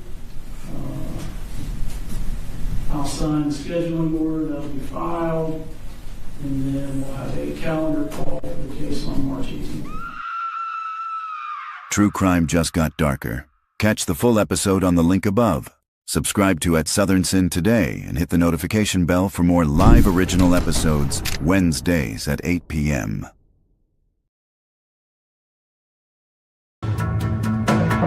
Eric and Kouri Richins seem to be living the perfect little life. The attractive young couple had 3 young boys and were doing very well financially living in Utah. They traveled, had a beautiful home, and spent a lot of family time with the boys. But beneath the exterior, something else was happening. Family members say Eric suspected his wife of trying to poison him, giving him food and drinks laced with poison. Eric got so suspicious that he changed his life insurance and his will to give his money to his sister, who he trusted to take care of the kids. Now, prosecutors say Eric was right. He died in March of 2022, a victim of fentanyl poisoning. After his death, Kouri wrote a book for her children to help them deal with the loss of their father. And just after the release of the book, Kouri was arrested and charged with the murder of Eric.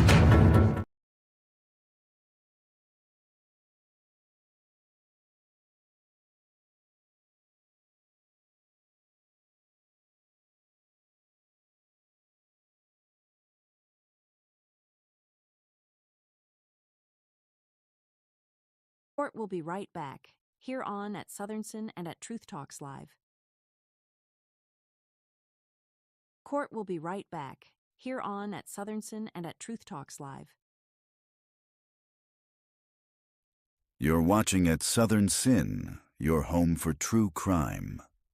Court will begin shortly. Don't go anywhere.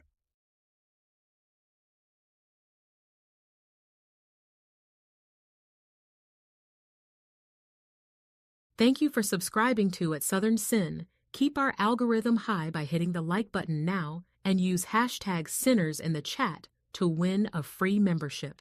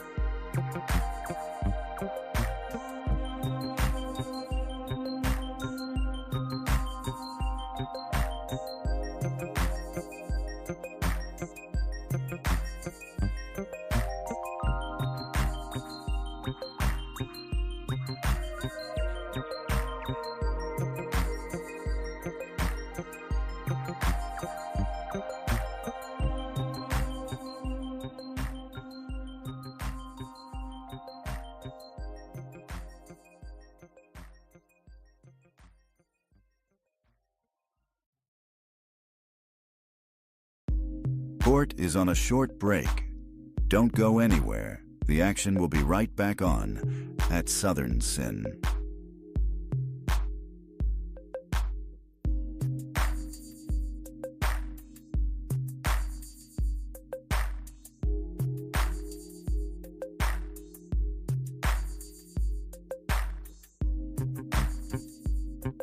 Looking for more exclusive, thrilling true crime episodes?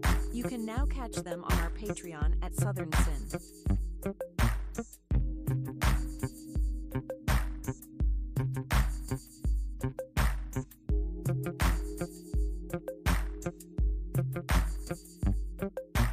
For more exclusive true crime episodes and explosive live trial coverage, subscribe to at Southern Sin and at Truth Talks. Join us every day at 9 a.m.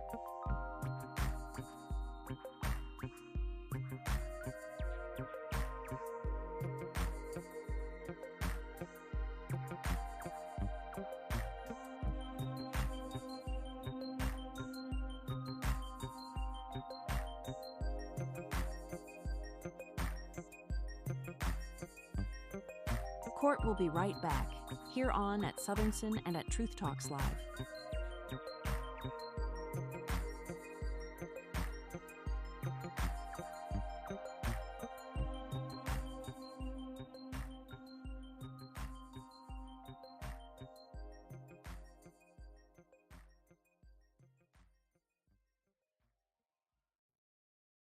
For more exclusive true crime episodes and explosive live trial coverage, subscribe to at Southern Sin and at Truth Talks. Join us every day at 9 a.m.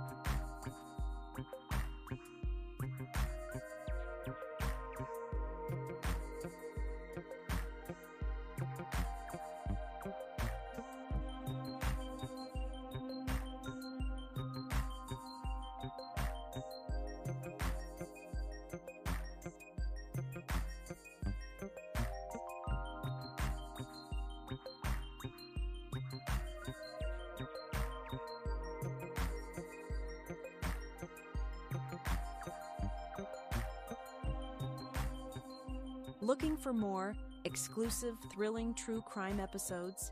You can now catch them on our Patreon at Southern Sin.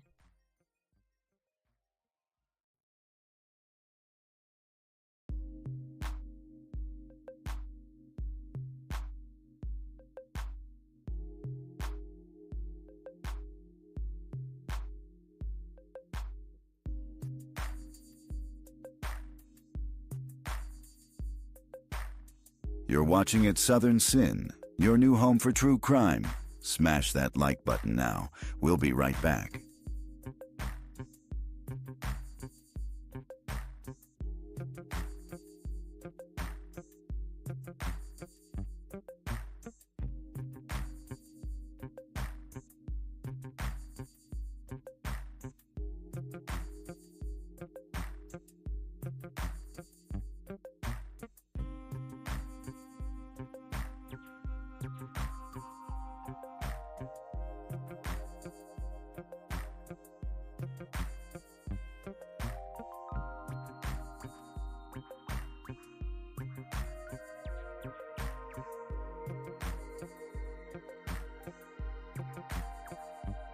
Thank you for subscribing to at Southern Sin. Keep our algorithm high by hitting the like button now and use hashtag Sinners in the chat to win a free membership.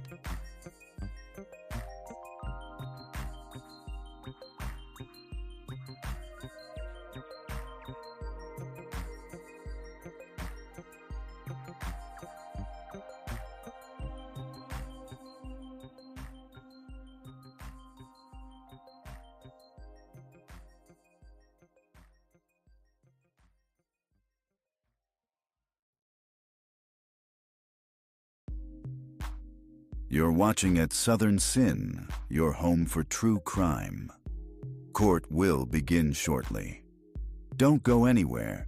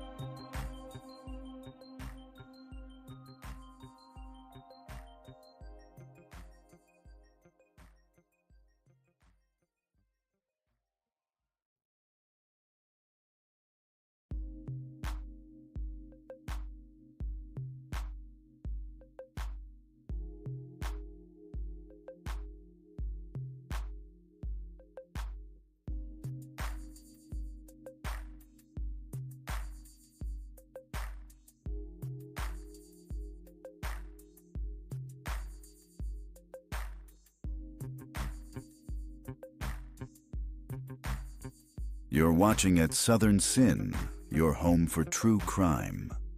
Court will begin shortly. Don't go anywhere.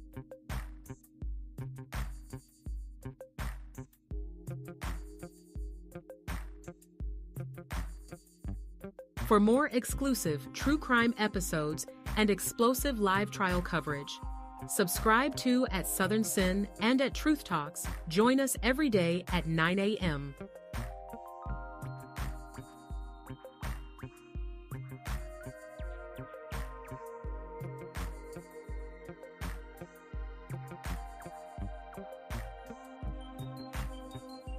Court is on a short break. Don't go anywhere. The action will be right back on at Southern Sin.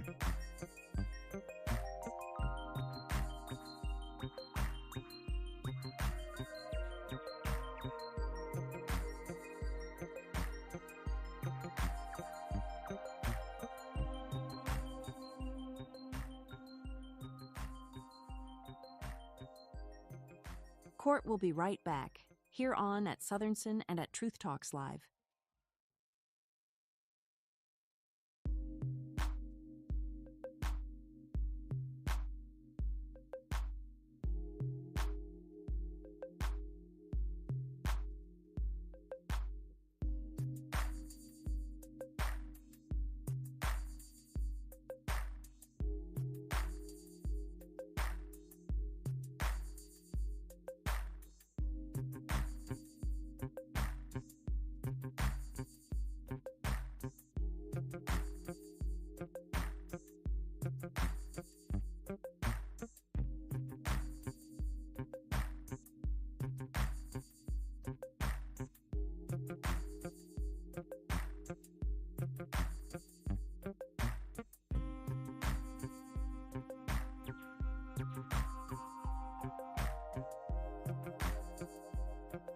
Court will be right back, here on at Southern Sin and at Truth Talks Live.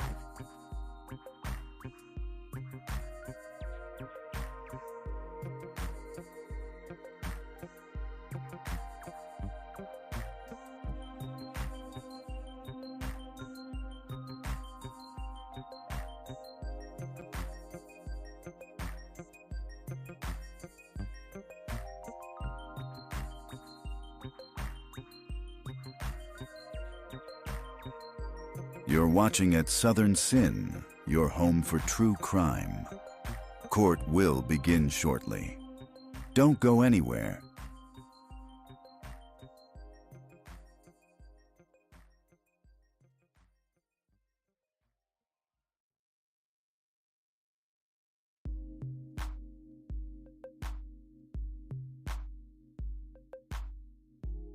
Welcome to all our new followers from our sister channel at Truth Talks Live. You're watching at Southern Sin, your home for true crime. Hop over and hit that subscribe button.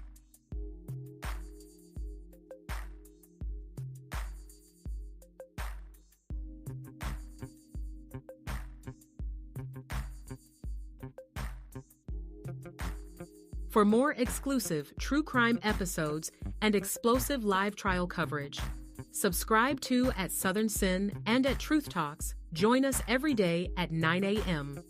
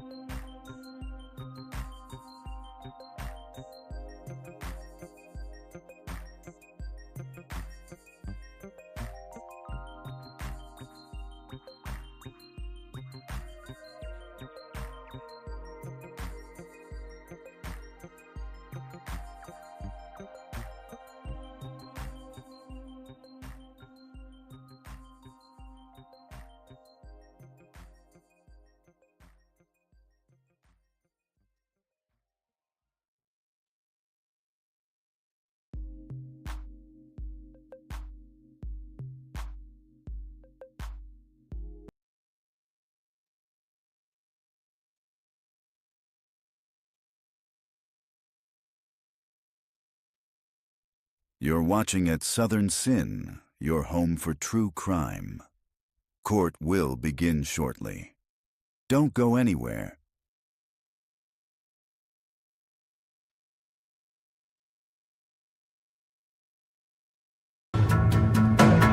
Eric and Kouri Richins seem to be living the perfect little life.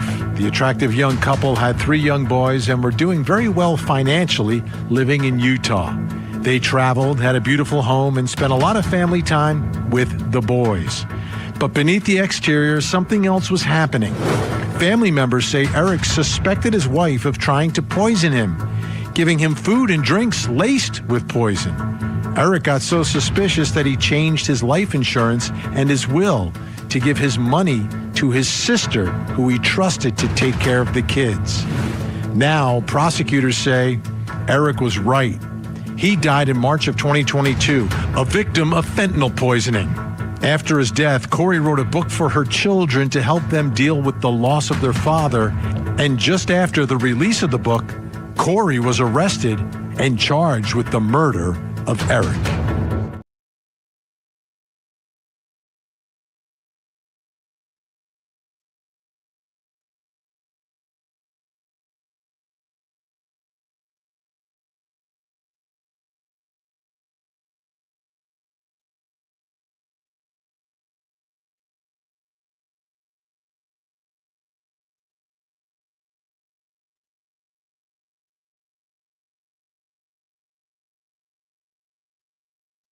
You're watching at Southern Sin, your home for true crime.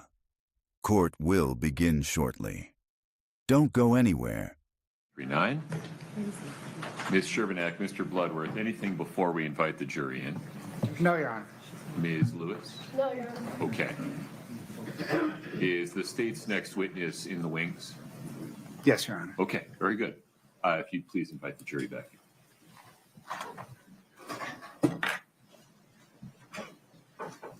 Do you want me to move the letters? Do you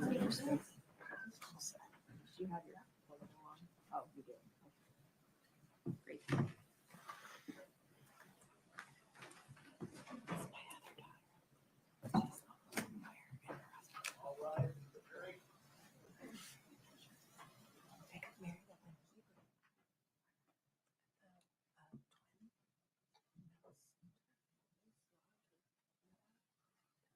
Have a seat. My apologies.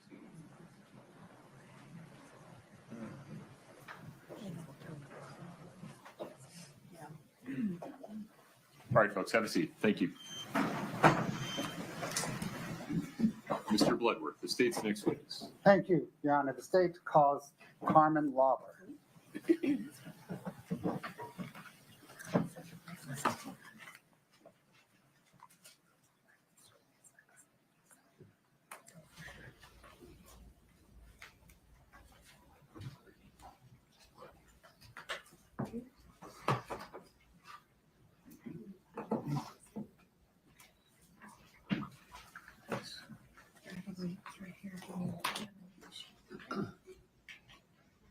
Ms. Lauber, if you would please step in front of Brittany, we'll get you sworn in.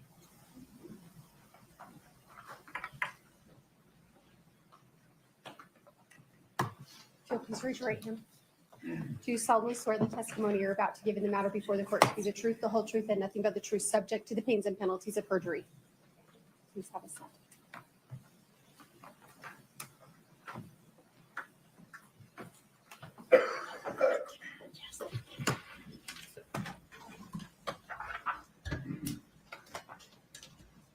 Please proceed. Thank you, sir. Good afternoon, ma'am. Good afternoon. Would you pull, you can sit wherever you're comfortable. If you would just pull the microphone closer to you, it's easier to move that than the chair. Yeah. We'll see if that's close enough. Okay. Go ahead, Mr. Bloodworth. What, ma'am, is your name? Carmen Lauber. Do you spell your last name Lauber? Yes. It's indelicate, but how old are you? 54. What do you do for a living? I'm a direct support intake. I work with people with disability. Okay, ma'am, we're gonna have to get you to, hold on. Just pull it to the edge of the. Get it right up. Yeah, it's gonna be annoying to you. Okay. Push it back a little bit. Yeah, that's like, Okay. it's like right here. I appreciate it. Thank you. I'm sorry, again, please, what do you do for a living? I'm a direct support intake. I work with people with disability and mental challenges and stuff. Do you have a history of drug use? Yes. When did that history begin? 6th grade, I was smoking pot, and then it just varied up through junior high and high school. How did it vary up? Through cocaine, through pot, through mushrooms, LSD, acid, just drinking stuff through junior high and high school.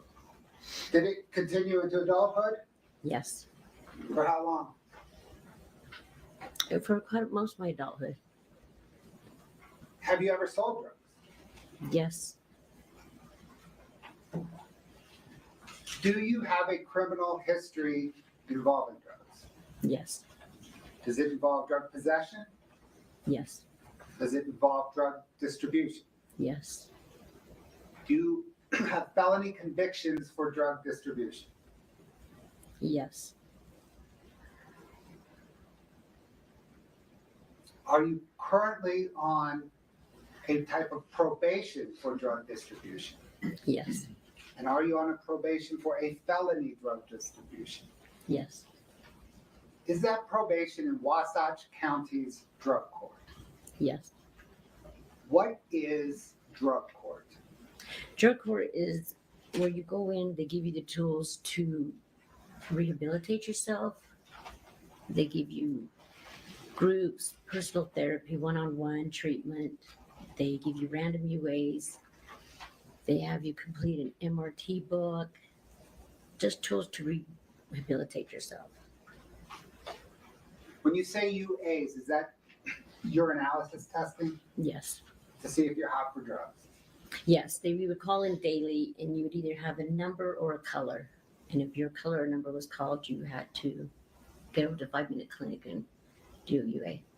And is the idea behind drug court that it's a rehabilitative program under court supervision? Yes.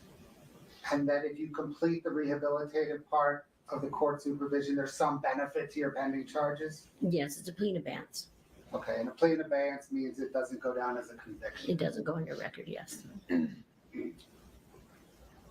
Are you also pending charges in Wasatch County for marijuana possession and possession of a gun by a person who's prohibited from possessing a gun? Yes. Are you sober now? Yes. How long, ma'am, have you been sober? A little over 4 years. Is that the longest time in your life since sixth grade that you have been sober? Absolutely. Except for the time I was pregnant. It's the only time I quit. And then I'd go back to being high. But yes, 4 years, a little 4 years. It's longer. I apologize for interrupting you. We're going to make a small adjustment. Turn the mic a little bit towards me. We just need to line up with your face a little better there, and then pull it forward maybe 1 inch. Okay. I feel like it's jumping out. Yeah, you just, and you can lower it Okay. a little if that's a little more comfortable. There you go. Please. Are you represented by a lawyer in connection with your testimony here today? Yes, I am. Are you testifying pursuant to several grants of immunity today? Yes. Is one of those grants of immunity in a letter from Summit County? Yes. Is one of those grants of immunity in a letter from Salt Lake County? Yes. Is one of those grants of immunity in a letter from the federal government? Yes. And is there also an understanding between you and Wasatch County, or at least your attorney and Wasatch County, that there's immunity for the gun and the marijuana in Wasatch County? Yes. And do you have those 4 grants of immunity because you have committed crimes in connection with this case in all 4 of those jurisdictions? Yes. What is your understanding of those immunity agreements? Well, proceeding forward with the truth, and there will be no charges filed back on me. Do you understand that they require you, in order to avoid criminal exposure, they require you to testify today truthfully? Yes. Do they require you to testify today fully, Yes. regardless of who's asking you the questions? Yes. And that if you don't testify truthfully and fully, you could lose all of that immunity? Yes. Did your lawyer assist you in getting that immunity? Yes. Did he advise you of the potential criminal exposure you face if you lose that immunity? Yes. I need you to speak up just a little. Yes. Sorry. Yeah. I may need to remind you from time to time. Yeah, because It's not it's personal. just like, yeah, you're fine.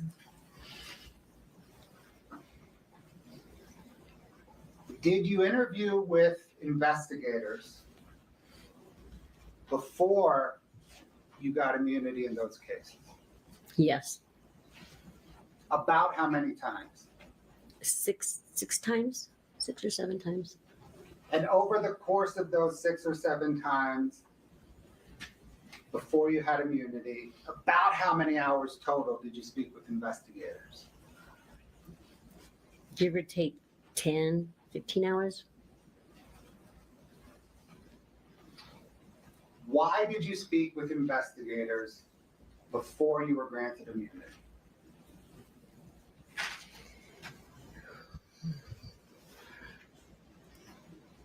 Well, after they told me what I was being held for,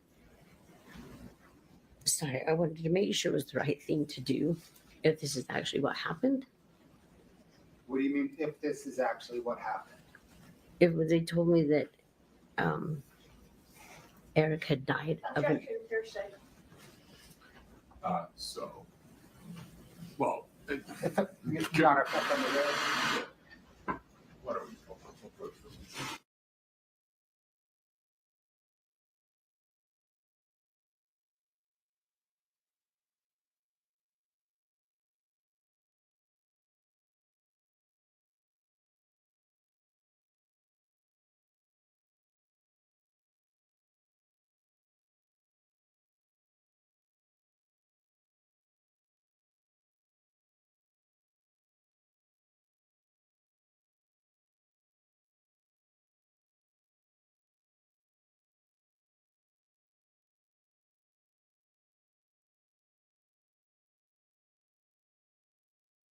Bloodworth, please continue. Thank you, Your Honor. Ms. Lauber, I just asked you why you testified before you had been granted immunity.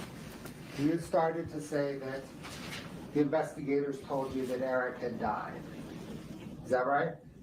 Yes. Can you please pick up your testimony from there? When they had first told me that, when they first mentioned that Eric, I already knew Eric had passed away. But when they had mentioned that it was from an overdose, that hit hard.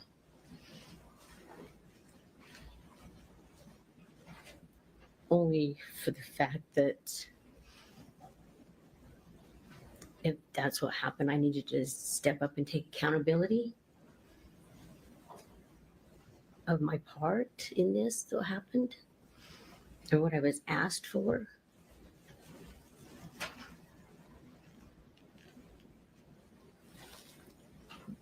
At first, it took a minute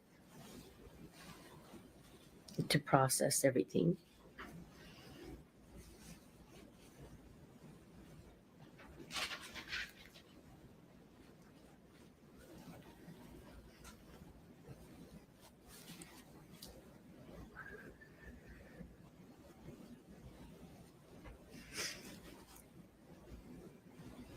Sorry. That's fine. Is it fair to summarize, though, that you interviewed with investigators before you had immunity, in part to take accountability for your part in Eric's death? Yes. Was another part of the reason you spoke with investigators prior to a grant of immunity was that you hoped you would eventually get some benefit, some grant of immunity? Yes.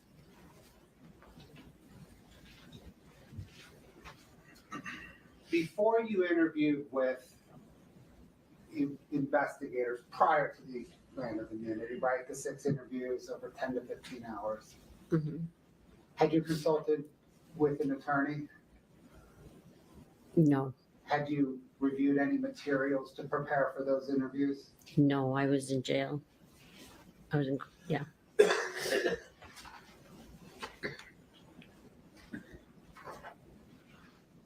Did you meet with your lawyer to prepare for testifying today? No, I didn't meet him. Oh, yeah. Sorry, I'm confused. Sorry, ask the question. I'll ask it again. To get ready for today, did you meet with your lawyer? No. Oh, yes. Sorry, in the back room. Yes, sorry. Not just today. Let me just ask generally. To prepare, you knew today was going to come, right? Oh, yes. In order to get ready for today, over the course of the several weeks or months, have you met with your lawyer to prepare to testify like you are now? Yes. In the course of that preparation, did you review any materials so that you would be ready? Yes. What did you review? Some of my testimonies when I was in jail, and some pictures and data from cell phones. And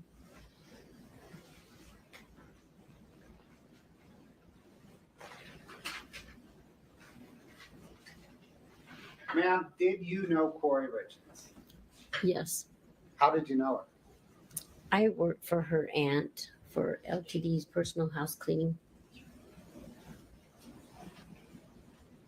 And as part of working for Kouri Richins' aunt's house cleaning business, did you clean Kouri Richins' home? Yes. Every other Friday, unless she needed an extra clean or a deep clean. About how long did you know Kouri Richins? I worked for her aunt for 9 years. And did you know Kouri Richins that whole 9 years?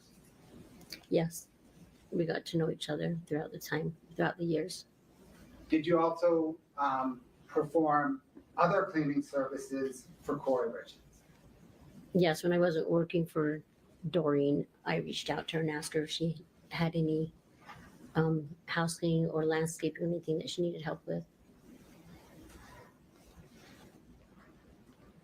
Did you ever discuss your drug history with Kouri Richins? Yes. How so? We just talk about how how I was going in drug court and when I would graduate, and she would reach out and ask how things were going or if we'd run into each other. I tell her I'm almost graduating. That's the drug court in Wasatch County. Yes. When did you go into drug court in Wasatch County? Late 21. I had my evaluation in 2019 and I entered in late 2021. So then am I right that your drug court discussions with Kouri Richins would have been while you were in drug court beginning in late 2021? Yes. Did you know Eric Richins? Yes. How did you know him? I cleaned his house, and he'd come in and he would joke with us that we were there a little later than what we should have been. And he'd tell us, get out of here, we're working past 5 o'clock, it's time to go home. I've gone to their house with my grandkids on a barbecue when it was one of their sons' birthdays with her aunt.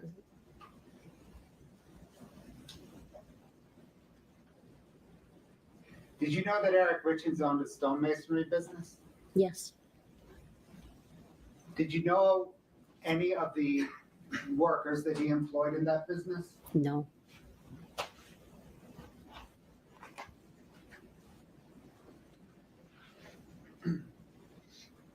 Did Kouri Richins ever ask you to purchase for her illicit drugs? Yes. How many times? 4. Did you purchase illicit drugs for her? Yes. How many times? 4. When you purchased illicit drugs for Kouri Richins the first time, who did you purchase the drugs from? Susan Kohler. When you purchased Kouri Richins drugs the second time, who did you purchase the drugs from? Robbie. By Robbie, do you mean Robert Crozier? Yes. How about the third time? Robbie. The fourth time? Robbie.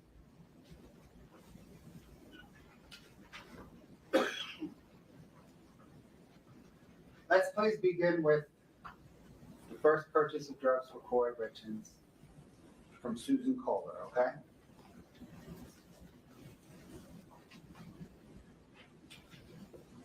How did Kouri Richins approach you about purchasing drugs? She had reached out and asked if I could do her a favor, and I said, yeah, probably, what is it? And then she had called me and asked me if I could reach out to somebody for some pay meds for an investor that she knew. And I told her I could see what I could do. So I knew Susan Kohler was still using at the time, an active user still. And then Susan Kohler reached back and told me she knew somebody that had some pain meds. Ms. Lauber, I need you to speak up. Thank you. Sorry. How did you know Susan Kohler? She used to work, she was working for Doreen at the time. And how did you know Susan Kohler was an active user at that time? Because that's one of the reasons why I quit working with Doreen, because they were still active users. So you had worked with her at the time? Yes. Knew she was an active user? Over the year, yeah. When did Kouri Richins approach you that first time to get drugs? February 11th, February 10th, right around there. Was it February or was it January?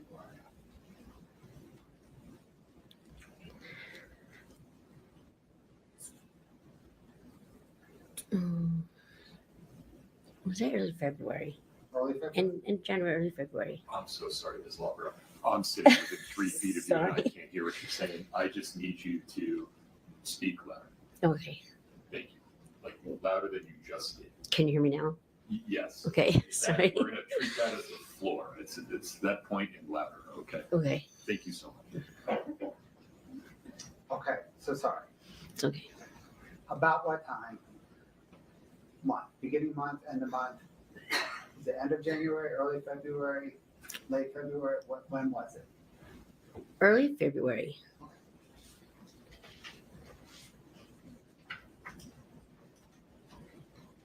And would that be 2022? Yes.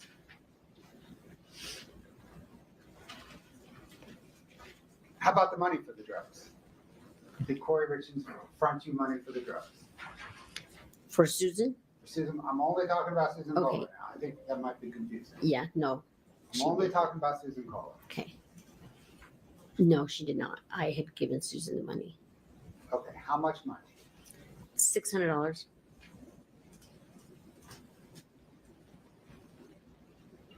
What drugs did you ask Susan Kohler? What type of drug did you ask Susan Kohler for on Kouri Richins' behalf?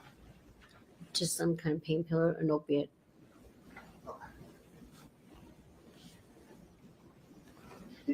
You gave Susan Kohler $600 of your money? Yes. What in return did Susan Kohler give you? A couple hours later, she had returned back to my house with an envelope full of pills. Okay, what type of envelope?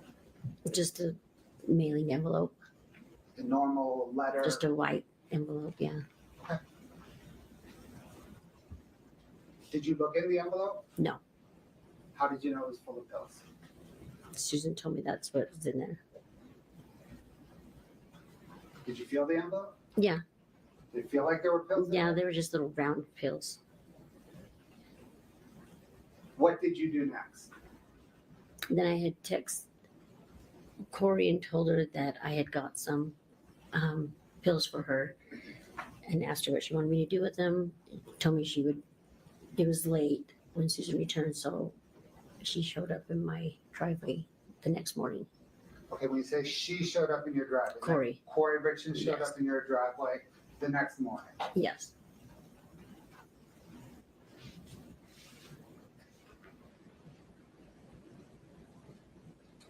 Did you hand Kouri Richins the pills that next morning in your driveway?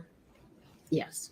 Did she give you any money for those pills? Yes. She gave me back the $600 that I put up for them.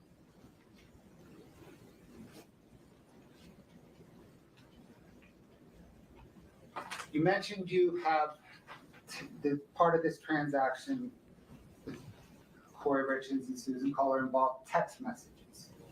Do you have any of those text messages? No. Do you know what happened to those text messages? I deleted them Why? because if I had lost my phone or anybody else got a hold of my phone or anybody in drug court wanted to see my phone, it was evidence that I was not following drug court rules. I was still involved with people that were using It was evidence that you're dealing drugs, and right? participating in selling drugs.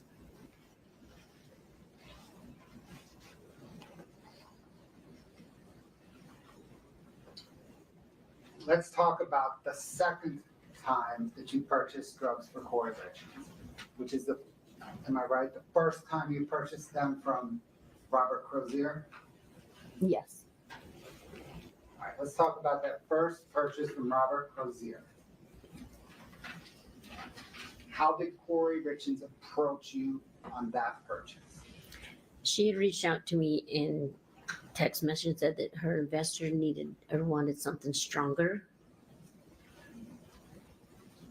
And I kind of told her, well, I can reach out to the people I don't know. You just can't say, hey, this is what I'm looking for. When you're buying drugs off the street, you pretty much purchase what you get. And at the time, I didn't know anybody, so I reached out to another acquaintance that I knew that was still using, which would be Nicole. Okay, you reached out. We have to keep your voice up, please. What's that? Can you keep your voice up, please? Yes. Okay. So you reached out to an acquaintance of yours, Nicole, that you knew was still using, right? Yes, at the time. And is that Nicole Cummings? Yes. How did you reach out initially, how did you reach out to Nicole Cummings? On Facebook Messenger. Scott, can I get 3-3, please?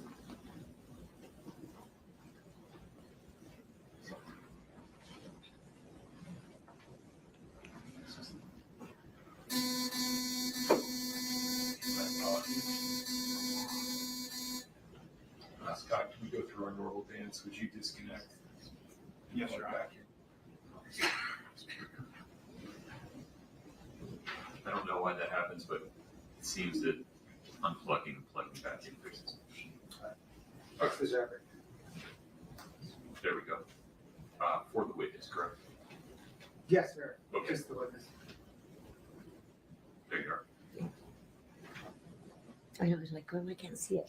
Do you see it there? Yes, now. Okay. And you just, when you turn your head, the light has to follow. There you go. Thank you.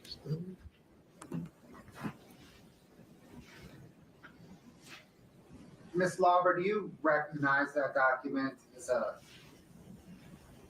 Facebook exchange that you had with Ms. Cummings?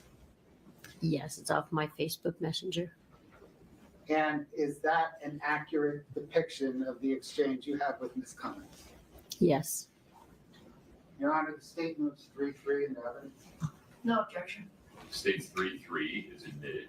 Would you like to publish, Mr. Letter? Yes, Your Honor.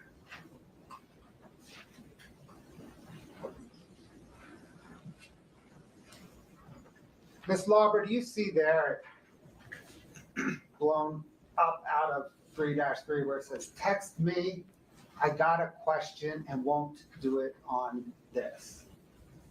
Yes. Did you send that message by Facebook to Ms. Cummings? Yes. And it says on February the 5th, 2022.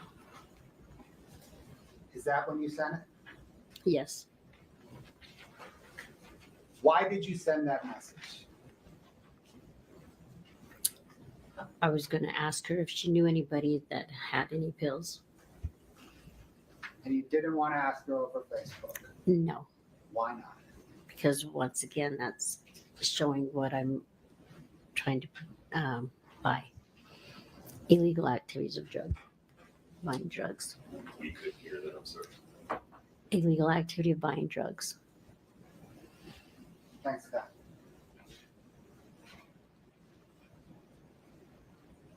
Did you ultimately speak to Ms. Cummings over the phone? Yes, I did. And what did you ask her? If she knew anybody who had any opiate pills for sale. And how did she respond? She said yes, she had a friend that could help me. And did she identify the friend? Yeah, she gave me his name. She said Robbie. And is that the Robert Crozier you've mentioned before? Yes, it is. Did she put you in contact with Robert Crozier? Yeah, she gave me his number. Did you call Robert Crozier? Yes, I did. What, if anything, did you ask Robert Crozier for?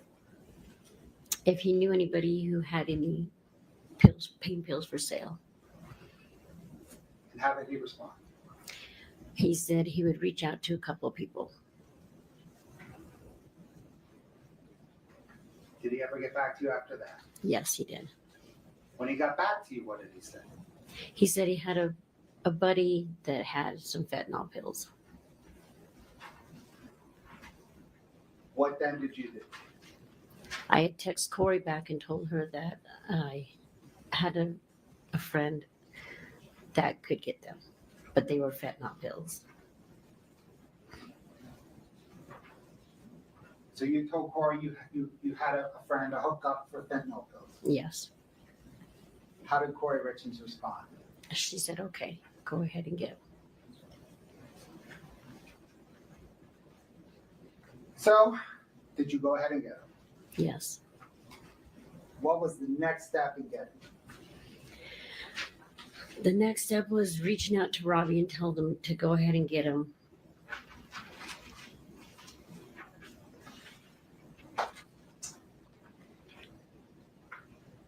you arrange a time and location to purchase pills from Robbie?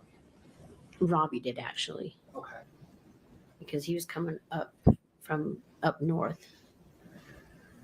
So he had me go to a Maverick off 126 in Draper.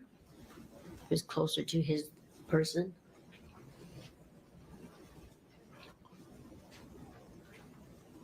Let me maybe do this one more time. The text messages between you and Robbie, do you have them? No. Are they deleted? Yes. Did you delete them? Yes. Because they were evidence of drug distribution? Yes. Objection leading.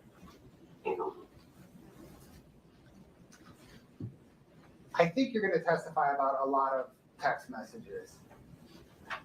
Did you delete them all Yes. for the same reason? Exactly.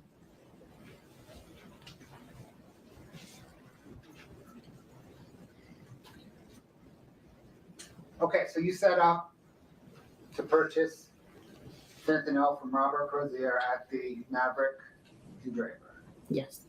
Did you front the money for these? No. That was more, way higher. How much money was involved in this transaction? $1,000. How did the money come about? Who? So I reached out to Kouri and told her yes, that it was going to be kind of pricey. And then so I asked her how she wanted me to grab him. I had to go to the house in Midway, not the mansion. It was a Midway house that she was flipping. And that the money would be in there. Okay. So let me make sure I understand. Kouri Richins said she would leave you $1,000 at a small house in Midway. Yes. Scott, can I get 8-12, please?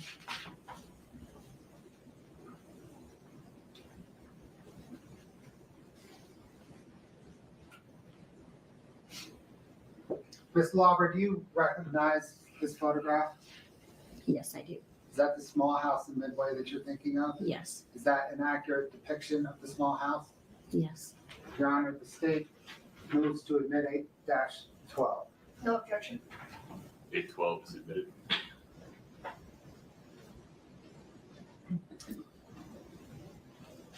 Ms. Lauber, did you enter that house and get the $1,000? Yes, I did. How did you enter the house? Kouri told me the back door was unlocked. Was it? Yes. Did you enter through the back door? Yes, I did. Where inside the house was the money? In a closet in a box with a couple of coffee cups.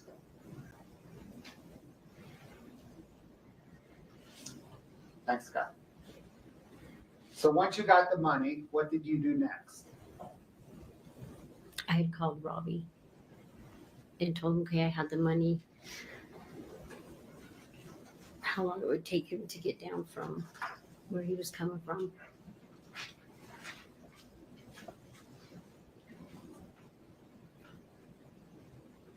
Did you then drive to the Maverick and Draper? I didn't drive in time. I didn't have a car. Who drove? Did somebody drive you to the Maverick? Yes, Nancy. Okay. Is Nancy Peters? Yes. Where did she drive? Where did she pick you up? At my house in Heber, off of Center Street. And then she drove you from your house in Heber to Maverick and Draper? Yes, down Provo Canyon. Down Provo Canyon. Mm-hmm.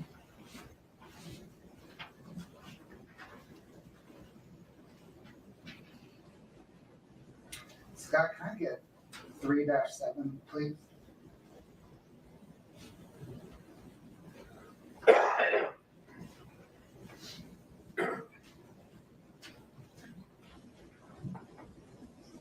Ms. Lauber, do you recognize that document?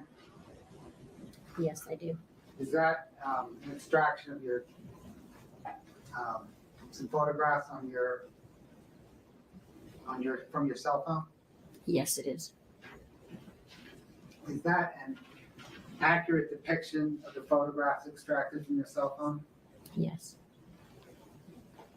Your Honor, the state moves 3-7 into evidence. Your Honor, we'd object. I don't think that Ms. Lauber can identify the Celebrite. The Celebrite hasn't even been introduced into evidence. I suppose she could introduce the photos if they want to pull up the photos separately, but she can't identify the Celebrite, which is not. She can identify them as photos from her cell phone, correct? I think she can, yes, as photos from her cell phone if they want to show the photos without it being on the Celebrite extraction. Okay. For the moment, Scott, can you? Your Honor, we're going photo by photo as D1, D2, D3. Let's do that. We'll come back to this. I'm sorry, counsel, my apologies. Will you approach briefly?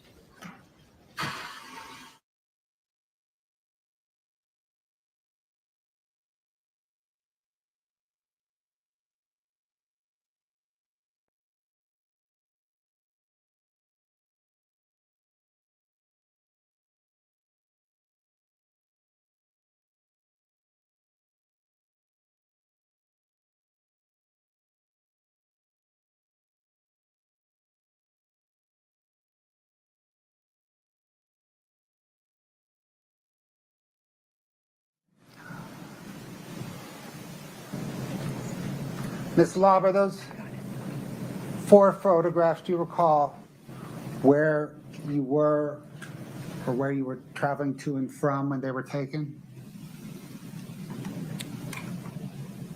I'm sorry, I didn't understand what. Can you see 3.7 on your screen? Yes. If we scroll down, I think is it 3 or 4 photographs? Scott, can you scroll down? Oh, there's a whole bunch. There's 6 photographs. I see 3 on mine. Scroll up. There's 2 pages with 3 each. Yeah, Is now that there's right? total 6, yes. Okay.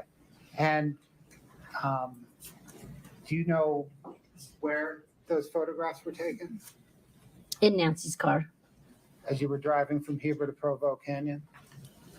Or from Heber down through Provo Canyon to the Maverick and Draper? Yes. And do you see the time? Scott, if you can bring one up. Do you see the time oh, yes. and day on Yes, I do. February the 11th, 2022, beginning at 5 p.m.? Yes. Is that an accurate date and time for those photographs? Yes. Your Honor, or actually, Scott, can I get 3-7 Delta 1? Is that one of those photographs? Yes, it is.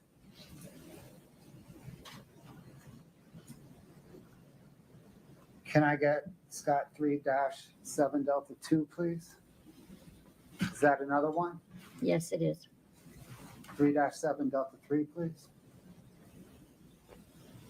Are those 3 photographs accurate depictions? Yes. Your Honor, the state moves 3-7 Delta 1, Delta 2, and Delta 3 into evidence. No objection. 3-7, D1, D2, and D3 are admitted. Can we publish Scott 3-7 D1?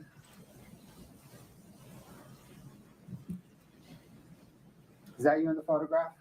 Yes. Who's the dog? That is my silver lab Hemi. And whose car are you in? Nancy's. And who's driving that car? Nancy. Hey, D2, please, Scott. Is that you and Nancy Peterson? Yes, it is. Can I get D3, Scott? Another photograph of you and Nancy Peterson? Yes, it is. In Nancy Peterson's car? Yes. Driving to meet up with Robert Crozier at the Draper Maverick on February the 11th, 2022? Yes. Meeting, Your Honor. He's already laid foundation. Overruled. On the way down, thanks. On the way down Provo Canyon to the Draper, did you text with Mr. Crozier? Yes, I did. What was the content of those texts? Just how far out are you? How long is it going to take? On the way down Provo Canyon, were you texting with Kouri Richins? Yes. What was the context of those texts? Sorry it's taken long. I'm headed there now. I'll let you know when I leave the Maverick. Did you end up meeting with Mr. Crozier at the Maverick? Yes, I did. What happened once you two met there? He would text me and tell me what kind of vehicle he was in. I would tell him what I was in. He came up to the window. I gave him the money. He told me he'd be back like in 20, 25 minutes. And then he left the Maverick. So the money that you gave him was the $1,000 you got from that small Midway house? Yes. Did he ultimately return? Yes, he came back. Did he have anything with him when he returned? Yes, he did. What did he have with him? He handed me a little clear baggie with some pills in it, little round pills. Can you describe, please, the baggie? Just a little clear baggie. Clear, like a plastic cup clear. You could see it through it. Okay. Small, big, like? Just a small. What's small? Kind of small, like, you know, if you buy a shirt and it has an extra button in it, that kind of size. Gotcha. Did you see about how many pills were inside that baggie? No, I didn't sit there and count them. It was 15 to 20 is what he told me. Did you said they were circular? Yes, just round. Did you notice their color? Kind of light green. What did you do once he gave you the pills? Left. Left to where? Back up through Provo Canyon, back up to my house in Heber. On the way back to your home in Heber, did you exchange text messages with Kouri Richins? Yes, I did. What was the content of those messages? I let her know that I had him. What did she want me to do with them? I really didn't want them with me at my house. Did she tell you what she wanted you to do with those pills? She responded back with, take him over to the Midway house, put him in a shed. There was 3 sheds on that property. I didn't feel comfortable leaving him in the shed out in the open.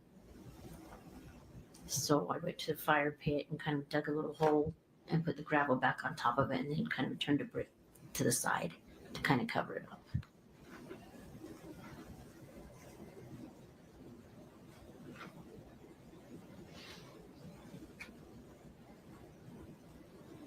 Scott, can you bring up 8-13, please?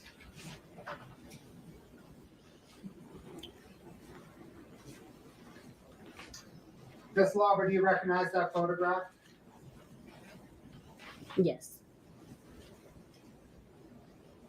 What does it depict? That is the house in Midway. Is it the backyard of the house? Yes.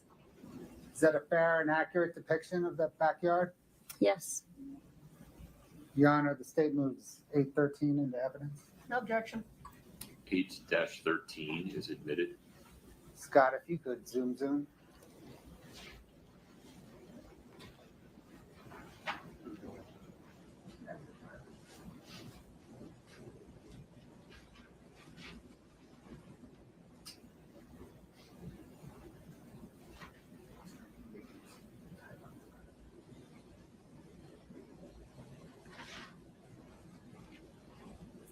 Is that the shed that you just referenced?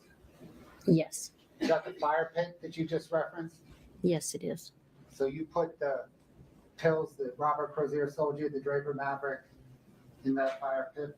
Yes. There's no fire at the time? Not at the time, no. There was no fire. Thanks, Scott.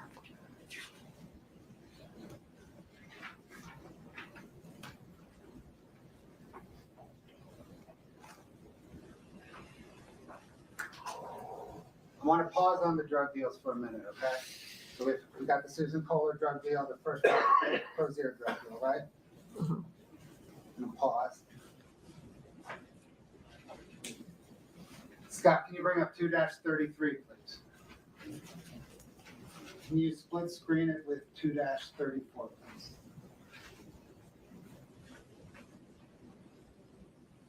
Ms. Lauber, do you recognize those 2 documents? Yes, I do. What are they? Letters from Kouri saying I did some community hours. Did Kouri Richins give you those letters? Yes, she did. Are they accurate depictions of the letters that she handed you? Yes, they are.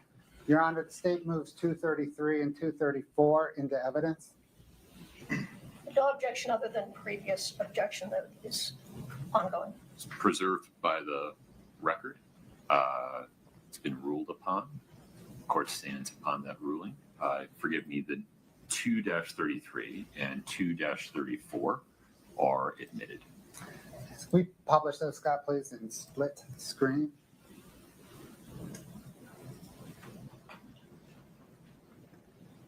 You mentioned, Ms. Lauber, that those are community service. Those are letters, I guess, evidencing perhaps community service. Yes. What's the genesis? I'm so sorry to interrupt. Sorry. Yeah, we just need you to speak a little louder. What's the genesis of these letters? Why these letters? I was late for a couple of groups, so I got sanctioned from drug court to do 10 hours of community service. Okay.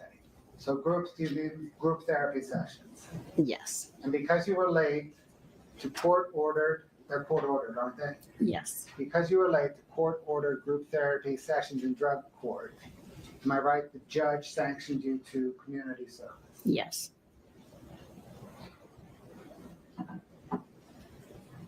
Then did you approach Kouri Richins about getting community service letters? I had asked her if she knew anywhere I could get a letter with a head on it saying that I did some community hours. Okay.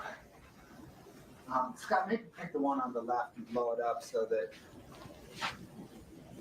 we can just read it a little bit easier. Thank you.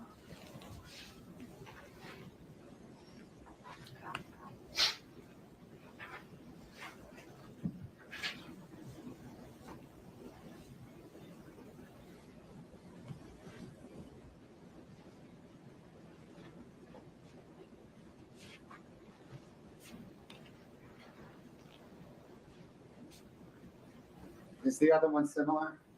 Maybe you can just flip it out. Yep. Ms. Lauber, did Kouri Richins hand you those letters? Yes.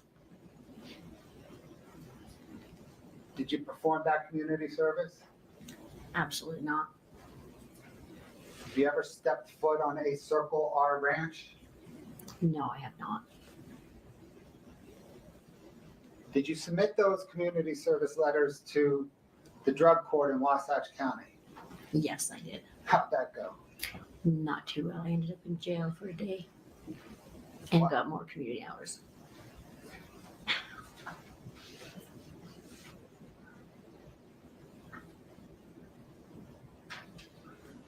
Ms. Lauber, you were in drug court on a felony drug distribution charge, right?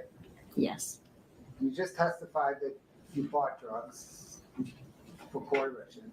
Yes. Which is more drug distribution, right? Yes.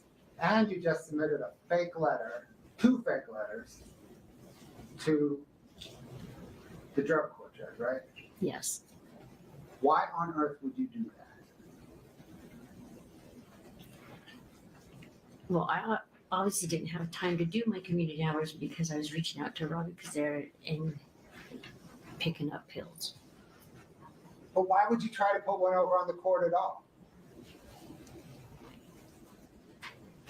In the early stages of addiction, when you're slowly getting clean, you still test the waters. You're not ready to surrender yet. You're not sure about how much you can get away with and what you can't get away with.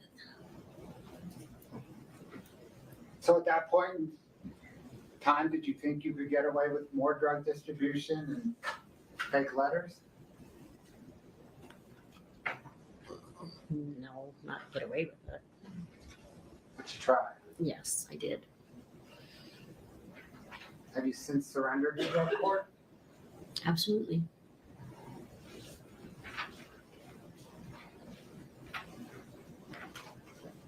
Let's turn back to the drug deals. We've been through the first one with Ms. Kohler, and the second drug deal, but the first drug deal with Robert Crozier. Let's turn to the second drug deal with Robert Crozier, okay? You all right? I'll take a minute. No.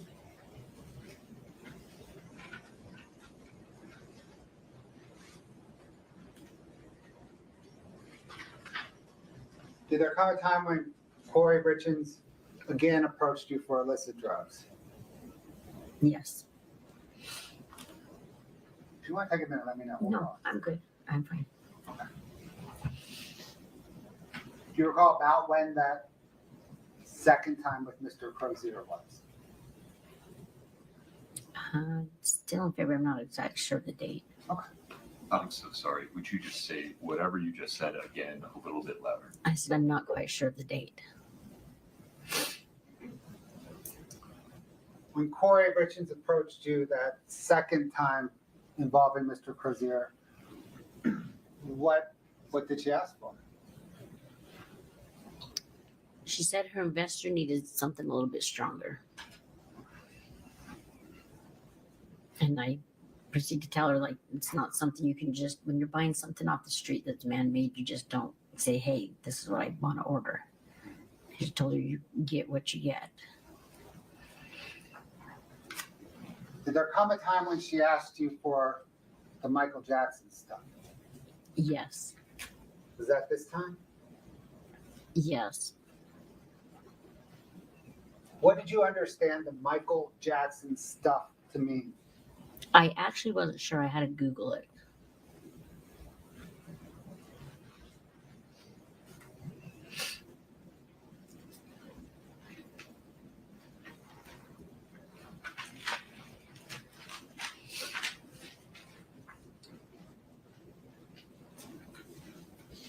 So you said there was ultimately this third buy from Robert Crozier.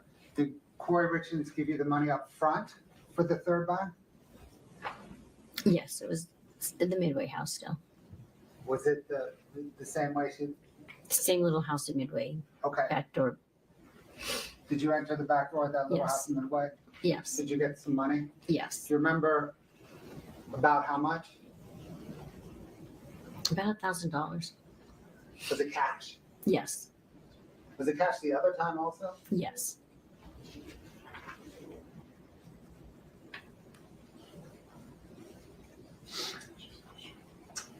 Once you got the $1,000 out of the small Midway house, what did you do? I texted Robbie. What did you say? What did you set up with Robbie over text? Just saying, hey, does your friend still have any of those left? And then of course, it doesn't happen right then and there. I could text him, he'd say, I'll get back to you in a couple of days, I'll see what I can find out. So then when Robbie texted me back, I let Kouri know that I could get him, and then head back down, had Nancy take me once again down Provo Canyon to the Maverick on 126th. Just like the time before. Yes. Like before, were you texting with Robert Crozier on the way down the canyon? Yes. And what was the content of those texts? Same texts. How much longer? How far out are you? Because he always had to find a ride as well. Were you texting on the way down Provo Canyon with Kouri Richins? Yes. What was the content of those texts? Same thing.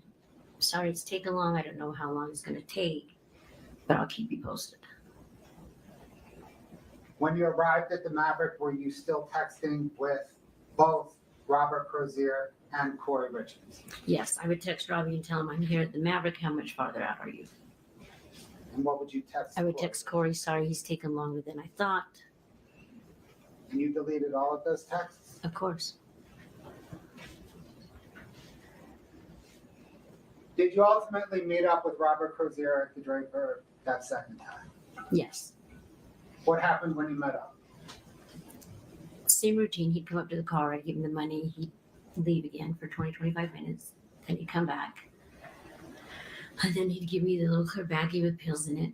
And then we'd go our separate ways. Can you please describe the baggie? Clear little baggie. Just a small little clear baggie. As if you were putting an extra button in it. Same as last year. Yes. Do you recall about how many pills? 15 to 20. I never stopped and counted them, but that's what he told me was in the baggie. Were they round again? Yes. What color were they? A lighter blue.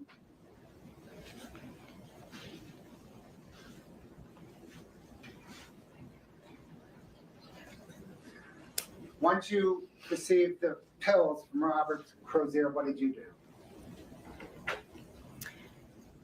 Text Kouri and told her I was headed back to Provo Canyon. And sorry, it was getting late. So what does she want me to do with them? Okay. Did you text with Kouri Richins on your way back up Provo Canyon to Heber? Yes. When you got back up to Heber, what did you do?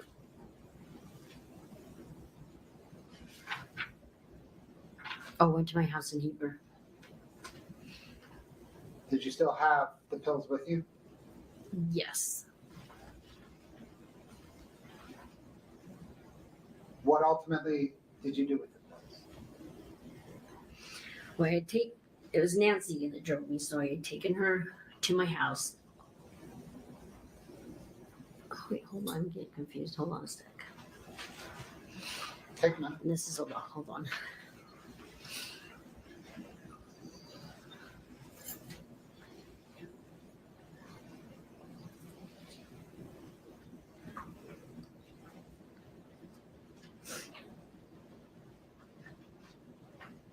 Okay, sorry. You can repeat the question. So, sure. The second buy from Robert Crozier, you went back up Provo Canyon to your house in Heber. Nancy Peterson was driving, right? Yeah. And you had the pills with you when you arrived back at your home in Heber. And the question is, what did you do with the pills? I had them with me. Did you hold on to them? Yes, I did. For how long? I had given Nancy a couple for taking me because that was her drug of choice at the time. Not very long. What did you do with them?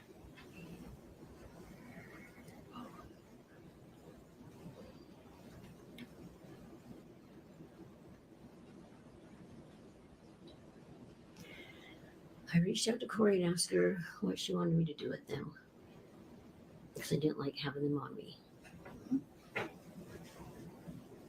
What did she respond?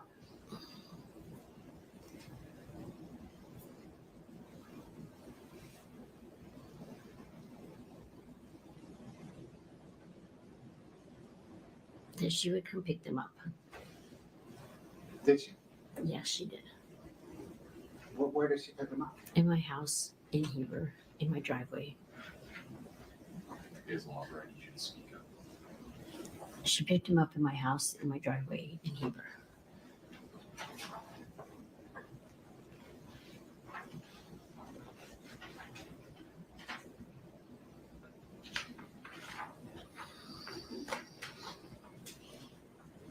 Okay, so we've been through the first purchase from Susan Kohler, and the first purchase from Robert Crozier, the second purchase from Robert Crozier. Yes. And that second purchase was the end of February? Yes. Before Eric Richins' death, did you buy any other drugs from Robert Crozier? Yes. Before Eric Richins' death? Oh, no. There were just... Wait, now you confused me. Can you ask me again? This level, my apologies. Pause for 1 second. Hold that mic a little closer to you. We're having trouble hearing you. If you would re-ask that question, Mr. Bloodworth, please. Yes. You testified about 2 drug buys from Robert Crozier, right? Yes. Other than those 2 drug buys, before Eric Richins' death, did you ever buy drugs from Robert Crozier before? Have I ever bought any from him? Do you remember when Eric Richins died? Early March. Before Eric died, how many times did you buy drugs from Robert Crozier? Twice. Any more than twice before Eric died? No, just the twice. Before Eric died, have you ever been Other than those 2 times to the Maverick and Drake? No.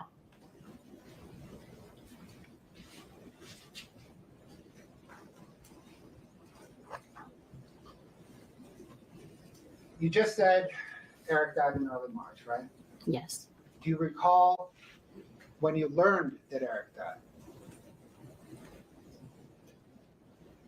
It was one of Doreen's employees that had told me that Eric had passed away. And do you recall how soon after Eric's death she told you that? It was a day or two after. Did you ever speak with Kouri Richins about Eric's death? Yes, I did. When? A couple of days after. Where were you when you spoke with Kouri Richins the first time about Eric's death? I was with my friend Nick, and we were on our way to do a UA for drug court. Is Nick Bon Savage? Yes, it is. And the UA again is a urinalysis? Yes, it is. So you and Nick were together. Were you on a way? Were you driving to the UA? Yes. When you had that conversation with Kouri Richins about Eric's death, were you on speakerphone? Yes. Could Nick hear the conversation? Yes.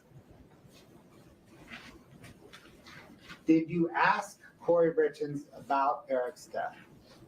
Yes, I did. What did you ask her? I said, please tell me these pills were not for him. Did she respond? She did. How did she respond? She said, no, they were not. Eric passed away from a brain aneurysm.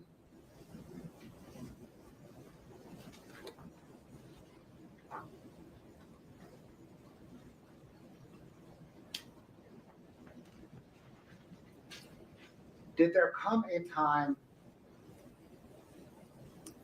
after that conversation where you asked whether Eric died from those pills? Or you asked Kouri Richins whether Eric died from those pills? Did there come a time after that conversation when Kouri Richins again asked you to purchase drugs from her? Yes. How did she ask? She asked me if I still had the hookup or my friend. Scott, can I get 2-44?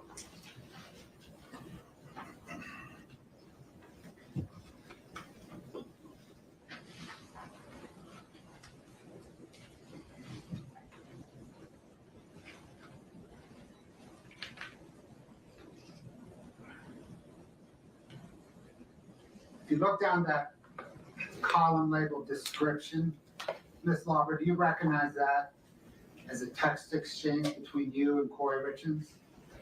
Yes. Yes, I do.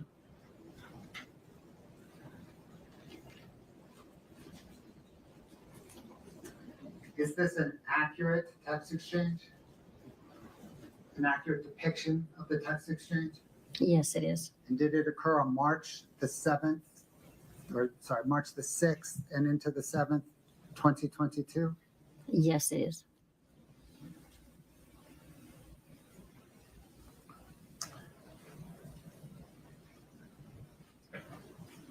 Does it accurately show the type of message and whether it's an incoming message or an outgoing message? Yes, it does. Does it actually accurately show the sending party, the from party and the receiving party, the to party?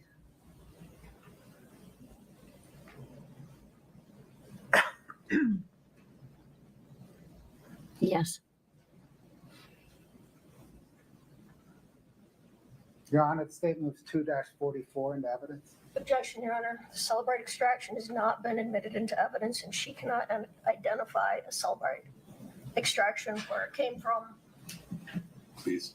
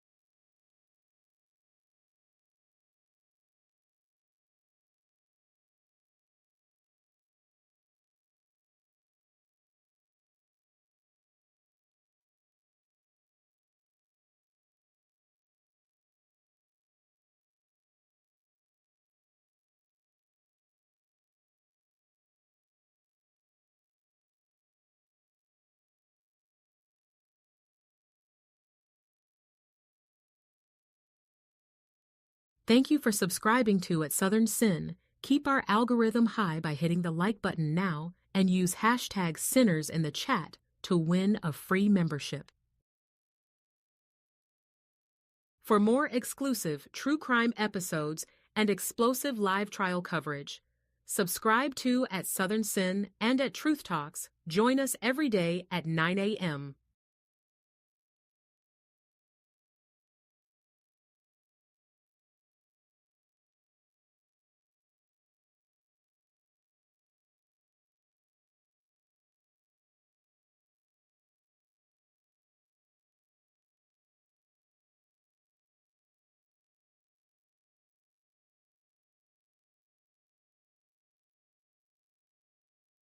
You're watching At Southern Sin, your new home for true crime. Smash that like button now. We'll be right back.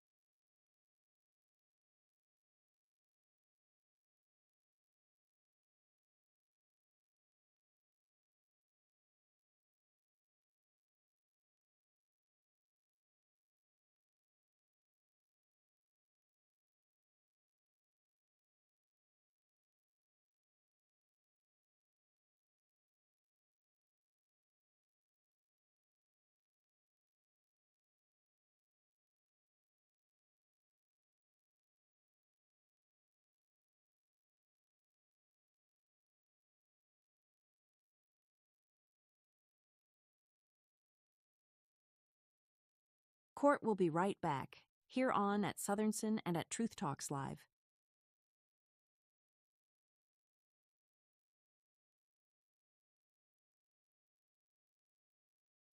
Looking for more exclusive, thrilling true crime episodes? You can now catch them on our Patreon at Southern Sin.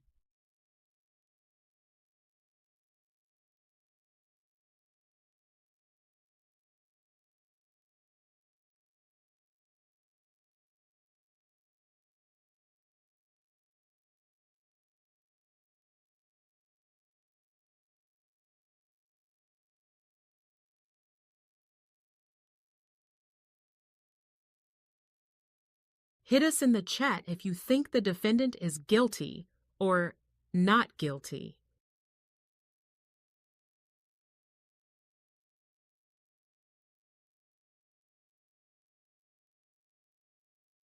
Court is on a short break.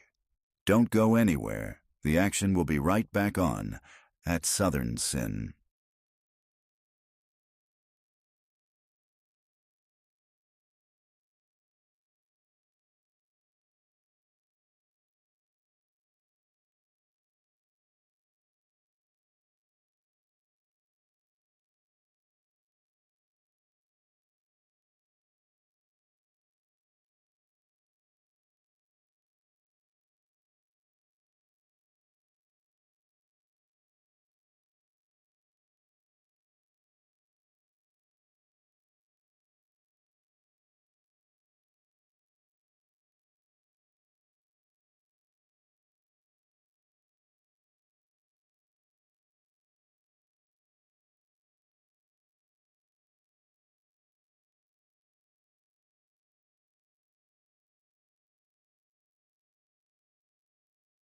You're watching At Southern Sin, your new home for true crime. Smash that like button now. We'll be right back.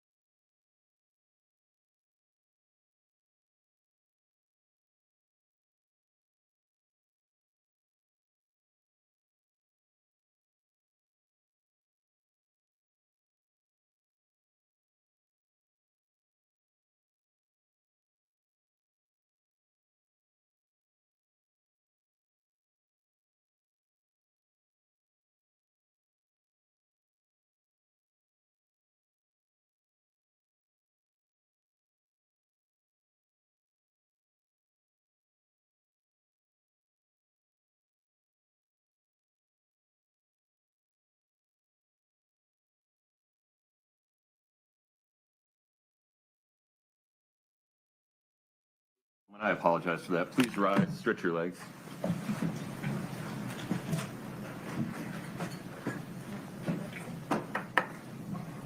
You folks are taking a break.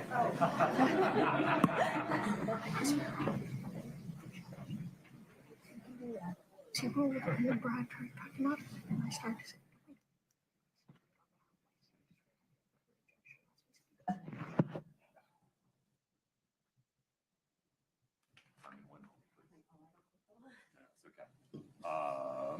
Everybody have a seat. Carmen, I need you to do me a favor. I need you to go wait in the lobby. Okay? Just for a moment. I need to have a conversation about some legal issues. I need to make sure that that conversation does not pollute or affect your memory in any way. Mr. Moffitt, you can't counsel her regarding her testimony during the break. Understood, sir. Thank you.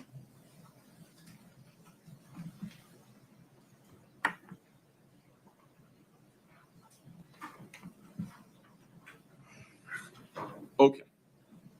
Mr. Bloodworth, if you would please, however the form of it you wanted to admit to the published to the jury and admit it as an exhibit, would you put that form on the screen so we're all talking about the same thing at the same time?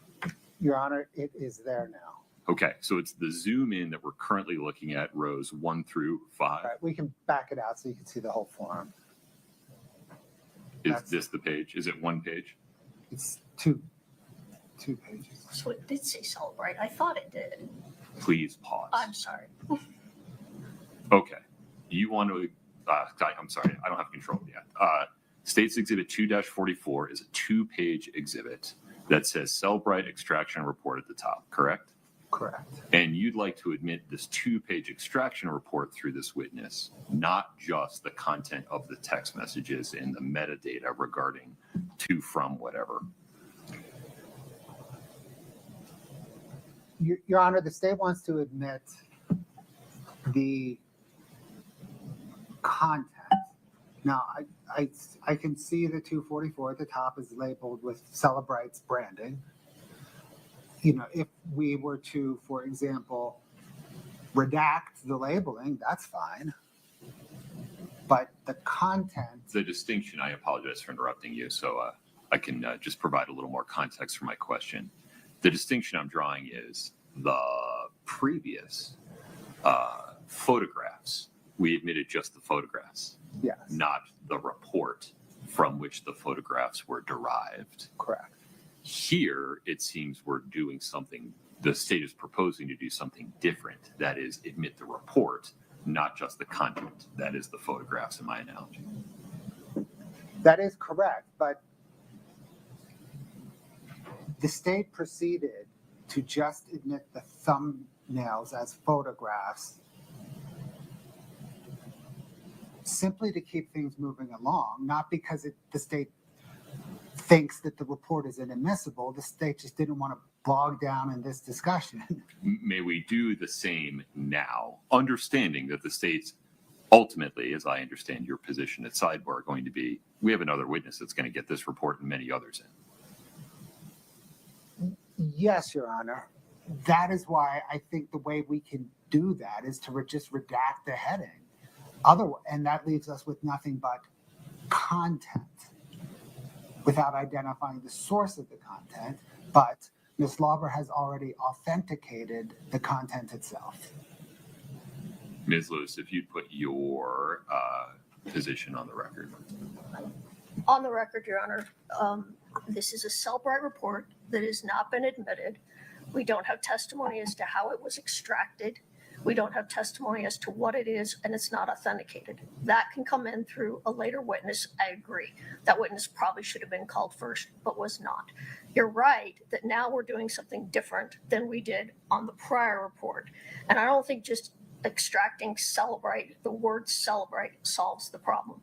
You ruled from the bench just a minute ago that this could be used as an impeachment document. I did not. I said specifically you cannot use it if it's not admissible because there's no foundation for it. Well, then we discussed it further, and you said, go ahead and show it to her and ask her if she remembers it, and then the text. That was not in the context of impeachment. That was in the context of Mr. Bloodworth and his direct using it to refresh a recollection of a witness who may not specifically recall the content. I misspoke. That's what I meant. To use it to refresh her recollection. And you ruled that that would be appropriate. Well, then Mr. Bloodworth attempted to change your ruling, which happens a lot, which is what Don't do gets that. me. Please stay Well, that's focused. what gets me frustrated. Please stay focused. I think your ruling was appropriate, that it can be used to refresh your recollection. We discussed this, you ruled, and I think your ruling should stand. You understand that this will limit your use of this document in impeachment. That's fine. Okay. Blair, any further record? Yes, Your Honor. To use the photograph analogy, it doesn't matter who took the photograph. If somebody was there to observe the content of the photograph, they can impeach it, or they can authenticate it. That is what we have here. Carmen Lava was a participant in this text message exchange. She can authenticate it. And that is the only substance in this report. She has authenticated 100% of the substance of this report. Are you comfortable presenting it to her as, this is a document? Does this document match your recollection of text messages you had with this person on this day? Your Honor, not only am I comfortable with it, that is precisely what I did when I had her authenticated. Okay. And how it was extracted doesn't matter. That is when you don't have a witness who was present to authenticate it. I understand. Okay. I hear you saying if you had a screen grab of text of bubbles from a phone and her testimony was the same, like, I remember this, Yes. I remember this exchange on this day at this time, you would seek to admit the bubble as a document that she laid foundation for. Correct. Regardless of who took the screenshot of the bubbles. Right here, Celebrate took the screenshot of the bubbles. Doesn't matter. I understand the state's position. Ms. Lewis, anything further? No, Your Honor. Okay. So the defense has a thought-provoking argument that including all the stuff in the header gives this document some imprimatur of technical proficiency or additional weight, regarding which this witness has not laid foundation. So, State's Exhibit 2-44, just the table, not anything from that blue line in the header or above, Scott, may come in through this witness. Yeah, show me page 2, Scott.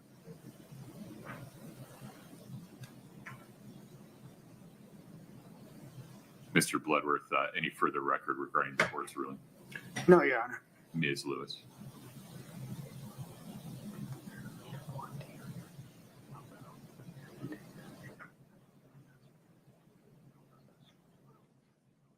We didn't, 3/7 by itself didn't come in. It was D1, D2, D3 only. Yeah, but those photographs I don't think had. Nothing further. Did they? No, yeah, okay. So we have, I'm really just talking to Scott at the moment. It's going to stay this way, right? That's correct, Your Honor. Okay. And can you, the state, at some point before tomorrow morning, print this version of 2-44, understanding this may be mooted through Mr. Katradimos at some point, but. Doesn't seem that it is 244R for the redaction.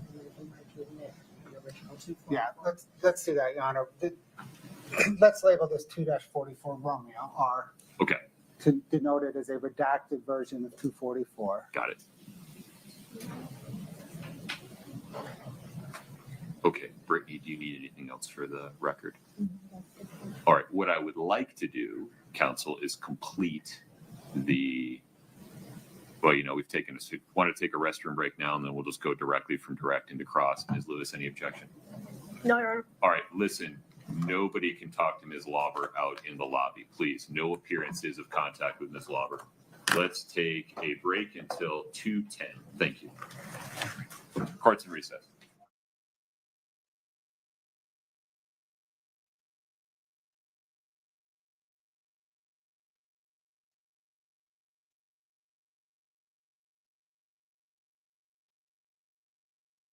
You're watching at Southern Sin, your new home for true crime. Smash that like button now. We'll be right back.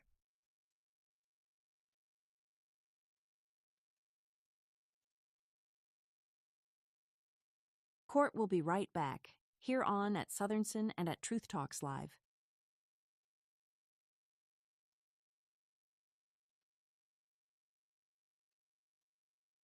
For more exclusive true crime episodes and explosive live trial coverage, subscribe to at Southern Sin and at Truth Talks. Join us every day at 9 a.m.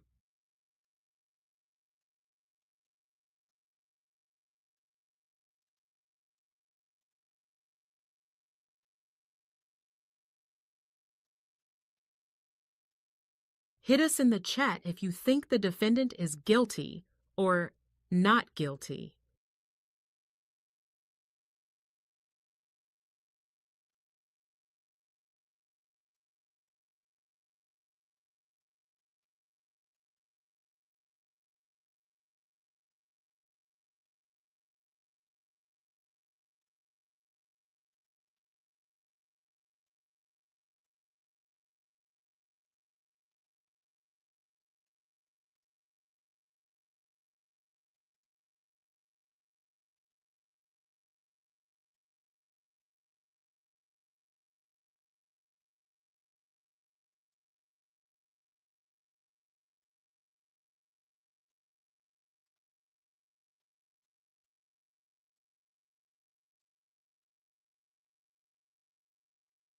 Looking for more exclusive, thrilling true crime episodes? You can now catch them on our Patreon at Southern Sin.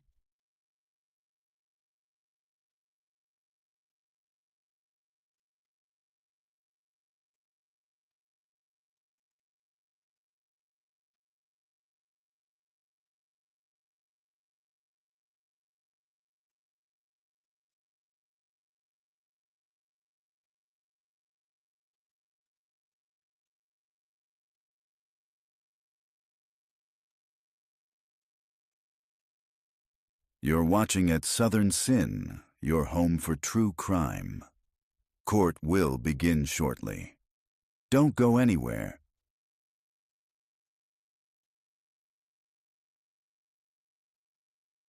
Hit us in the chat if you think the defendant is guilty or not guilty.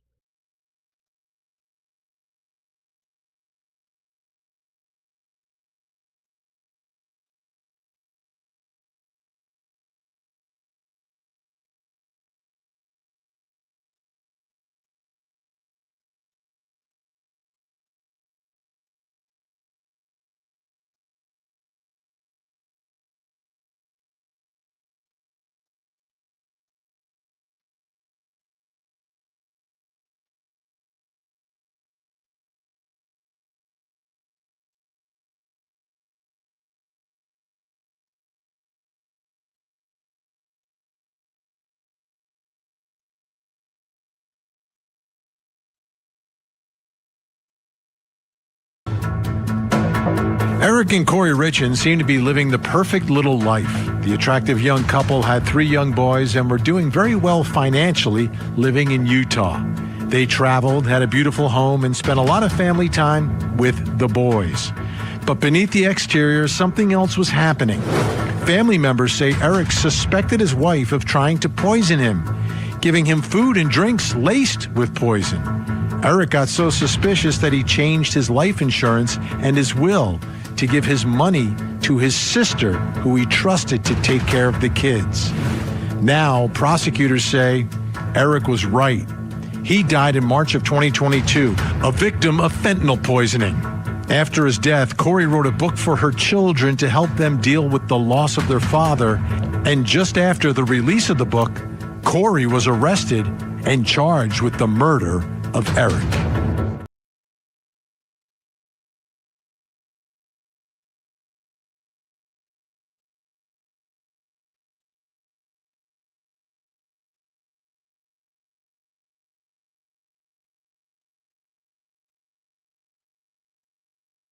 Court is on a short break. Don't go anywhere. The action will be right back on at Southern Sin.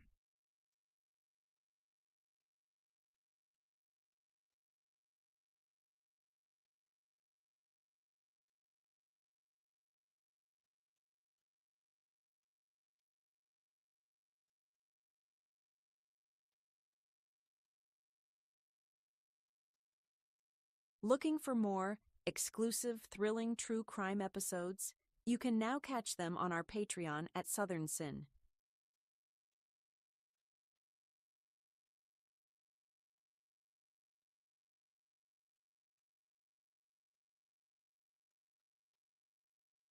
Thank you for subscribing to At Southern Sin. Keep our algorithm high by hitting the like button now and use hashtag Sinners in the chat to win a free membership.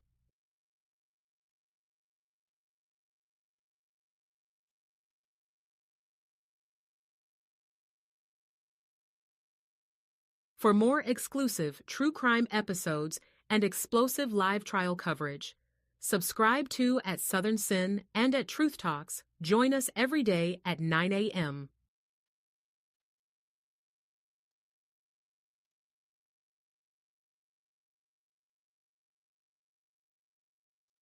Hit us in the chat if you think the defendant is guilty or not guilty.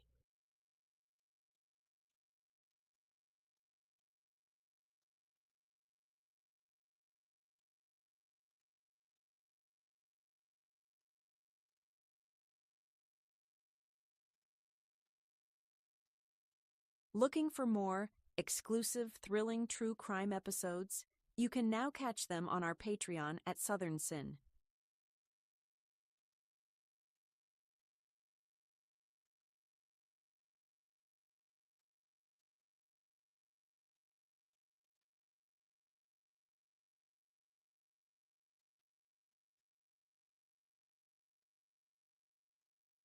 Court will be right back, here on at Southern Sin and at Truth Talks Live.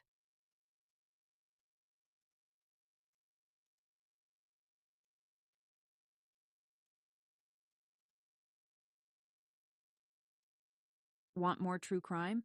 Catch featured episodes on at Southern Sin like I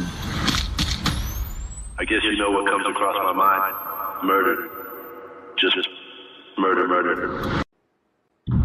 A lot of ladies think he's attractive. Very nice, very well spoken. This is what I do with women, you know? I use my charm, use my good looks. I'm like a lion. You're the prey, I can sense it. I stand here today to announce the indictment of Wade Wilson for the murders of Christine Melton and Diane Ruiz. Both of them had been strangled. The last person that they encountered was Mr. Wade Wilson. He said he got back in the car and ran her over until she looked like spaghetti. I choked her out so she couldn't breathe anymore. I was on a rampage at this point. He's still pulling the strings from a jail cell. He's got an army of wives. That's all he's ever wanted. To advocate for someone because you think he's handsome. A rage overcomes me. Just kill, kill, kill. When I get that way, I become the devil. I'm gonna be honest with you, son. Everybody in the state thinks you're a monster. True crime just got darker. Catch the full episode on the link above. Subscribe to At Southern Sin today and hit the notification bell for more live original episodes Wednesdays at 8 p.m.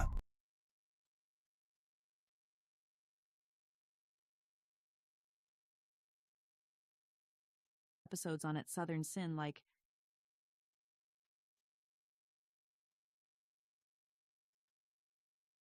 Want more true crime?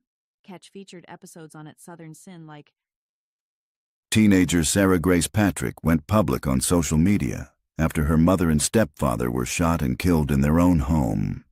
But what happened next has everyone shocked. And it's chilling. Sarah was just 16 when tragedy struck. On a February morning, her 5-year-old sister discovered the bodies of their parents, Kristen and James Brock, both shot in bed. Moments later, Sarah called 911 and then posted tearful TikToks and a haunting eulogy online. ending with the words, "I'm sorry." Now, authorities say the story isn't so simple. Sarah faces 2 counts of murder and 2 counts of aggravated assault, and she'll be tried as an adult. Investigators say a mountain of physical and digital evidence points to her involvement. Her social media activity, reaching out to true crime TikTok influencers, has only fueled suspicion. With no clear motive, the community is left asking the same question everyone's asking. Why would a teen allegedly kill her own parents? The case is far from over, and prosecutors claim they have evidence no one has seen yet. Follow the live trial daily on at Southern Sin. True crime just got darker. Catch the full episode on the link above. Subscribe to at Southern Sin today and hit the notification bell for more live original episodes Wednesdays at 8 p.m. Want more true crime? Catch featured episodes on At Southern Sin like 14-year-old freshman Colt Gray opened fire, killing 4 and injuring 9 others. It was like 10 shots, about a 3-second or 4-second pause, and then like 7 more. According to investigators, Gray carried an AR-15 style rifle onto a school bus that morning, the barrel sticking out of his backpack wrapped in poster board. 4 people would lose their lives that day, 14-year-old students Mason Schermerhorn and Christian Angelou, 53-year-old math teacher Christina Arimi, and 39-year-old football coach Richard Ricky Aspinwall. Colt Gray has been indicted on 55 felony counts, including 25 counts of aggravated assault. He is not the only one facing charges in this tragedy. Colt's father, Colin Gray, faces charges of second-degree murder and involuntary manslaughter. Prosecutors say Colin admitted to buying the rifle that his son used in the mass shooting and did so knowing that the teen was a danger to himself and others. Deputies interviewed the Grays about a year before the shooting, based on FBI tips about alleged threats posted on the online platform Discord. I don't know anything about him saying like that, and I'm going to be mad as hell if he did. And then all the guns will go away, and they won't be accessible. His father, Colin, has been granted a change of venue in his case. If he's found guilty of murder, he could face up to 180 years in prison. True crime just got darker. Catch the full episode on the link above. Subscribe to at Southern Sin today and hit the notification bell for more live original episodes Wednesdays at 8 p.m.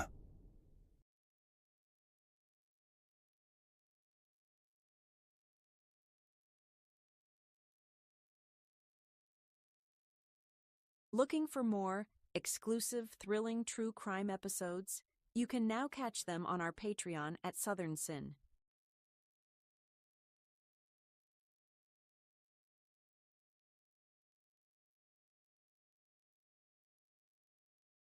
For more exclusive true crime episodes and explosive live trial coverage, subscribe to at Southern Sin and at Truth Talks. Join us every day at 9 a.m.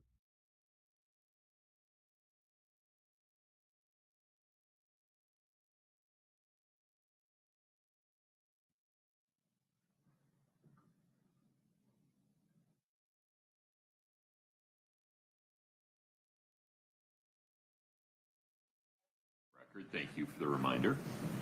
All right, Ms. Lauber, I'll give you the early warning. Just get close to the microphone.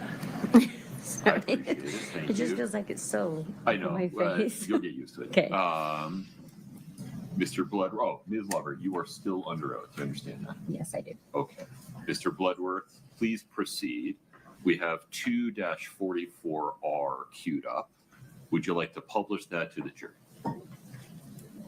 Yes. Okay. You hesitated. We don't have to do that. Did you want to go somewhere else first? Oh, yeah. Okay. Ms. Lewis, any further record on this? Nothing more for the record, no. Understood. Let's publish 244 now. 244R. My apologies.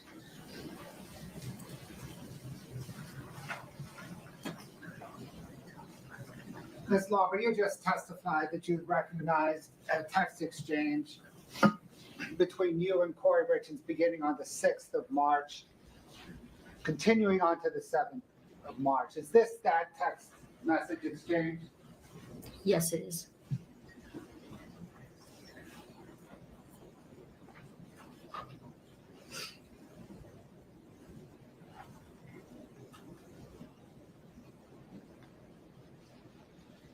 Now, Ms. Lauber, you had testified that Kouri Richins had asked you if you still had your hookup. Is that right?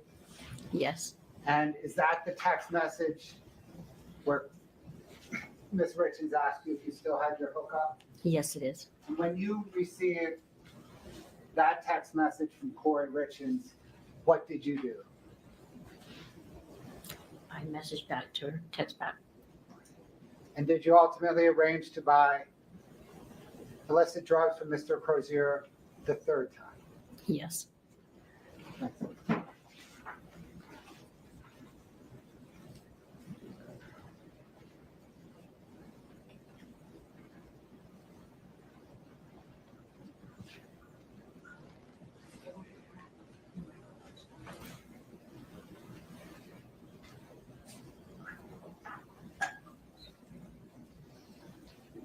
After that, do you still have your hookup text exchange? Did you speak with Kouri Richins? Yes, I did.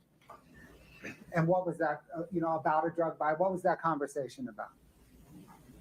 That I could reach out to Robbie again. And how did Kouri Richins respond? Okay. Same routine. Same routine. Mm-hmm. So did Kouri Richins then provide you with money to buy drugs? Yes. How so? In the house to Midway. I'm sorry. Wait. Sorry, what? Did Kouri Richins give you money to buy drugs that last time from Mr. Crozier, right? I'm talking about the third drug buy from Mr. Crozier now, after Eric's dead. Oh, no. She gave me she told me that the investor would leave money under her doormat at her house. The investor would leave money under the doormat of her house for you to buy drugs? Yes, in Camas. Her house in Camas. So did you go to her house and pick up that money? Yes, I was with Nick. Nick drove me. Okay, is this the same Nick Bonsavage? Yes. That was in the car when you asked her whether the Yes. pills caused Eric's death? Yes. So Nick drove you from where? Nick picked me up in my house in Heber, and then we headed to the backside of Jordanelle to the house in Camas. Kouri Richins' house in Camas? Yes, Kouri and Eric's house in Camas. Did you check under the mat at the front door for the money? Yes, I went to the door, looked at the mat, there was nothing there. So I kind of looked at Nick and kind of shrugged my shoulders and ran around to the back door to see if there was anything under the mat there. There was nothing there. So I ran back to the front and I kind of threw my hands in the air to Nick, like, what do I do? And I went up and rang the doorbell. It took Kouri a minute to get to the door. She answered it. She told me to come inside. I told her the money wasn't there. I gave her a hug and asked how she was doing. And then I told her the money wasn't there. And then she asked if she could write me a check. So then she went over near her kitchen counter and grabbed kind of a book about so big and wrote me a check. Did she hand you the check? Yes. Scott, can we bring up 5-31 for the witness, please? And it's 3 pages. If you could slowly scroll through it so she can view all 3 pages, please.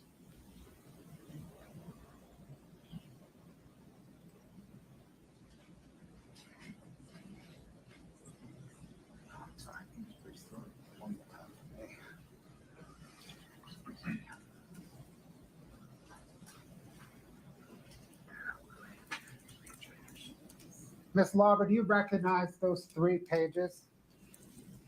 Yes, I do. Do they depict the front of the check, the back of the check, and a deposit slip for the check? Yes. Are they authentic depictions? Yes. Your Honor, the state moves 531 into evidence. No objection. States 5-31 is admitted. Published. Yes, Your Honor. Okay, let's zoom in on the check, please. Ms. Lauber, is that the check that Kouri Richins wrote you that morning? Yes, it is. In the memo section, do you see where it says construction, clean, midway? Yes, I do. Did Kouri Richins owe you any money for any cleaning? No, she did not. Did she owe you any money for any construction cleaning? No, she did not. Did she owe you any money related to Midway?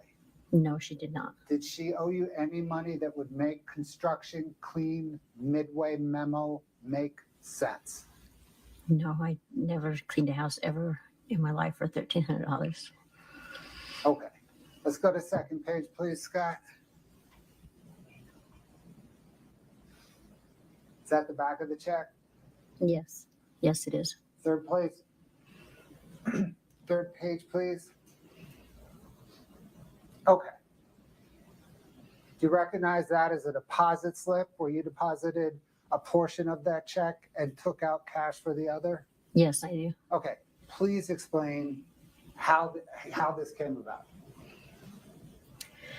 I had to go to the bank and cash the check. I was in the negative, so they had me deposit some to clear up my negative balance. And then they gave me the remaining balance of $1,000.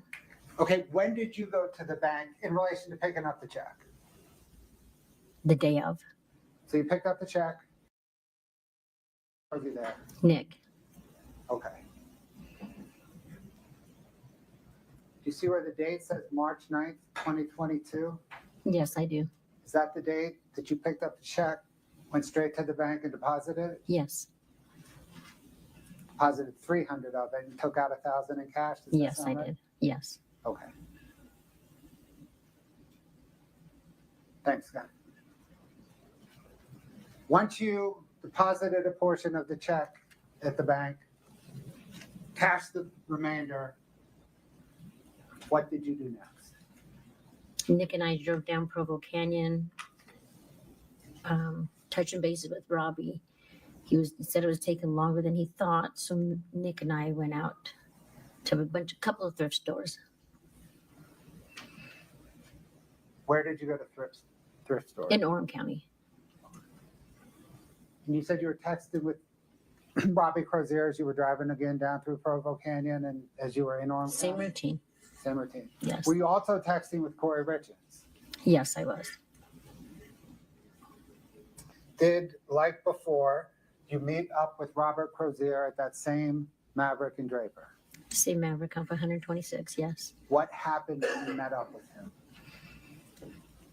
Same routine, but a little bit different. We waited there for a minute. He left for 20 minutes, came back, and said he couldn't get his friend to answer the door if we wanted to follow him. So we followed him down the road to a couple of townhouses or duplexes. I didn't go to the door with him. We parked down the street where we could see what complex he walked into. And then we waited there about 20 minutes to a half hour. And I kept texting him like, hey, this is taking too long. It's too late. I don't like sitting out here. Just wrap it up. Let's go. And then he texts back. He's like, no, I got my friend. He was asleep. I finally woke him up. Okay, had you already given Robert Crozier money before he went into the townhouse? Yes. How much? The 1,000. Well, no, it was only 900 because Nick got 3. I put 3 in my check and my bank account, and Nick got 3, and then he got the remaining balance. You know that math does not add up. Sorry, hold on. Yeah, I put 3 in my account. Nick got 3, so Robbie got the remaining balance. You got the rest. Yes. Can we call that 700? Yes. Okay. Yes. Sorry, I had to count on my fingers. I'm like, yes. When Robert Crozier came back out of the townhouse, did he have anything with him? Yes, he did. What did he have with him? A clear little baggie with 15 to 20 pills in it. Same kind of clear little baggie as before? Yes. Were the pills round? Yes. Just like before? Yes. What was the color? A little darker blue.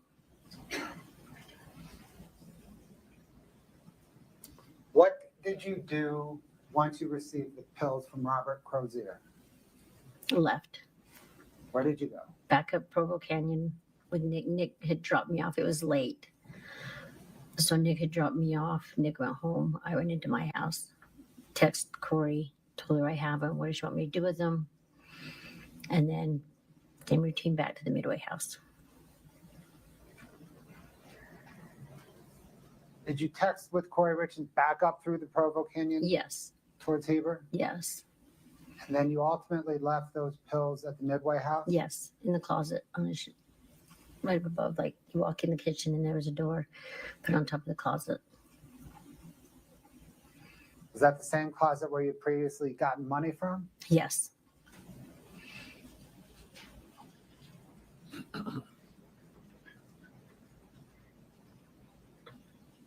After that, did you ever have any additional drug deals with Robert Crozier? No, I did not. Have you ever been back to that Maverick in Draper? No, I have not. So am I right that the only 3 times you dealt drugs with Crozier were the 3 that you just testified? Yes. And the only 3 times you've been at that Draper Maverick were the 3 times to which you just testified? Yes.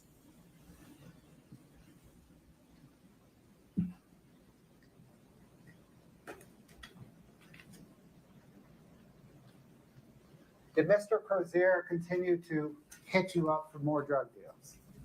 Later on, he did. He said that his buddy had some more. And if my friend needed any more. When he told you that, what did you do? I reached out to Kouri and told her, hey, my friend said that his buddy has more if your friend needed anything. How did Kouri Richins respond? She said, no, her investor had left town. Thank you, ma'am. I do not have any further questions for you at the moment, but I'm sure defense counsel will, okay? Okay.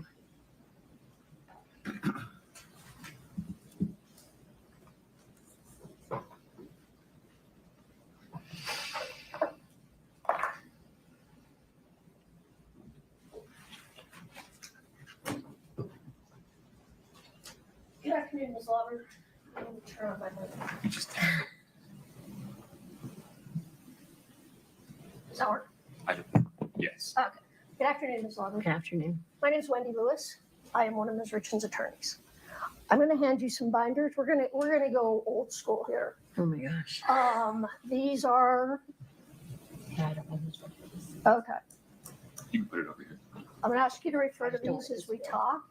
These are the transcripts of the interviews that you did in April and May of 2023.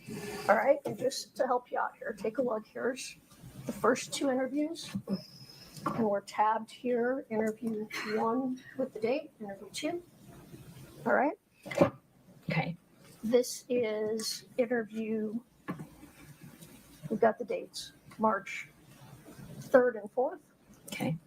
This is separate. This is the interview from March 10th. So we're going to just set that aside so we get to that. And then your last 2 interviews, 13th and 14th, are right here. Okay. Okay. So we're going to be referring to that. Well, that's a lot.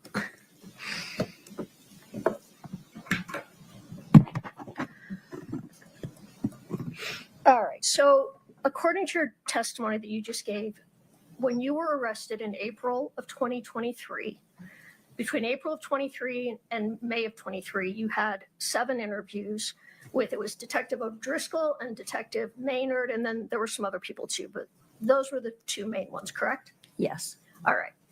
So since that time, since the last interview that we have a transcript of, May 13th, 2023, how many times have you met with, we're going one at a time, how many times have you met with Detective O'Driscoll? While I was incarcerated? No, after you got out. After? There was a couple of times. Couple. Okay. Yes. So, I mean, I'm not sure on the numbers. It was a while back. in what circumstances did you meet with him? They would come and they would check on my ankle monitor when I was on my ankle monitor. Sometimes it wasn't charging. Sometimes they'd swing by and ask me a couple questions. Questions about the case? Just about my part. Okay. So about the things you're testifying about? Yes. All right. And you say they, was that Detective O'Driscoll and Detective Maynard together? Yes. Did you always meet with them together, or did you sometimes meet with them separately? No, they were always together. Always together. Mm-hmm. And so they came to your house a couple. Does a couple mean 2, or does a couple mean 5? Does a couple mean, what does that mean to you? We can go out on them and say maybe 3 to 4 times. 3 to 4 times. And they would talk to you about your testimony during those visits sometimes? Not really my testimony. They'd ask, if the question came up, like, okay, where was you at this time? Stuff like that. No. Okay. Do you know if they recorded any of those conversations with you? I do believe so. I'm not 100% sure. You think they were recorded? I'm not 100% sure. All right. Did they call you on the telephone after you were released?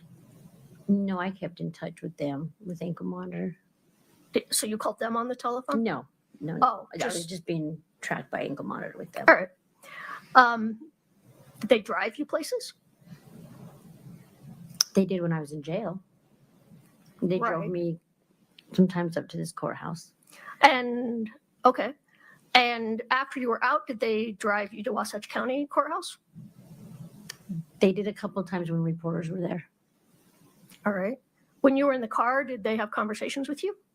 No. All right. What other people from Summit County Sheriff's Office, if any, besides Detective Maynard and Detective O'Driscoll, did you talk to? Were there detectives? Yes. Were there any others? No. All right. Have you met with the prosecutors in this case, either Mr. Bloodworth or anyone else? Yes, I have. How many times? There was an initial meeting when this case first came up here with Bloodworth, and then a couple times over the last couple weeks. So when you met with them over the last couple of weeks, was that to go over your testimony? Yes. Did they practice your testimony with you in those meetings? They kind of prepared me for what kind of, I don't know what the word I'm thinking of. They kind of prepared me a little bit of it. Did they review your answers with you? Pause for 1 second, Ms. Lewis. I apologize for the interruption. Hold the mic a little bit to your left. Yeah, you can move the blinders again. Okay. There you go. Now pull the mic more in front of you. Yeah. Let's try that. I'm sorry, if you ask your Sorry, go last ahead. question one more time. Did they review your answers with you? Yes. All right. So they reviewed with you when the drug buys happened, correct? They would ask me the questions and I would answer. Did they correct you if they thought your answer was wrong? Not really, no. All right. Did they practice cross-examination with you? Yes. So they did we call it a mock cross. Someone pretended to cross-examine you, is that fair? Yeah, they kind of just brought up how you were going to bring up my past, how I was going to feel.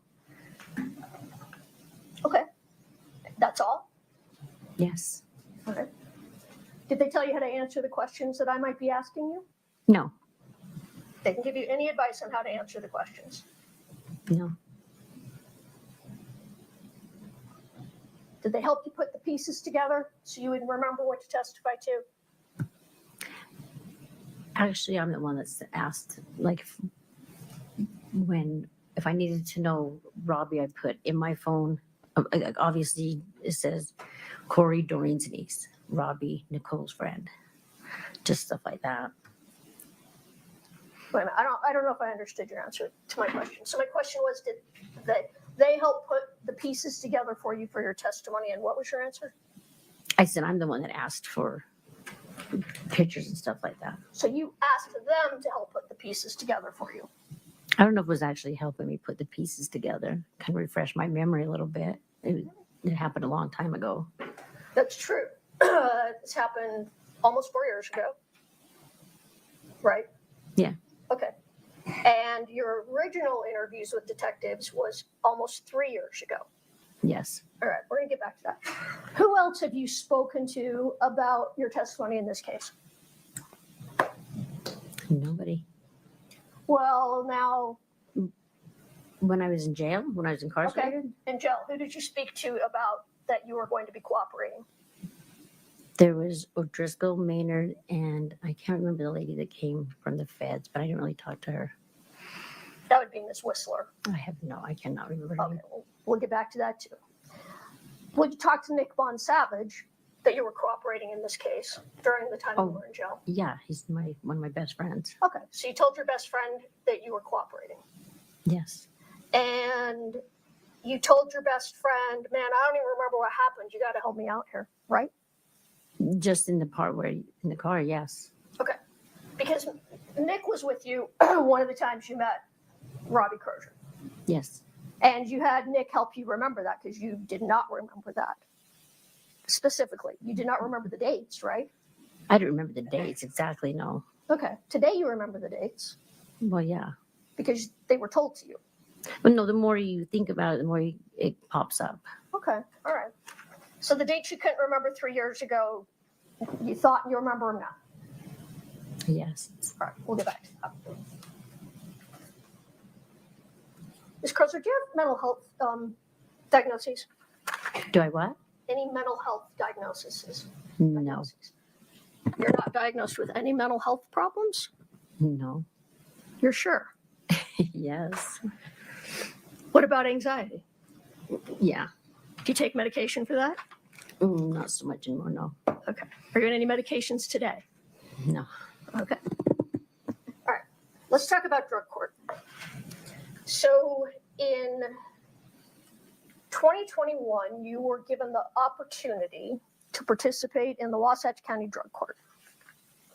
Yes. All right. And that is an opportunity, right? Absolutely.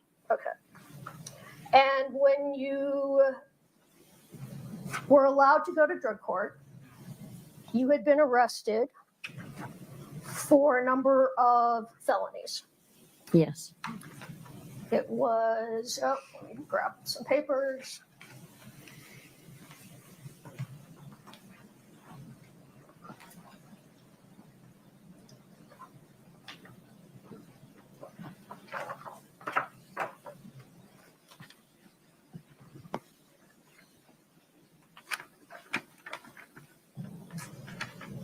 I mean, you were arrested for how many first degree felonies?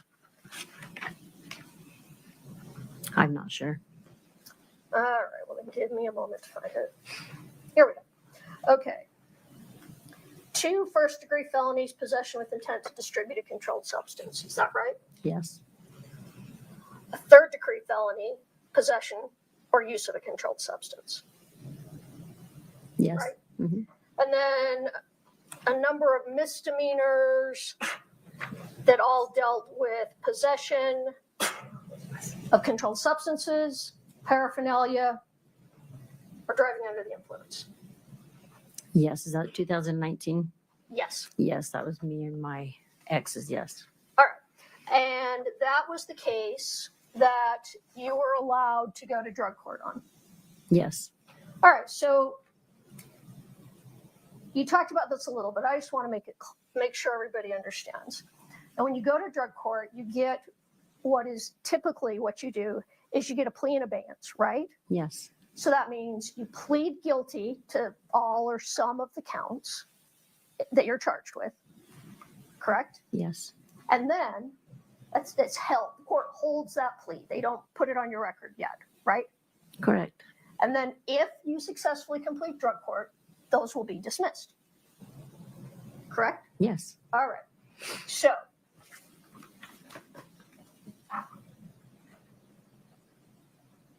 and right now, I mean, you haven't been, we're going to talk more about this, but you haven't successfully finished drug court yet. True? Yes, it's on pause. Okay. But it sounds like you're doing really well Yes. and you're clean. Yes. And congratulations, by the way. Thank you. I know you had a very difficult time for a very long time. Yes. And drug court's really hard, right? It is, yes. I mean, I was an They attorney. they in drug expect court. a lot in the beginning. It is. I was an attorney in drug court, so I have some familiarity. But you're expected to do a lot. A lot, yeah. You're expected to go to treatment. True. Oh, yes. Sorry. I thought you were going to continue. Sorry. Yes. Sorry, I'll try to do better. You're expected to get very regular UAs to make sure that you're clean. Every day you call in, yes. And then, so it's random. You call in every day. It's, And yes, then, it's a random color number depending what phase you were in. all right. And there's, how many phases are there 5. at Wasatch Drug Court? 5. Yes. All right. And so treatment, drug testing, do you have to work? Yes. Okay, so you have to be employed. You have to show up every week at first. Yes, for your groups. So you had not only did you have one-on-one therapy, you also had attended groups Monday through Friday, depending what phase you were in as well. So you had 5 groups. Okay. You had therapy twice, 2 or 3 times a week with your one-on-one, depending what phase you were in. All right. And you started your drug court program in 2021. 9 of 2021, I believe. You think it was September? Yeah, I do believe. Well, let's take a look. Or maybe that was my initial evaluation. I think you might be right. Let's just.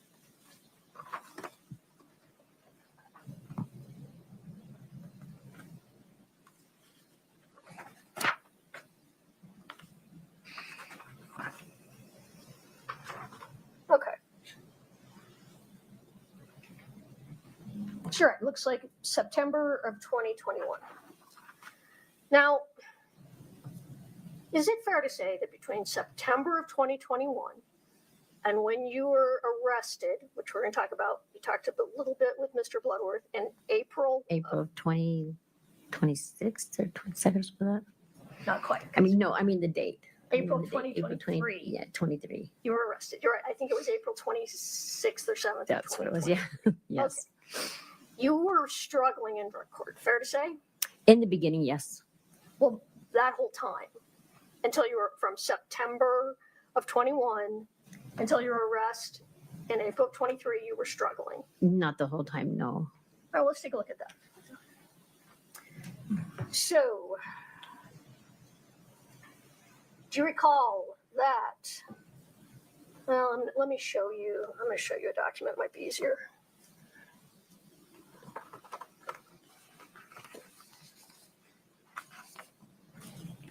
Katie, do we have its defense exhibit 1007? Can you pull it up on the screen just for Ms. Lauber?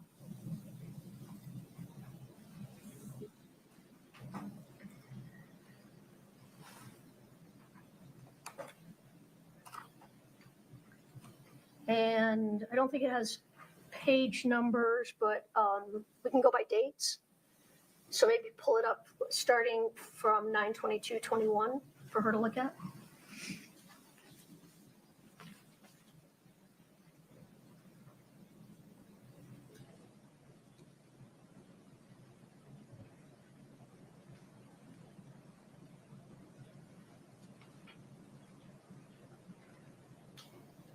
Oh,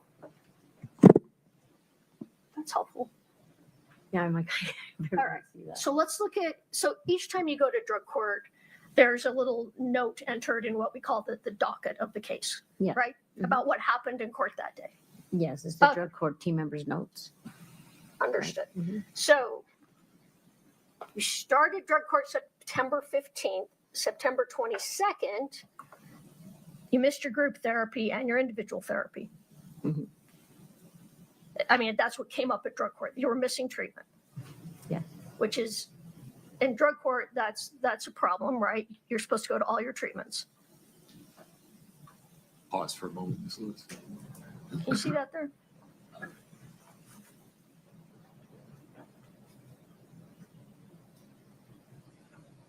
Yes. Okay.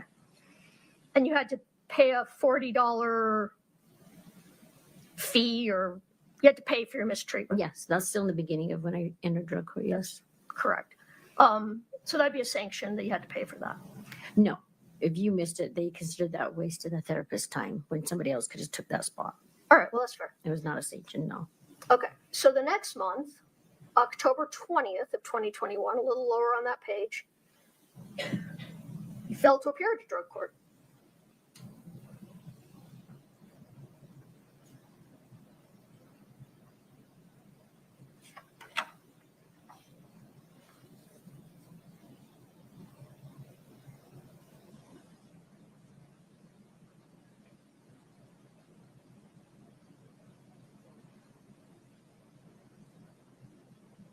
I don't recall that one, but yes. Is that what it says on the docket? Yes. Mm-hmm. And they issued a warrant. Yes. The next week, October 27th, you tested positive for benzos.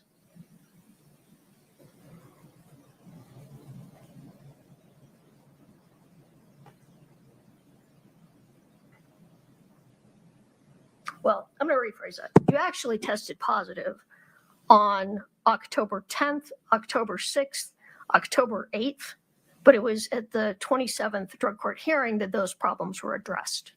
That would be a more accurate statement of what happened, right? Yes, once again, still in the beginning of drug court. That's right.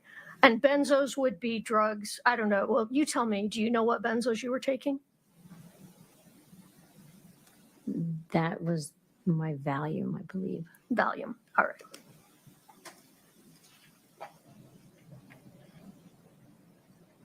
And you were sanctioned, it says.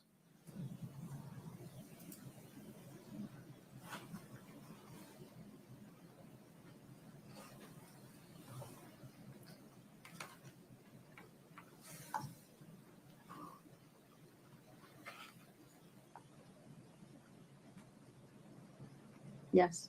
All right. Now, you continued through November to miss therapy, true?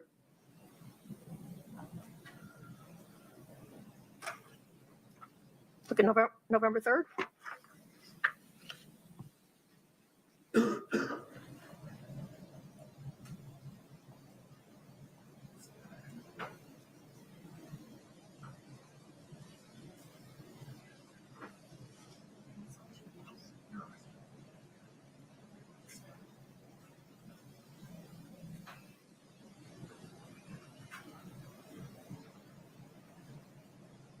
It's okay. Take your time. Do you see it? I know you guys are moving them all over, so.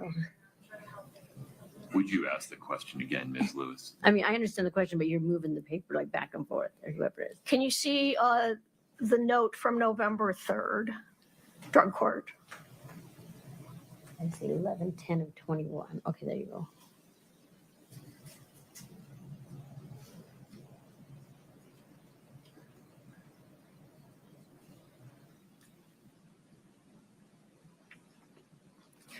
Your Honor, I don't know if it'd be all right, but this might be faster if I could point it out to her. Would it be all right if I stood closer to the witness?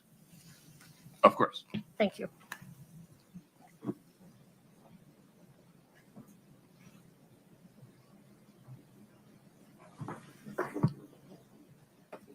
All right, let's see. Ms. Lauper, just remember, when you answer the question, yeah, there you go. Yep. Perfect. Thank you very much. All right, November 3rd, drug court, you missed therapy and received, oh, you didn't get a sanction yet. They waited. Yes. All right. And then November 17th, you came in and you'd missed your drug tests that week. Missed a drug test, correct? Okay, yeah. So tell me, now in drug court, a missed test is considered the same as a positive test, right? Yes, but some of those due to working with Doreen coming off the mountain or we're running behind. Sure, that happens. But as a participant in drug court, you are expected to make all your drug tests. Yes, unless you call ahead and say, I'm running behind from work, can I do it next day? And With they approval. sometimes allow that, but it wouldn't show as a missed drug test if you had got permission. It'll just come up as a missed test because Well, you didn't go the day of. It would, well, you got a sanction, so Yes. it was a missed test. Yeah, so therefore, I went the next day, but still received a sanction for it. It doesn't say that, but all right. You continued missing tests in 21 through February. You continued missing your drug tests. Right here, missed tests and treatment.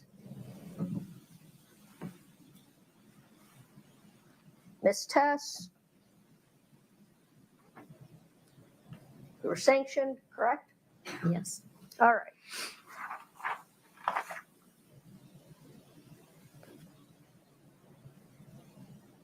All right. Now let's get, you got a negative drug test, it looks like in What's the year on that? There, you got a negative drug test. No, what's the year on these ones? 2020. Oh, now we're moving into January of 22. Okay, so what were the years on these ones? I misspoke. I said February. It was December of 21. Yes. All right. Still, once again, the beginning of drug court. Okay. Well, now it's January of 22. Okay. So you're missing drug tests.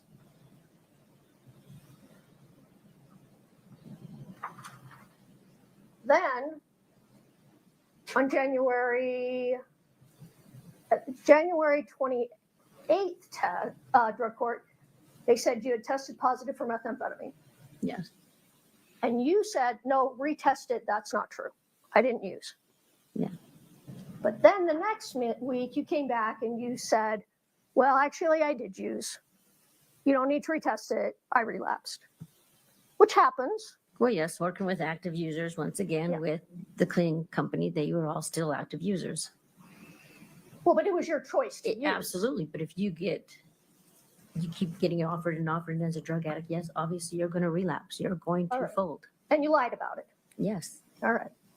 That's what addicts do when you're using. That's true. Addicts lie. All right. Active addicts. And then in February, now we're getting into the time period at issue here. January, February, March of 2022. All right. So at this time, let's get the date here.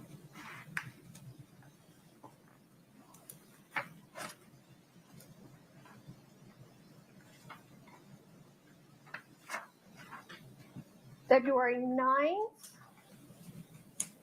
you missed your group. Your treatment, so you were sanctioned then, right?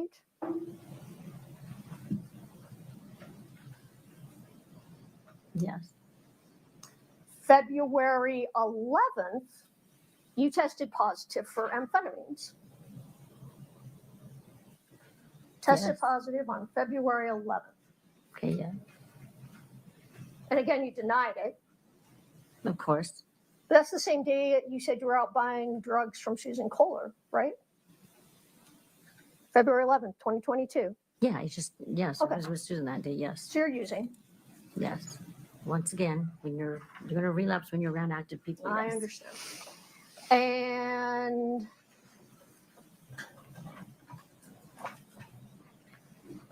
let's see. As we move into March of 22, you tested positive for methamphetamine February 11th, March 1st, and March 3rd, and March 16th, correct? I'm not 100% sure, but yeah, I was there. It's from drug court notes, yes. So if it's, I'm sorry, I didn't mean to like poke you with that. You're fine. So, well, if it's in here, it's accurate. Yes. All right. So this whole time that you say you remember purchasing drugs, all these text messages, you were high.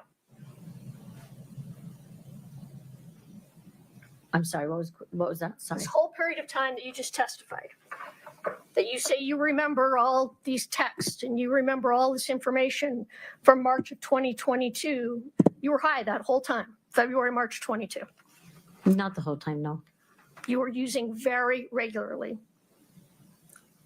Yes, well, yes. Okay.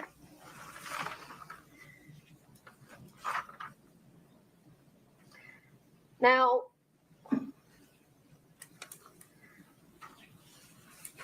this continues all through. Ms. Lewis, may we pause for a minute? May we take the document down so the witness is not distracted? We may. Okay. Thank you. Sorry about that. All right. So this continues. The missing drug tests, the positive tests. Sometimes you do well, other times you're doing poorly. Continues all the way up until your arrest of April of 2023.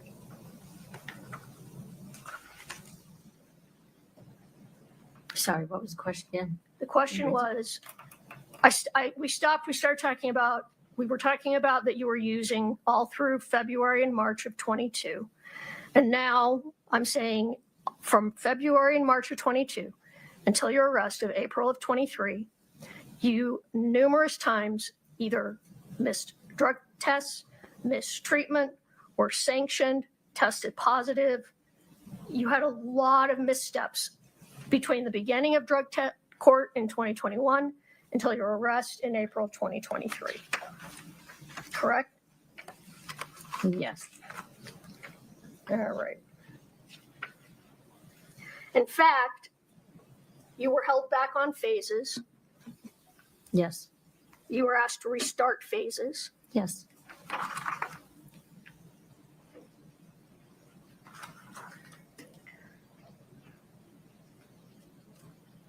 But you started doing a little better right before you were arrested in April of 23. You were finally moved to phase 5.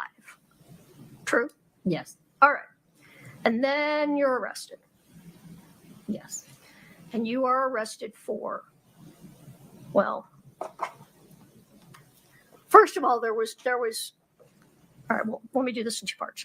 You were arrested for possession of marijuana, correct? Actually, no, I was arrested for driving on a revoked suspended license. Okay, that's fair. You were originally pulled over and arrested for driving on a suspended license. And then there was an order to show cause issued in drug court. Yes. Right? Now, an order to show cause is a little bit different than an official charge, right? Yes. So an order to show cause, can you pull that up, please, just for me and the witness? So an order to show cause, just so the jury can understand, is when you're in drug court or probation, on probation, and you're accused of committing a crime, they say, all right, these are the things you're accused of doing, and you need to come into drug court and explain what happened, and then we will make a decision as to whether you're going to remain in drug court, if you're going to be charged with these crimes officially, if you're going to get kicked out of drug court because you've got new charges. That's what an order to show cause is, right? Yes, correct. Okay. So you got an order to show cause, and it was for, I think that's in front of the screen. Does that look like what an order to show cause looks like? Yes, it is. Yes. And you recognize that as the order to show cause that was issued in May of 2020. Well, I'm looking at the date. You were ordered to April 26th, the day of your arrest. 2023. Would you restate the question? Is that the order of to show cause that was issued in your case in April of 2023? Yes. Okay. Your Honor, I'd move to admit and to publish Defense Exhibit 1008.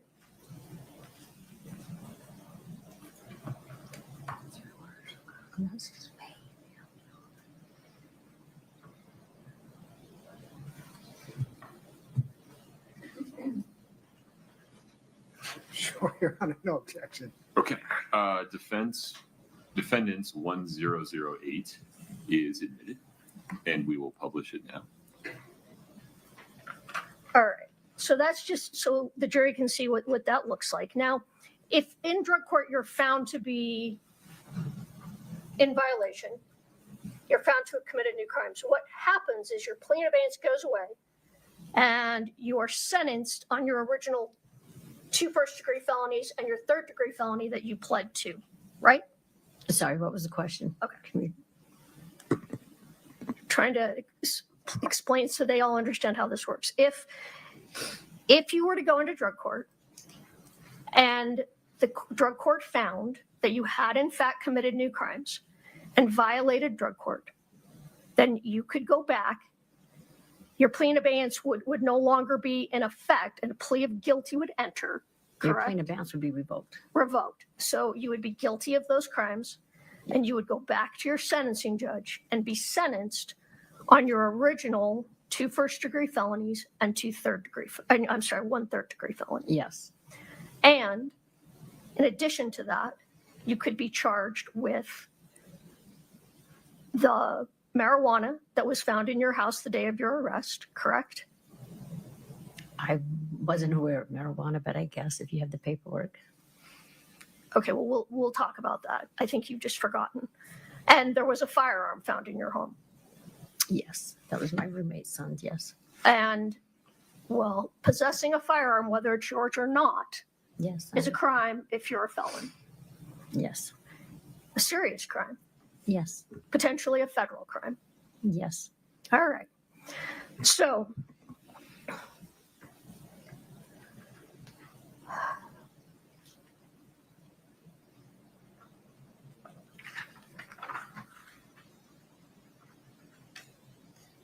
we're going to get back to that, but I want to go now. So you're arrested on April 26th. You don't know yet about the firearm. You said you've forgotten about the marijuana, but you don't know about the firearm. You just know you were brought in on driving on a revoked license. Yes.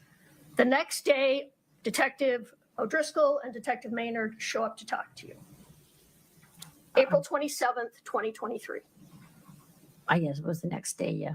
All right. And at that time, you didn't know why they were there. No, I had no idea. But they told you, hey, we searched your place and we found a gun under your bed, correct? Yes. And they tell you your drug court is in jeopardy. You could be violated. Yes.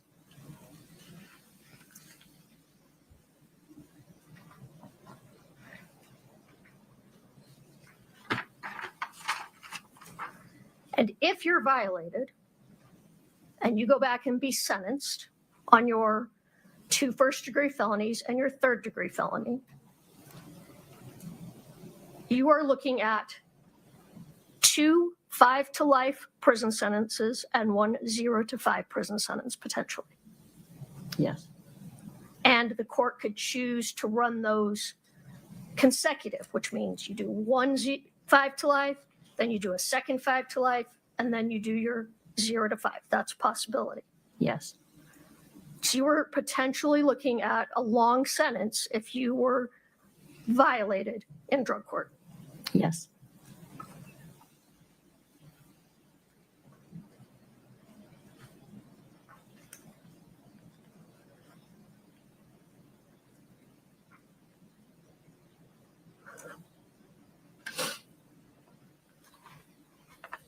Can I just get a... not.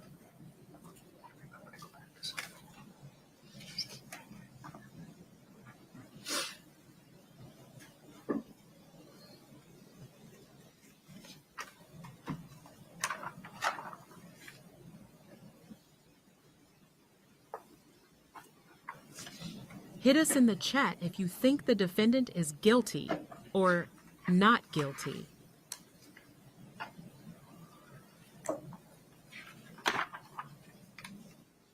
But in that very first meeting, Detective O'Driscoll and Detective Maynard say, hey, we're not here to jam you up, though. We want to talk to you. I don't recall the exact words, but yes, they were there to talk to me. And if those weren't the exact words, it was words to, we don't want you to get in more trouble. We want to talk to you. Words to that effect? Yes. All right. And that's when they tell you that they think Kouri Richins poisoned her husband, Eric Richins, and they think that she killed him. I don't think that was their exact words. All right. Well, I'm not necessarily using their exact words, but they give you that information. Yes. All right. And that he died of a fentanyl overdose. Yes, they did inform me that he died of an overdose. And that was the first time you'd heard that. True? From the officer, yes. Well, from anyone, that he died of an overdose. No. One of Doreen's workers were driving down the road. It was Nancy. She had yelled out the window. She's like, Eric died of an overdose. And that's when I had made the phone call to Kouri asking if, please tell me those weren't for him. Okay. You never told the officers that story, did you? Not till later, I don't think. Well, not in these 7 interviews, correct? Yeah, correct. All right. In fact, what you tell them is you don't use fentanyl, correct? Yes. And you tell them meth, heroin, maybe a few oxys here and there, but I literally never dealt with fentanyl. Correct.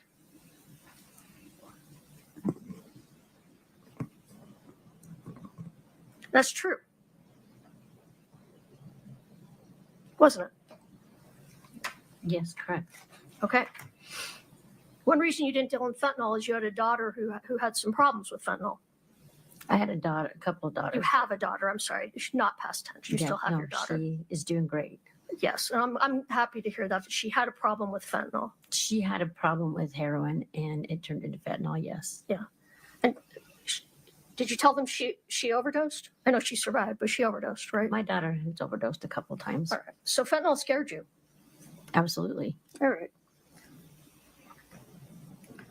But they tell you, hey, it's okay. You're not going to get any new charges until we push the button, correct? Objection, Your Honor. Foundation on push the button. Is sustained. I don't know what that means, Ms. Lewis. Well, why don't you look at, let's look at the April 27th interview that we pulled up there. In the book? In the book, Or yes. You can pull it up. No, we're going to use the book. So we're going to go old school on these interviews. Oh There's my too many gosh. pages to ask for. Where do I got to go to? To find them all. You can help her, Ms. Lewis. Thank you. Thank you. 5-3, right? Let's go to the first notebook.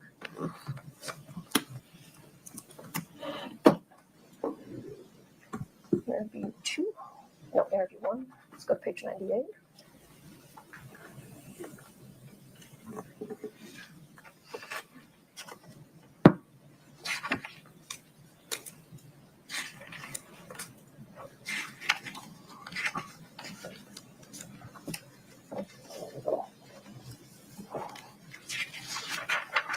Why don't you, well, actually, why don't you start reading here to yourself?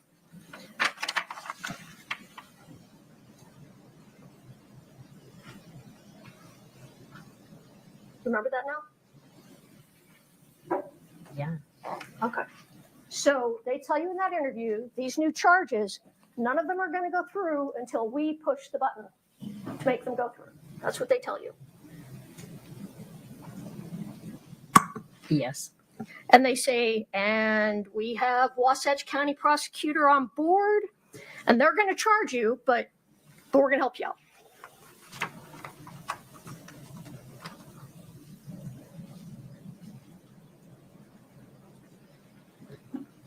Yes. All right. And you know, because drug court has not been going the most smooth, if you get kicked out of drug court, you're looking at potentially a lot of time. Yes. And you do not want that to happen. No. In fact, you tell them you want to get out of Utah, right? Yes. You want to go to Vegas Yes. because you have a fiance in Vegas. Yes. And in fact, because of your cooperation in this case, you've been allowed to do that, haven't you? I was allowed to go visit him when I was in drug court as well. After you started cooperating in this case, not before. No, not true.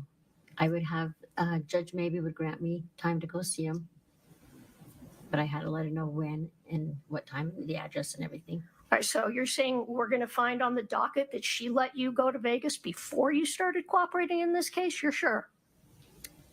I do believe so. Okay, well, we'll get back to that. Katie, can you check into that, please?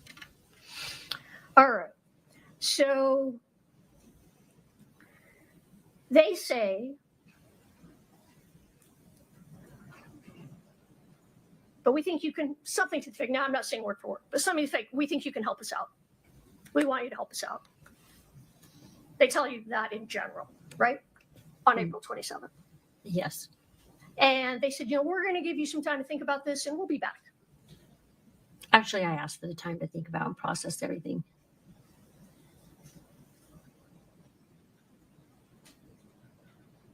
I told them it's a Why lot don't to you go? process. Open it back up? Yes, To what page? the end. The end? Like the end? No, look at this section. Let's see, I don't know. Right there.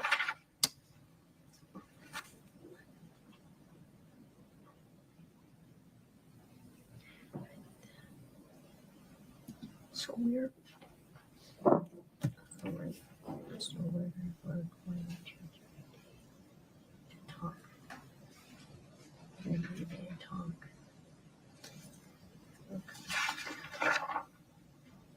Right? Okay, yes. Okay, so they're telling you you could be in trouble in drug court, and you say it's gonna fucking kill me. Right. Say, all right, we're gonna give you some time to think about this. We'll come back. Right? Yes. Okay. So they just leave you sitting there 4, 5 days, Yes. and you don't know what's going on, but you know you could be looking at a lot of prison time. I just know this whole thing was a lot to process while you're incarcerated. That's fair. But it's also true that you could be looking at a lot of prison time and you're very worried about it. Altogether, yes. Well, you call Nick Von Savage and you tell him you're very worried about it, right? Yes. Okay. I know I talked to Nick quite a bit. And your daughter, Yes. Kelsey, is that right? My daughter, yes. Okay. So they come back on May 2nd. And they bring, it's Detective O'Driscoll, Detective Maynard, and they bring a DEA agent with them this time, right? Agent Sorensen. There was another officer there, yes. And you recall that he was with the Drug Enforcement Administration? I'm pretty sure, yes. So a federal agent. Yes. So this time they tell you, by the way, Carmen, you're not just possibly looking at 2 5-to-lives and a 0 to 5 in state prison. You could be looking at federal prison, right? Yes. Because if you provided a drug to someone and someone died from that drug, that's a 20-year minimum mandatory in federal prison. Objection, Your Honor, that's the law. It does not misstate the law. Folks, you're going to have to lay some foundation one way or the other, Ms. Lewis. If you can rephrase about what her understanding was, I think we can get past this. They told you that there is a federal charge you could be looking at. Yes. Distribution resulting in a death. Yes. And that federal charge carries a minimum mandatory of 20 years in federal prison. They told you that day. Yes. All right. They also tell you, don't worry, we're going to help you out. Right? Yes. All right. So you tell them for the first time, but you also said here today, that, okay, yes, Kouri Richins contacted me. She said, I have an investor with back pain and could you get me some pills? Yes. And you told them you thought that would maybe, you didn't know for sure what she wanted. She just asked for some pills to help with back pain. Yes. And you thought maybe she meant muscle relaxants, maybe she meant some pain pills, you didn't know. Right. All right. Wasn't fentanyl. She didn't ask for fentanyl. No, at the time, no. Okay. But you couldn't remember when that happened. You just couldn't remember, right? I couldn't remember the exact dates, no. Well, you told them all you remembered was there was a little bit of snow on the ground. Yes. And they're trying to help you pin down a date, but you said, you told them multiple times, I really don't know. There was snow on the ground. Really wasn't absolutely correct on the dates, no. Okay. But you did tell them that, okay, yes, I reached out to Susan Kohler, my friend and coworker, and asked her for some pain pills. Yes. Not fentanyl. No. Because Kouri didn't ask for fentanyl, correct? Not at the time, no. Okay, we'll get to that. And you were aware, I'm not sure if I'm right about this, were you aware that Susan had a friend who was selling some prescription oxycodone, excuse me? Yes. Okay, so you knew that Susan could get you some prescription pain pills. Yes. All right, so you went to Susan and asked her to do that for you. Yes. All right, but during that interview, you told the officers numerous times, I have been using drugs since I was 6th grade. Yes. My brain is not that good. Correct. I don't remember things. Yes. You have a learning disability also, correct? Yes. Can you share what that is? No. No. I would ask you to share what it is. That was a question, not a request. Sorry. I apologize, but it could be relevant. Ms. Lewis. Ms. Lauber, if you would please answer the question. Yes, I do have one. And what is it? It's not the highest education. It's a low grade education.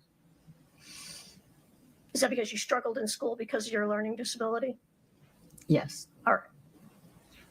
It's nothing to be embarrassed about. A lot of people have that. Right. All right. So you go to Susan, and did you ask her for Roxy's, or did she tell you she could get Roxy's? That's what she told me she could get. Roxy's. And what are Roxy's? Like a hydrocodone pill. Are they? And I'm asking, are you okay? I'm fine. Do you need you've got some water there? Ms. Lewis, would you pause for one moment? I apologize for interrupting. Carmen, when you dab your eyes, which you're allowed to do, you also cover your mouth. Sorry. Which blocks the sound. If you would just answer the last question again, and if you need Ms. Lewis to restate what was it, the question again? I'm not sure. So you said that Susan brought up the word Roxy's, not you? She told me that's what she could get from her friend. Okay. And what are Roxy's? It is a pain pill. Is it I'm sorry, say that again. It is a pain pill. It's an opiate. It's not opiate. Is it oxycodone? Yes. What are Roxy 30s?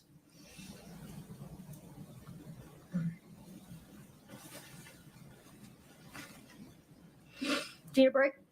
Just for a sec. We've been at this since about 12:30. Yeah. Ms. Lewis, any objection to a short restroom break? No, This no, witness, no. of course, will not confer with anyone during the break. That's fine. Folks, please rise for the jury.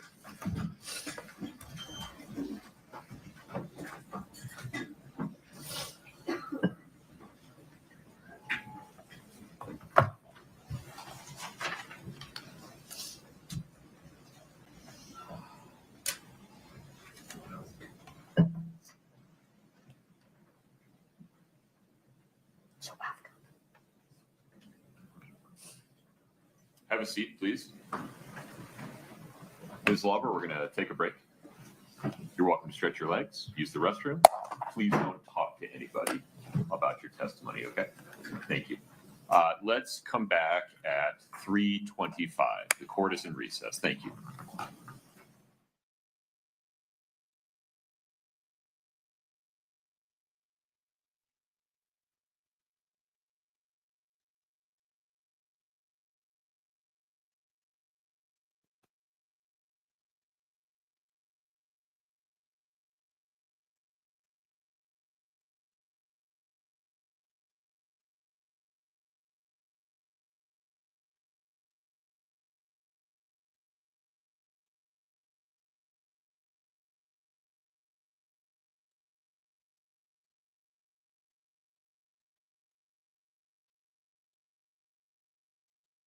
Court will be right back, here on at Southernson and at Truth Talks Live.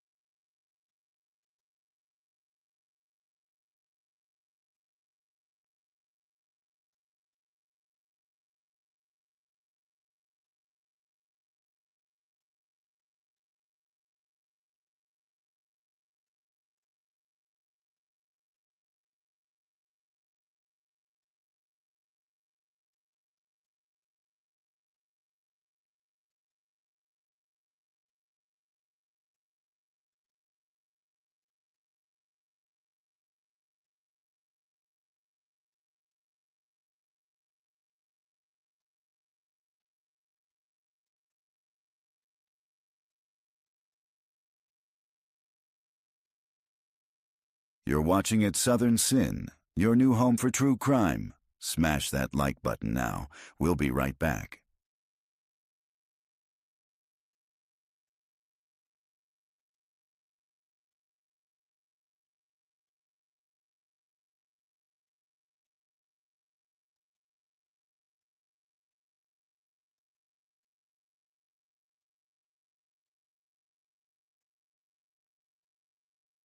Welcome to all our new followers from our sister channel at Truth Talks Live. You're watching at Southern Sin, your home for true crime. Hop over and hit that subscribe button.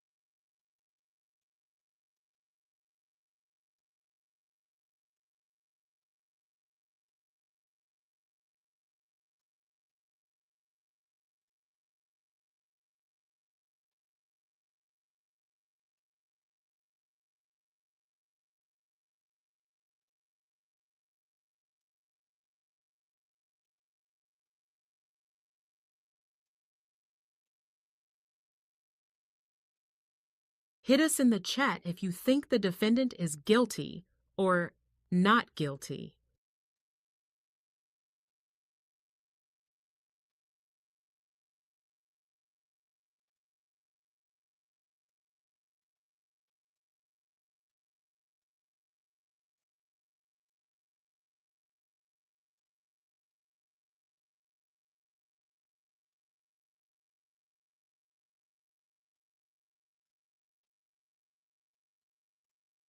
You're watching at Southern Sin, your new home for true crime. Smash that like button now. We'll be right back.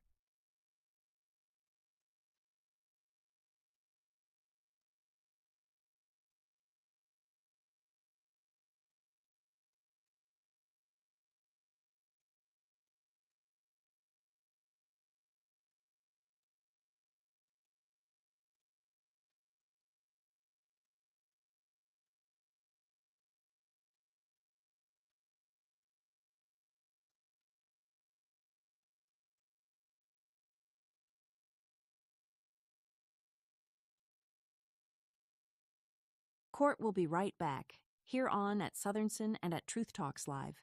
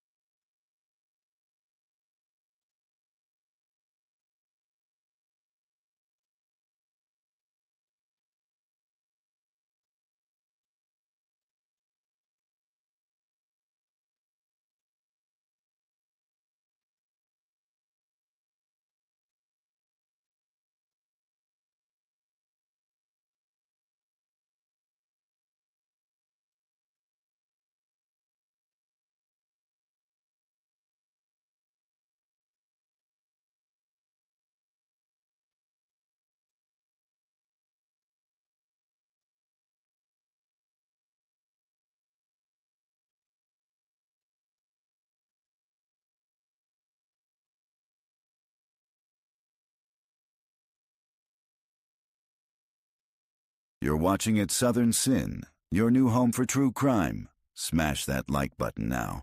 We'll be right back.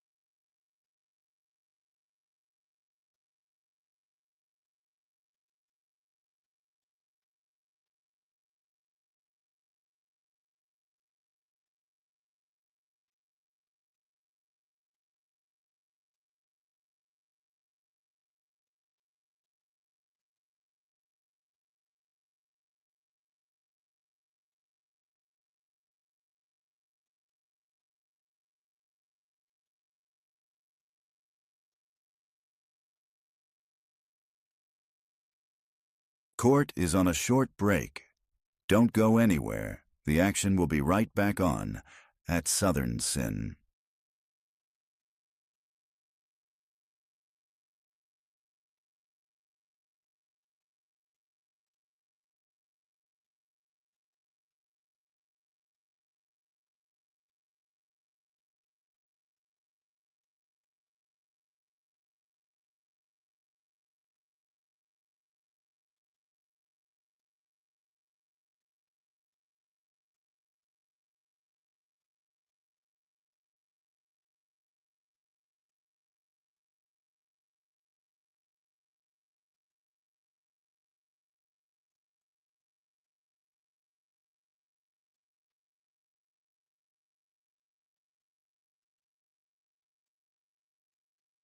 Thank you for subscribing to At Southern Sin. Keep our algorithm high by hitting the like button now and use hashtag Sinners in the chat to win a free membership.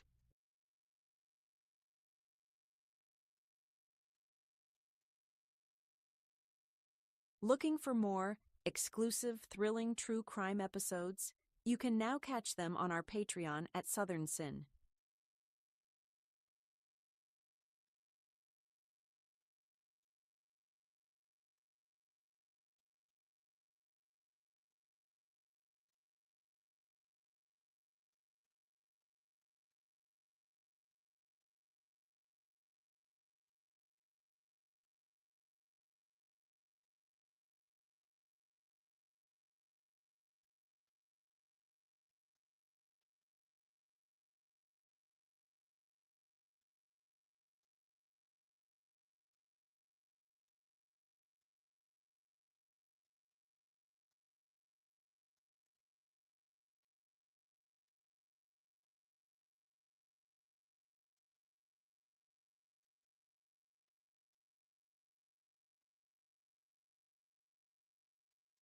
Welcome to all our new followers from our sister channel at Truth Talks Live. You're watching at Southern Sin, your home for true crime. Hop over and hit that subscribe button.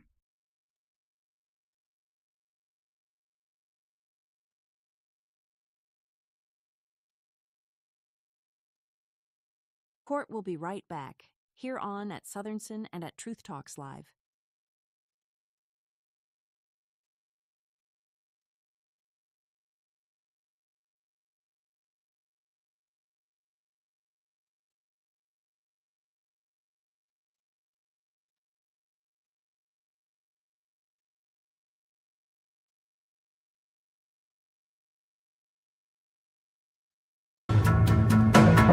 Eric and Kouri Richins seemed to be living the perfect little life.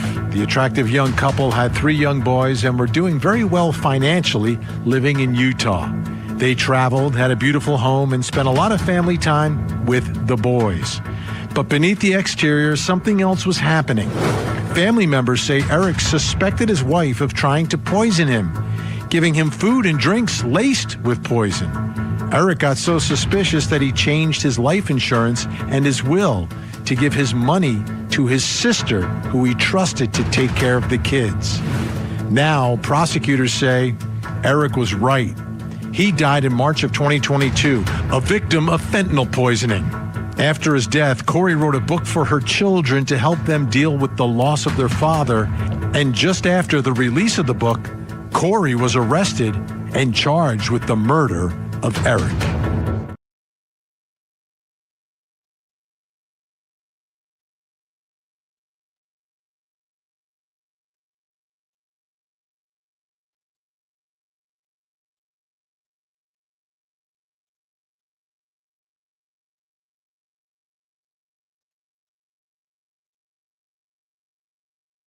Court will be right back, here on at Southern Sin and at Truth Talks Live.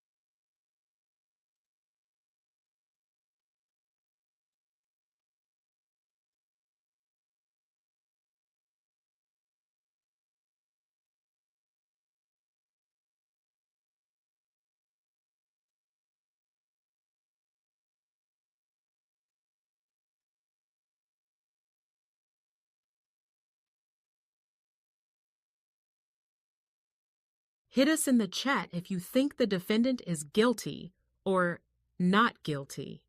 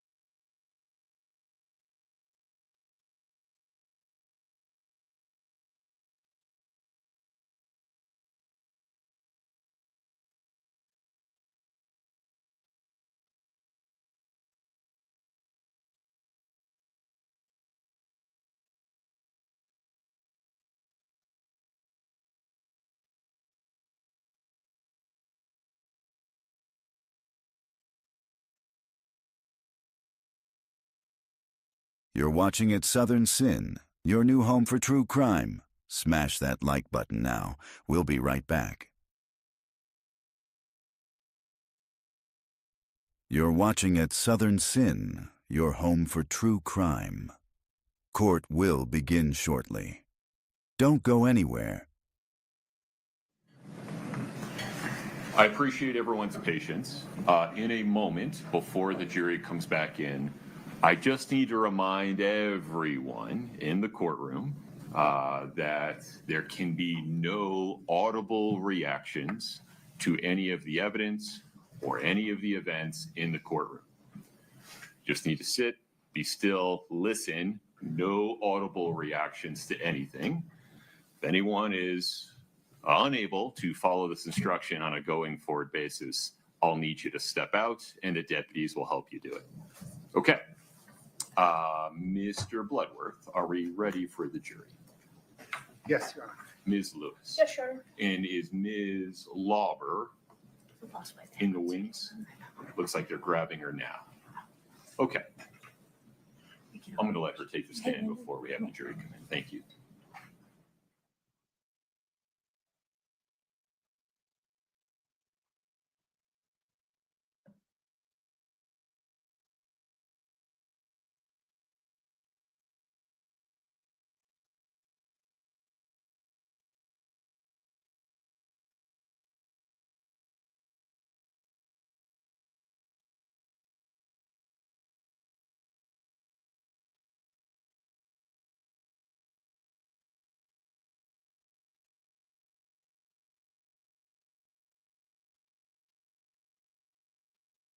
Patience, if you'd take the stand again.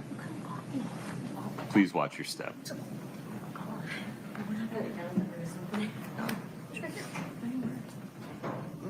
Here, just stay standing for a second. Please rise for the jury.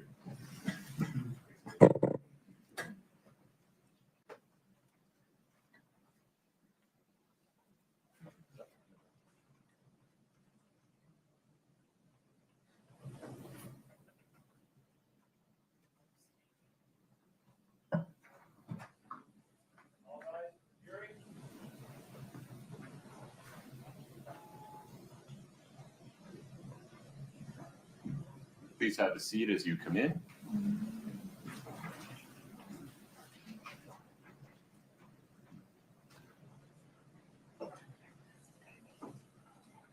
Please have a seat. Ms. Lauber, same warnings regarding the microphone, and please remember you are still under oath. Yes. Okay, very good. Ms. Lewis, please proceed. All right. I forgot to introduce an exhibit. Katie, can you pull up Defense Exhibit 1007 again?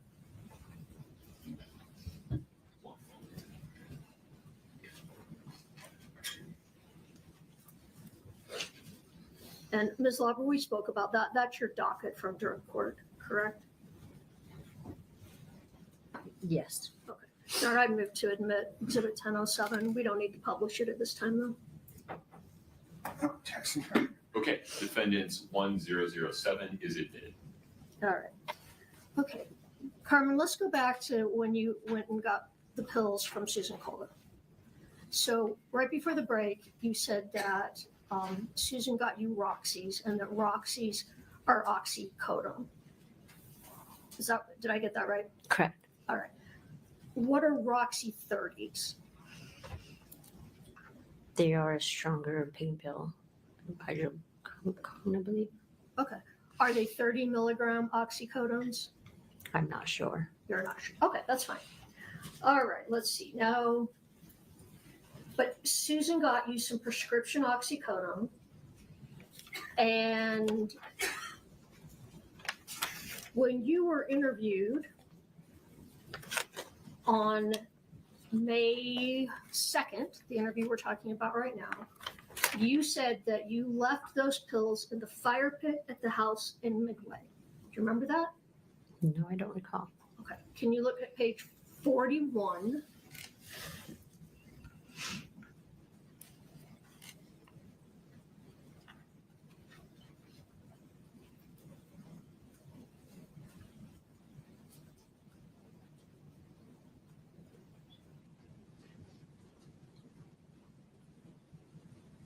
Do you see that?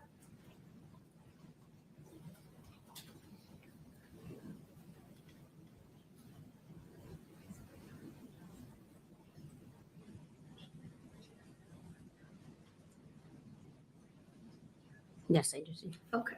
So at that time you said, I left the pills in the fire pit at Midway and the money was in the fire pit in Midway. Remember? That's correct, right?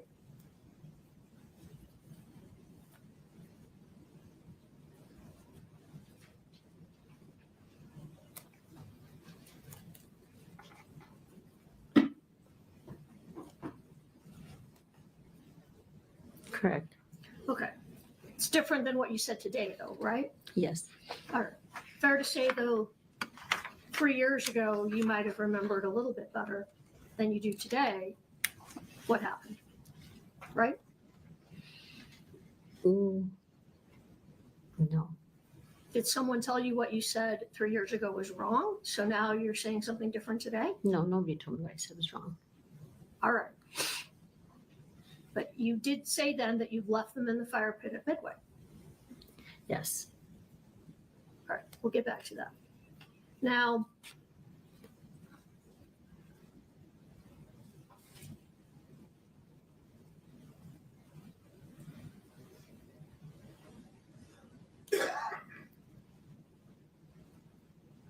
in that interview, you told Detectives Maynard, Detective O'Driscoll, and Agent Sorensen that you never did a hand-to-hand exchange with Kouri.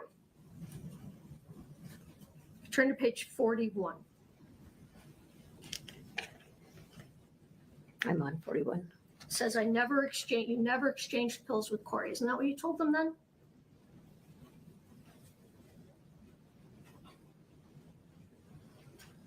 Yes. So you said then, I never did a hand-to-hand exchange with Kouri, but today you're saying you gave those pills directly to Kouri. Yes, in my driveway. Okay. And you said that the pills were $600. Yes. And that you fronted the money. That's what you said today, is that you fronted the money. Yes, to Susan. So you didn't make any money off doing that? No. So you just not this one, no. did that. It's not a very good drug dealer, correct?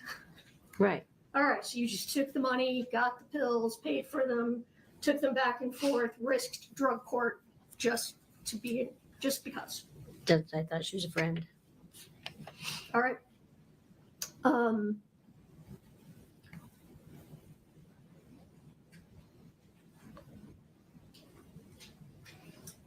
So at that time, at that interview, you told detectives that, again, that you bought the pills from Susan, left the pills in the fire pit,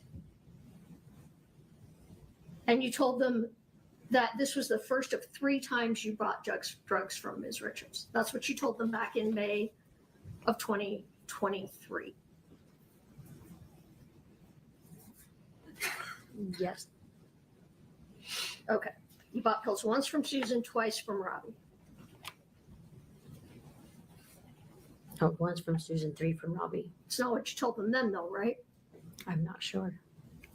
It was a lot to process, and it was many years ago. We couldn't hear you, I'm sorry. It was a lot to process. It was quite a few years ago. Let me look at page 54, I think it is. Let me just be sure.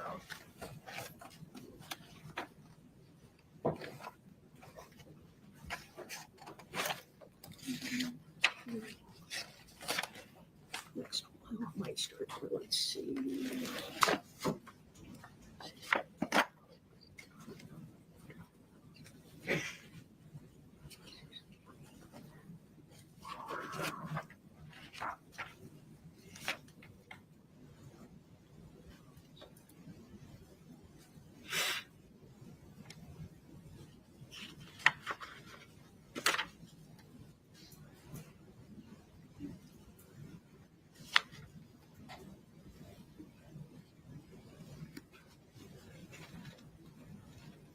Okay.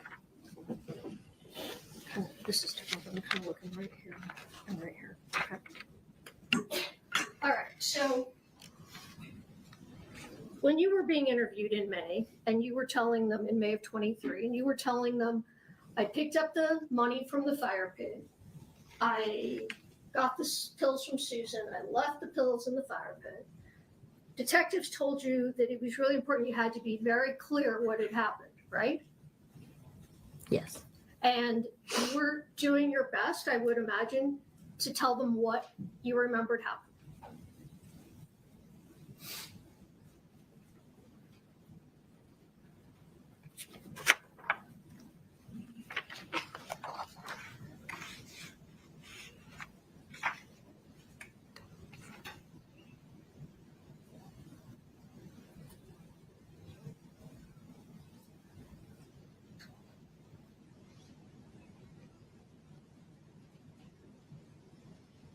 So I'm just asking you if you were trying your hardest to tell them what you remember. Yes, there was a lot to process. Yeah, I understand. But that's what you told them. I left the pills in the fire pit. Yes. And you talked more that day about how you really needed to stay in drug court, correct? Yes. And let's turn to page 62, but you told them you were gonna fight. You were gonna fight hard to stay in drug court, correct? Yes. And they told you, well, lucky for you, we're on your side. And as long as this relationship continues, we're here for you. Remember that? I don't recall. We'll take a look there on page 62. 62? Yes.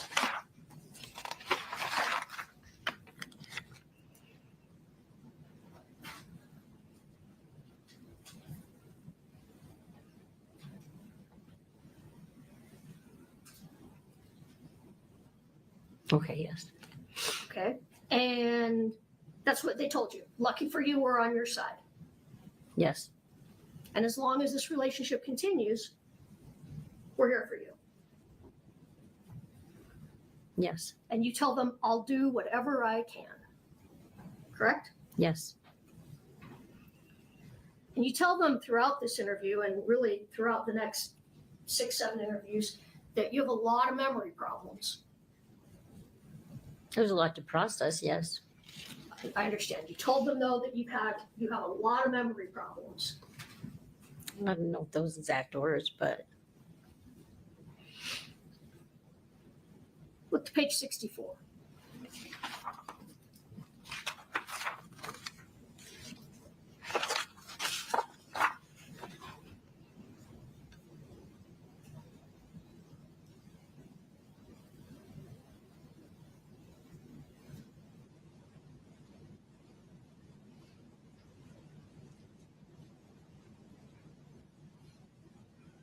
Yes. Okay, and you told them more than once over those days. You had a lot of memory problems, correct? That my memory wasn't the best, yes. Yeah. You told that to Nick Von Savage when you spoke with him on the phone. Remember that? Yes, still once again, a lot to process when you're incarcerated. And you told them that you had fried your brain using drugs. A figure of speech, yes. But you said that figure of speech numerous times over those interviews, right? Probably yes. Numerous times. I've been using drugs since 6th grade. My brain is fried. Yes. All right. And during this interview, they're still telling you you might be going to prison here. Yes. But that's not going to happen. We talked about that as long as you help them out, correct? Correct. And by helping them out, they tell you that means you need to give us the details to make sure Kouri gets convicted of murder, correct? I don't know if that's their exact words. Can we pull up Defense Exhibit 1032? Or how do you want to do this? This is for impeachment. Do we play this just for the witness, or can we? I'm not admitted. It's a demonstrative for impeachment. Can I play that to the jury at this point? At least got to give Mr. He has the exhibit. Are you familiar with what it is? You just gave a number. I don't know what it is, so I can't tell you. I provided it. Do you need a chance to review it? Can they bring it up? It should be up for counsel. Am I wrong about that? Okay. Is there a transcript of this? Where's the transcript? Is there a date that you can identify? Do you have the transcript from the interviews, or do you want me to pull up that one? I can. There it is. It's up. Oh, thank you, Katie. You're very good at this. Yeah, just take me to the point in the transcript. 75. Have it up on the back. What are you talking about?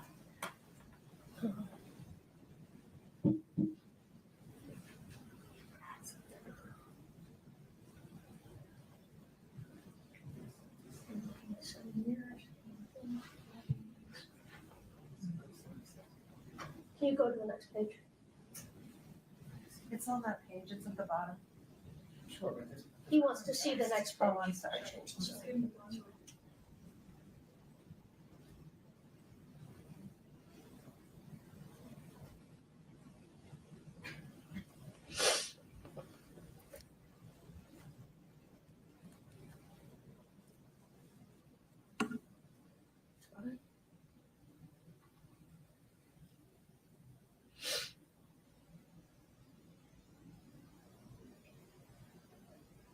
So you want to use the transcript or the video? The video.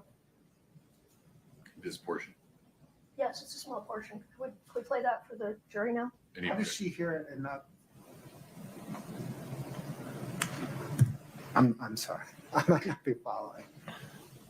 There, please approach. My apologies.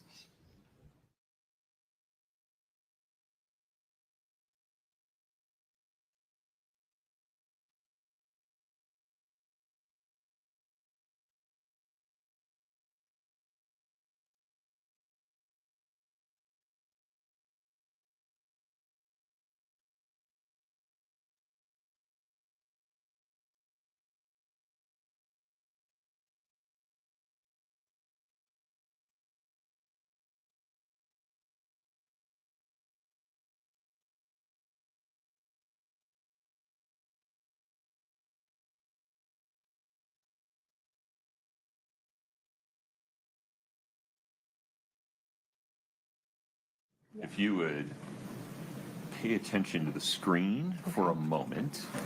Katie, if you queue up the video, right, Ms. Lewis?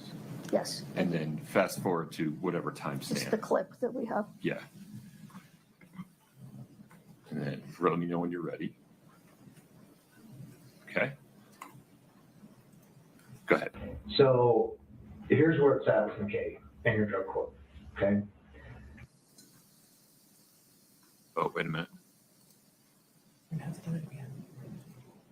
1 second. That's all right. This happens. If you would, Kitty, do me a favor. Unplug, plug back in.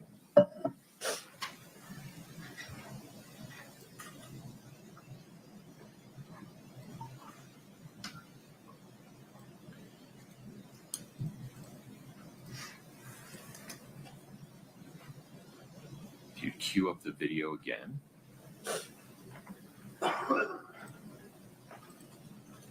And press play, please. So here's where it's at with McKay and your drug court, okay? They are looking for, and this is going to be upsetting, but let me finish. They're looking to pull your drug court deal and ask for 7 years on your 2 firsts. 5 years for the one felony, and then a 40% portion for the second for 7 years. The only exception to that, and the only thing that they're willing to kind of help you out with, is if you can help us out with this.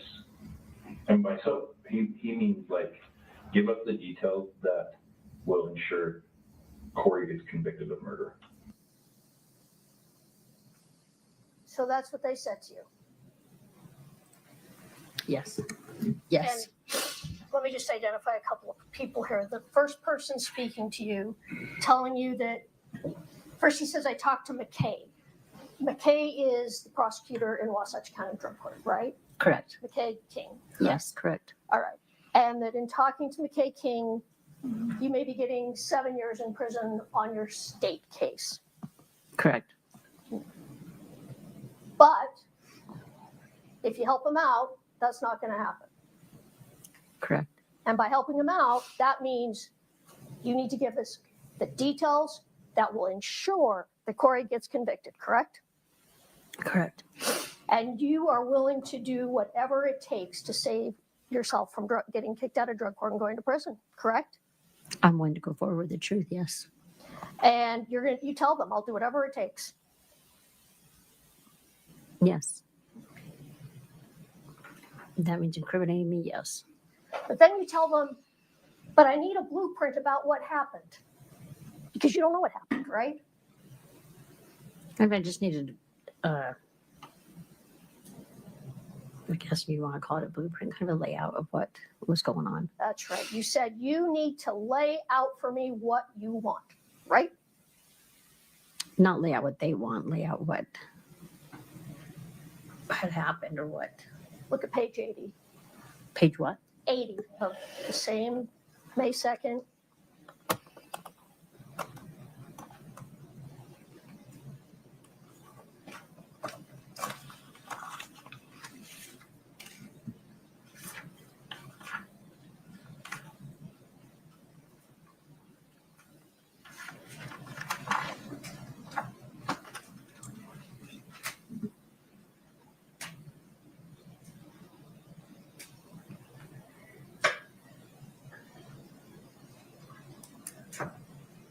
Okay, correct. You need a blueprint. You need lay it out for me. Correct? It just says a blueprint, yes. All right. And then you said, I'll do whatever because you struggled really hard to get where it is. I'll do whatever it takes. Correct? That's not on that page. I'm asking if you remember that. Sorry, yes. It's fine. Okay, you did tell them that. And so they say, all right, that's great. We'll go to the prosecutor and we'll try and hammer out a deal for you, correct? Correct. Now, do you recall, and if you don't, you can turn to page 69, that during that meeting, Detective O'Driscoll asked you to write down everything that you could remember for your next meeting, to help out with the next meeting. Do you recall that? Yes. Did you ever do that? Did you write that out? No. Okay. I just wondered if that had happened.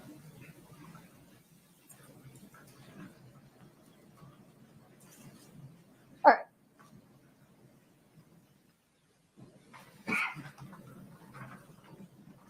Now, you tell them, and I think you said this again today, that after you got pills from Susan Kohler, the next set of pills you got were light green pills, correct? Correct. Katie, can you pull up exhibit 1030?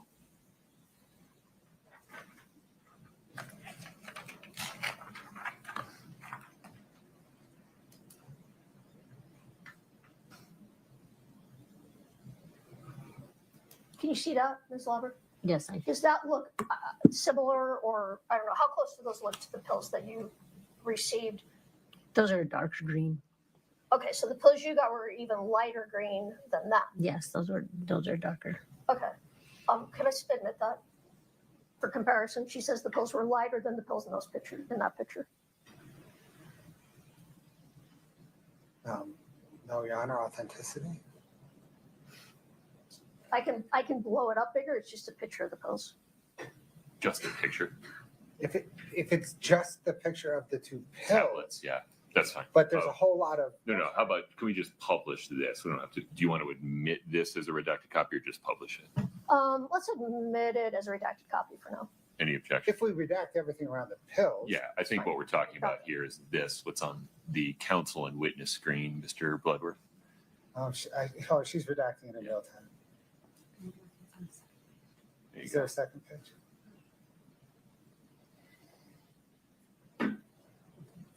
No, I'm sorry, is there a second? No. Oh. I don't think so. Yeah, that too.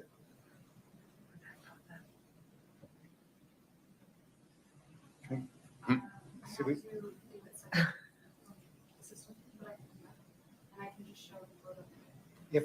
If we want to publish the photo of the two pills now, that's fine. Yeah, we'll mock and up. then redact it later. And Understood. Let's publish just the photograph of the tablets. Thank you. Okay. All right, pausing there for just a moment. So your memory is the first pills you got from Mr. Crozier were an even lighter green color than that. Yes. Okay. Do you remember if they said anything on them? Like those pills say something on them.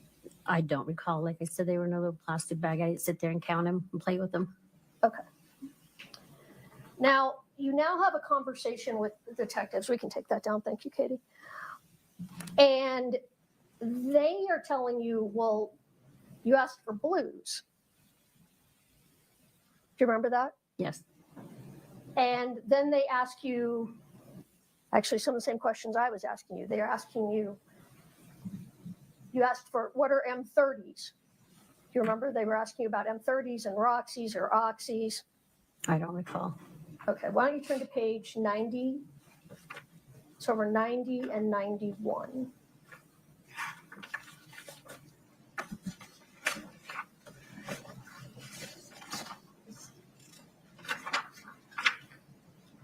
Whoops.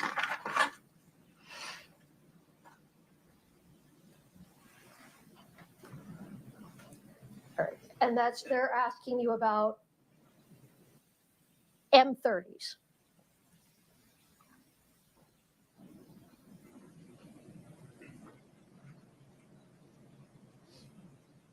You see that?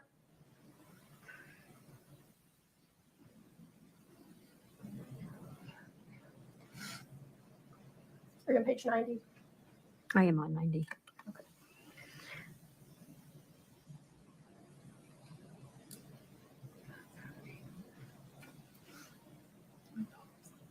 What's the question, Ms. Lewis? Yeah, what's The question is, they ask you what M30s are, and you tell them that M30s are either Roxys or Oxys, correct?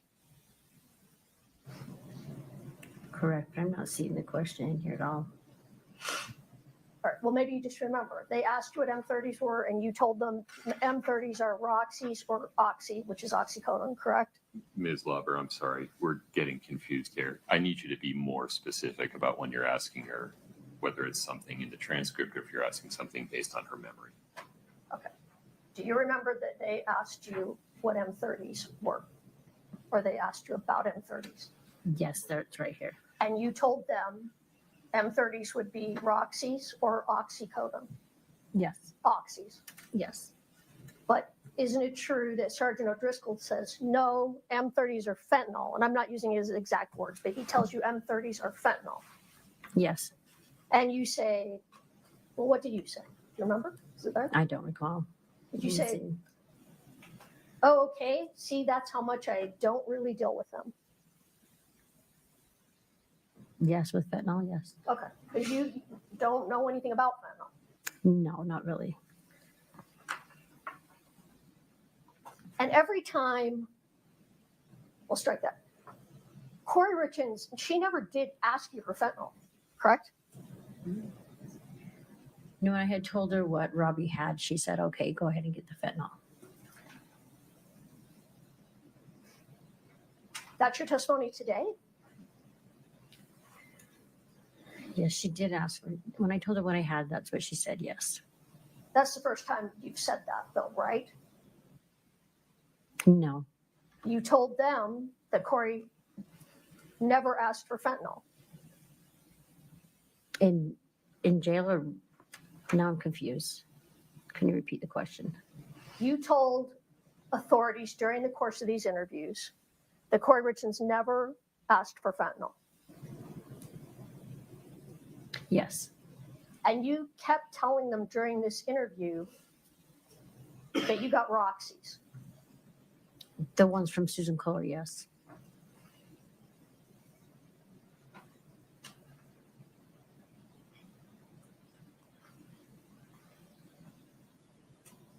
They tell you that you got fentanyl for Kouri Richins, correct? No, when I had reached out to Nicole Cummings, she would reach out to Robbie. Robbie's one that told me that he can give fentanyl. That's your recollection today. Yes. That wasn't your recollection then, though, was it? No. Like I said, it was a lot to process. I can't remember. It was a long time ago. Okay. But what you do tell them is not that Kouri didn't ask for fentanyl. She asked for the Michael Jackson drug. Yes. You tell them that. Mm-hmm. And you don't know what that is. No. And you Google it. Yes. And you discover that it's a drug called propofol. Yes. And propofol is not fentanyl. No. It's a sleeping drug, correct? Correct. Okay. Ms. Lauber, we couldn't hear. Correct. All right.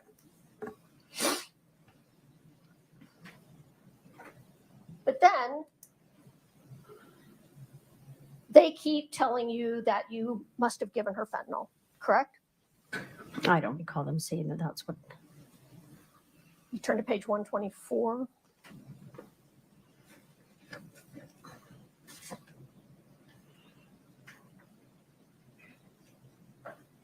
And while you're looking, let me just, so up to this point, you've told them you got Oxycontin, Roxy's from, or I said Oxycontin, oxycodone, from Susan, that you were, Kouri asked you for the Michael Jackson drug, that you didn't know what that was. And then they tell you it's fentanyl. And you said, well, they tell you M30s are fentanyl. And you said, well, I didn't know that. Just to recap. And now at this point, you say, well, I must have asked for fentanyl. Because why else would I have asked unless Kouri told me to ask for fentanyl, right? Correct. Ms. Lauber, I need you to speak loud. Correct. Sorry. And as you turn to page 125, you say, I want to say that is the only way that got in my head.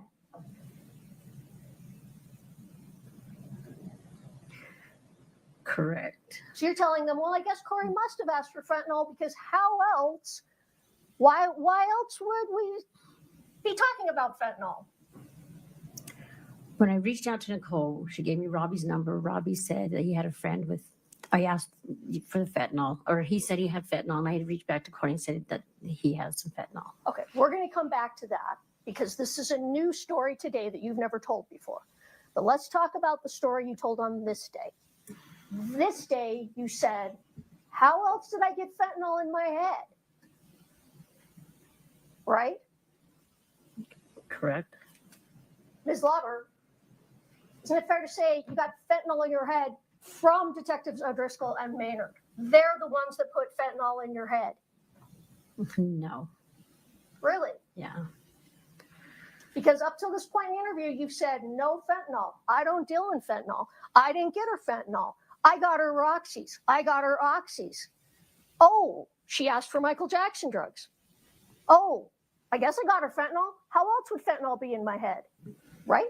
That's what's happened up to this point. Correct. And the only person up to this point who has put the word fentanyl in your head are these detectives, correct? Ooh.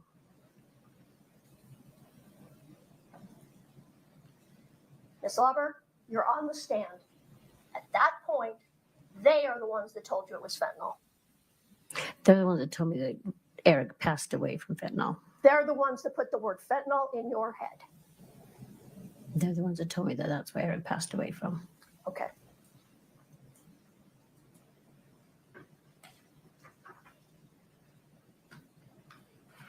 But during this interview, you're very confused about what happened, because first you told them that you dropped the oxys from Susan in the fire pit.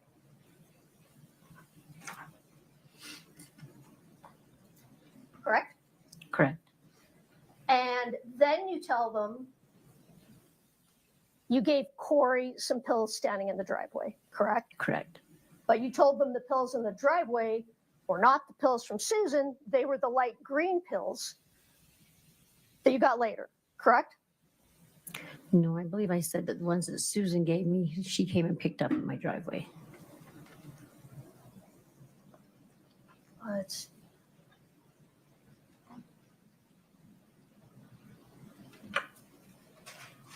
go to page 135 of that interview.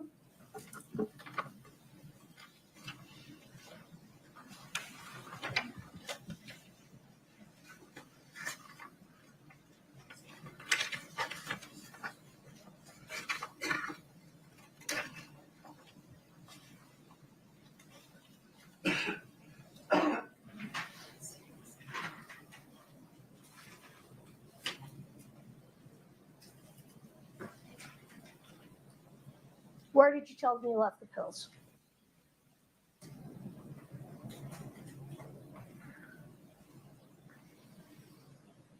This is combined, yes. No.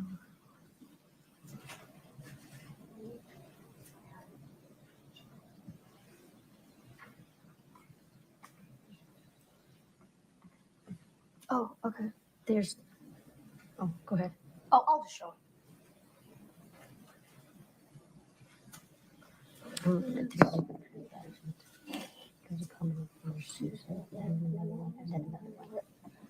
there's three different ones.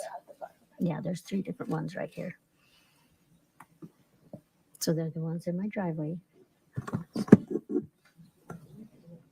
Folks, we can't have a private conversation here.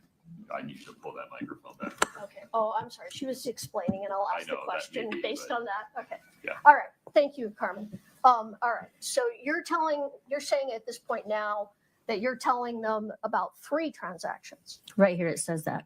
And it says, go ahead, tell me what you said. It says combined, yes, because the ones from Susan and then the green ones, and then there was the other ones that were the fire pit. The third one was the fire pit. But you don't tell them that the ones from Susan were in the driveway during this interview, correct? I don't recall. All right. But then later on, you tell them that, let's go to page 159. Because you change your story. Tell me if you recall this. Go to page 159, then I'll ask you. I'm sorry, I know. This is a lot. You would just pause and listen to Ms. Lewis's question. Thank you. Do you have it on the page? Yes, Okay, 159. Listen to my question, and then if you don't remember, I'll have you look at the page, okay? Okay. So you changed your story and you said, no, the first time wasn't in the driveway or the fire pit. The first time was in a cup in a closet inside the Midway house. You tell them that at this interview. Do you recall that? I don't recall. Okay, look at the page there.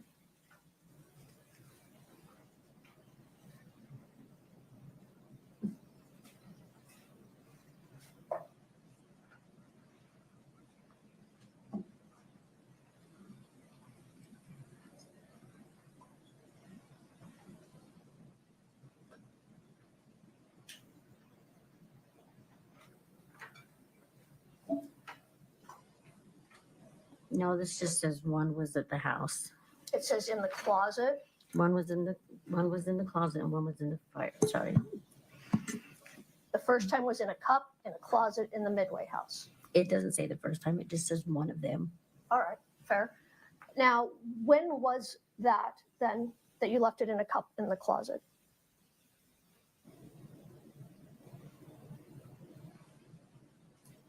Would have been the third one. You think it was the I third think one? I do believe so, yes. Now, the third one, which, the original third one or the new third one?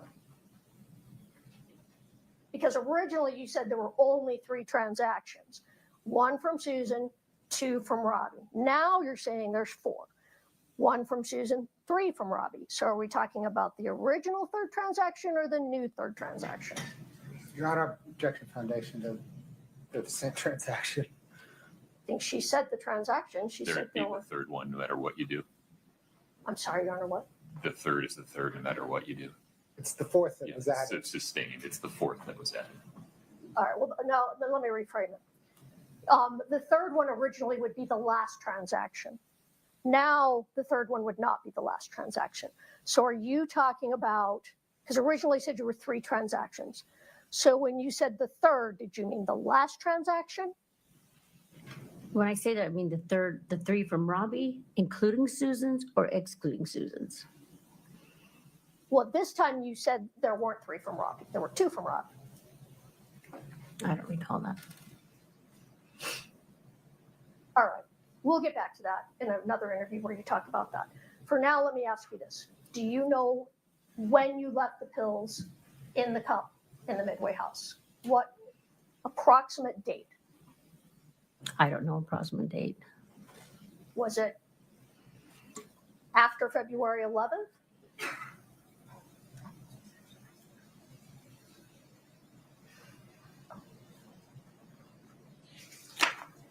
You testified on direct you bought pills from Susan on February 11th.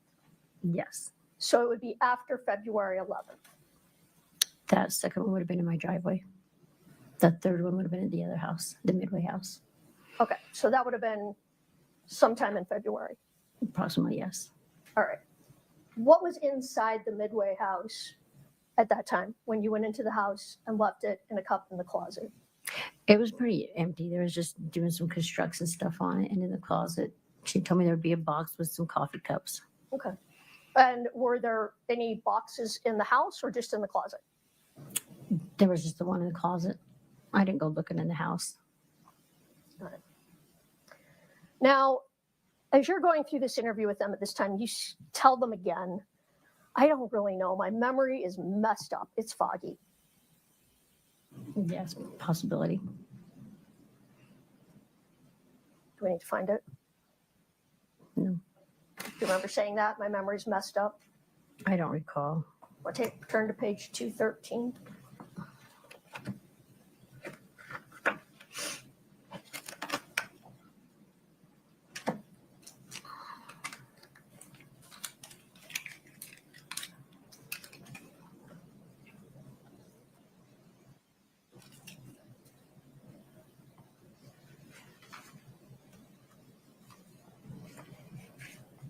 What was your question? That you told them your memory's messed up and it's foggy.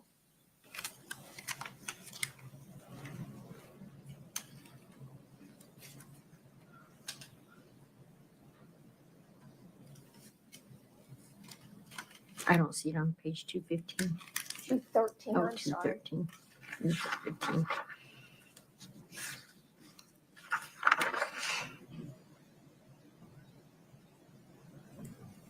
Correct. Okay.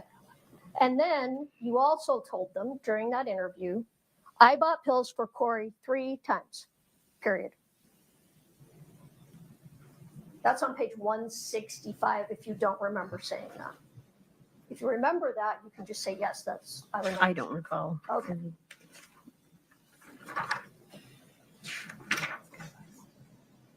What page? 165.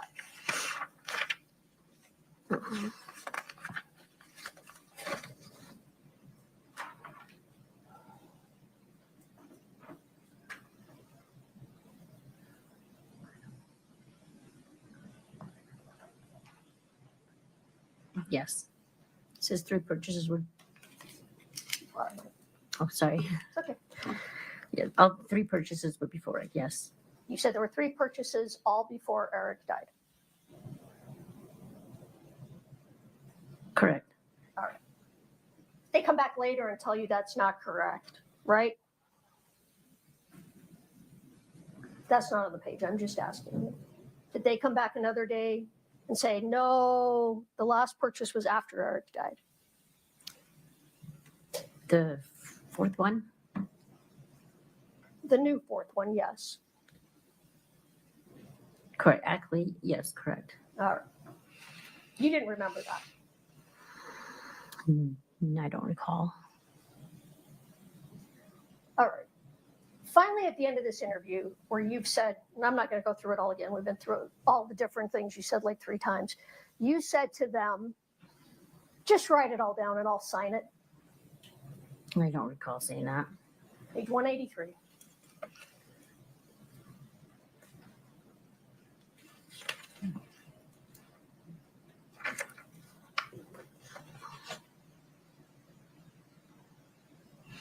Oh, yes. You did. You said, write it all down, I'll sign it. They wanted me to write it, and I didn't want to write. No, they didn't want you to write it. You asked them to write it all down for you, and you'll sign it. Because to their credit, they said, well, no, that's not how this works. Your Honor, objection. To what? I'd be a little bit more specific. That wasn't a question, that was testimony and argument. No, It the is question. argumentative. All right. I'll say it in a cannot- nicer tone. You They- have to ask a question. They told you, or I'm sorry, you told them, write it all down and I will sign it, correct? I asked if they could write down my statement, yes. Right. You asked them to write it all down for you, correct? To write my statement, yes. For you. As we wrote it down, as we spoke about it, yes, they asked me And if you they would could just- write it. I'm sorry, I didn't mean to over. You would just sign whatever they wrote, No, not sign whatever they wrote. My statement. that they were going to write for you. Correct? I asked if they could write it as I did it, as I That's- spoke about it. That's not what you said here. You said, write it all down and I'll sign it, correct? Your Honor, objection asked and answered. I'm not sure we got a clear answer. I'm still not sure what's on that page. So the question, Ms. Lauber, just so we can move on from here, is whether the transcript shows It what says Ms. yes. Lewis states. Can you guys write it and I can sign it? Thank you. All right.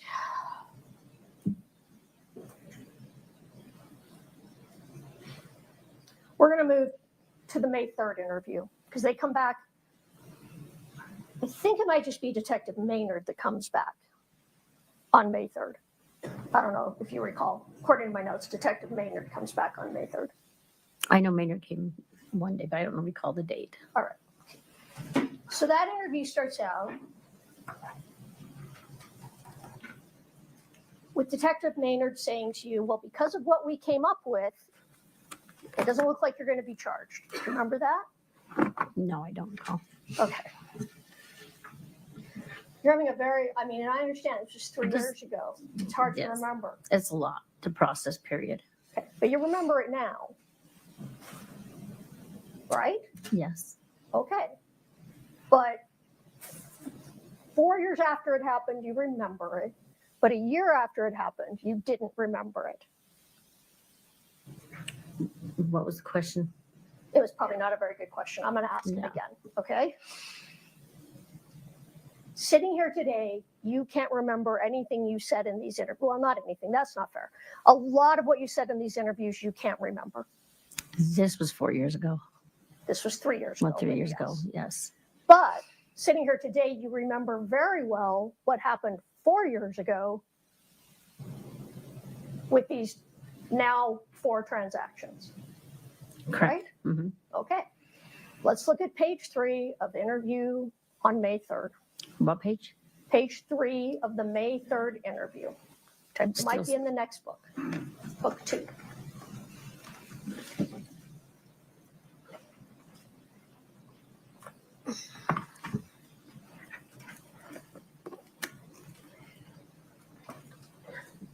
Now what page? Sorry. Page 3.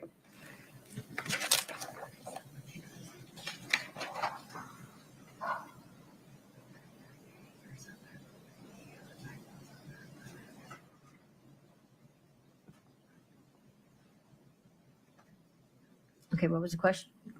Detective Maynard starts out this interview by saying, because of what we came up with yesterday, you're not going to be charged.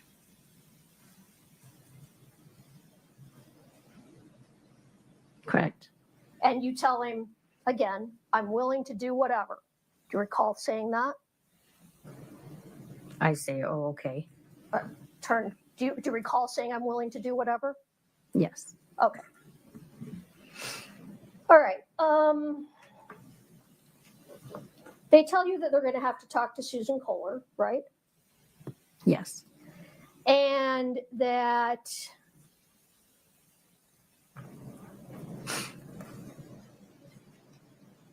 they tell you that, well, Susan could end up being charged with murder if her pills led to someone's death, correct?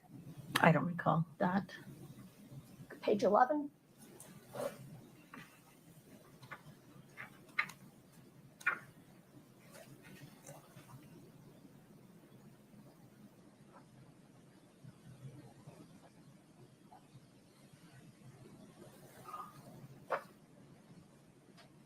Oh, it's wrong page.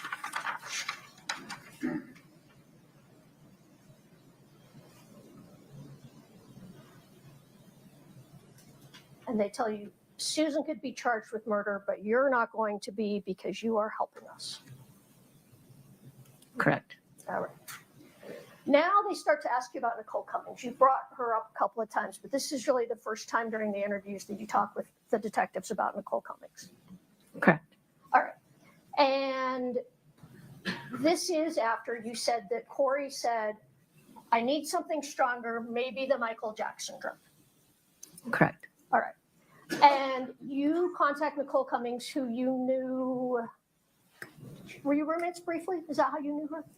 She was my roommate's son's girlfriend. Roommate's son's girlfriend. Okay. So the bedroom I rented, it wasn't my house. I rented a room. Okay. And her kids stayed there, and his girlfriend would.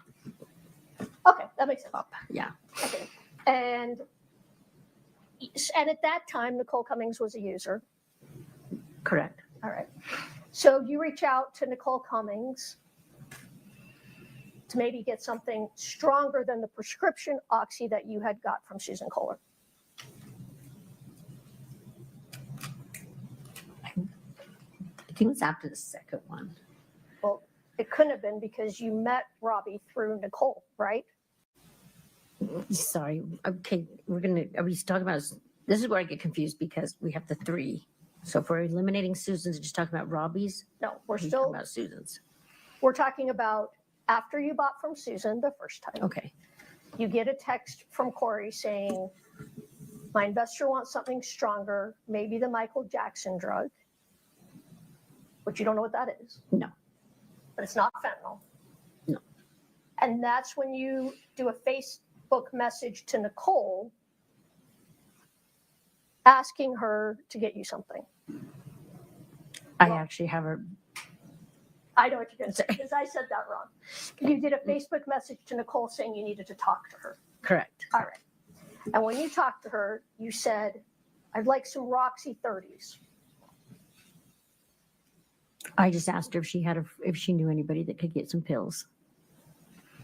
That's your memory. So you don't remember saying, can you get me some Roxy 30s?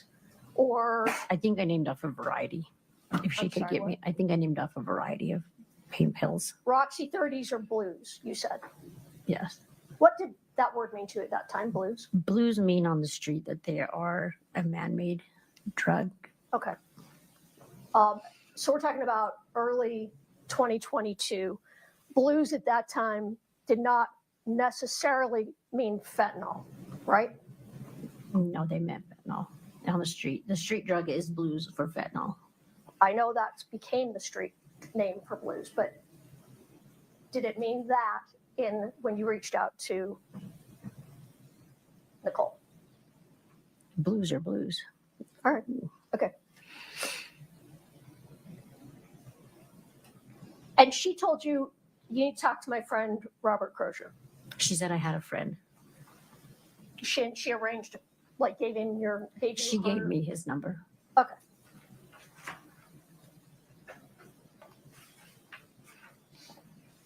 But you don't remember, at least at that time, you didn't know what date that was. No. And they're trying to help you figure out when you bought pills from Robert Crozier. Sorry, what was the question? Detective Maynard, I guess I said they, but I think maybe You it was said just they, Maynard. Was trying to help you figure out the dates that you bought pills from Robert Crozier. Yes. And they tell you contacted him twice for drugs. Robert Crozier. I don't recall if that's what they told me. We'll look at page 87.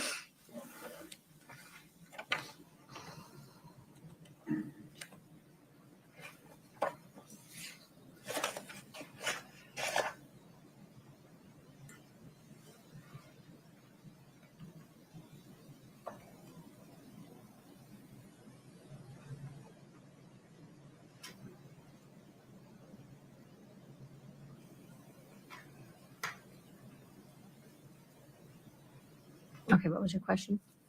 They're trying to help you figure out the dates, and they tell you they find 2 dates that you contacted Robert Crozier by looking at your phone, right? Correct. Okay.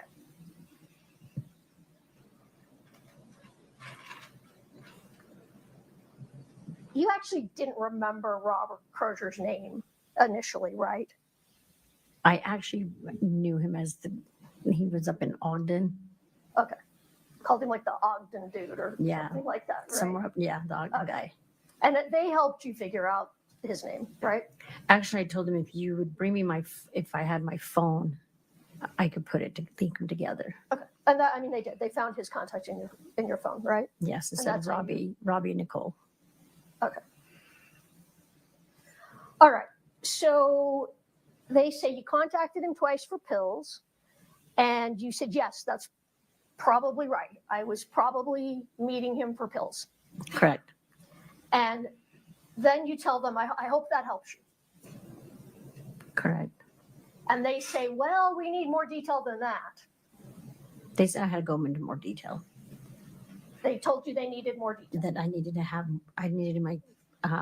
go into more detail. Okay. All right.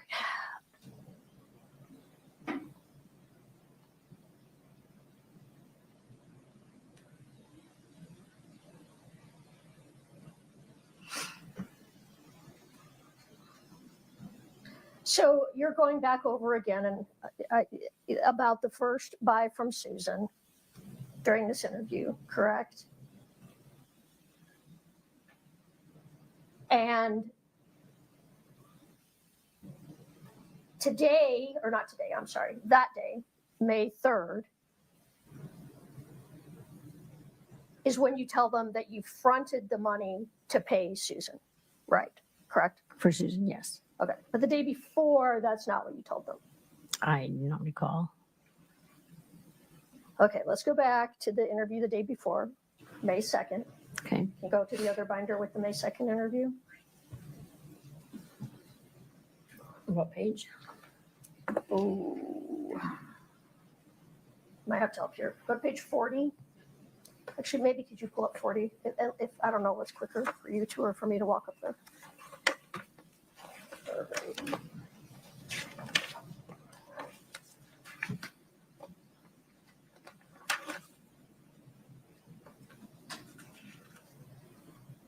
Actually, would you take that off that? All right. So the day before,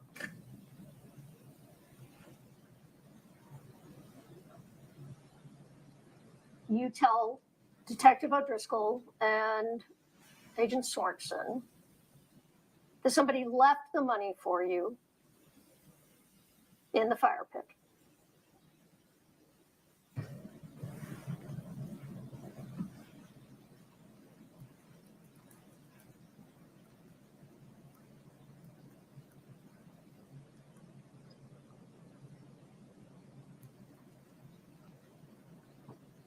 Look at the bottom. No, we may need to go to the next page.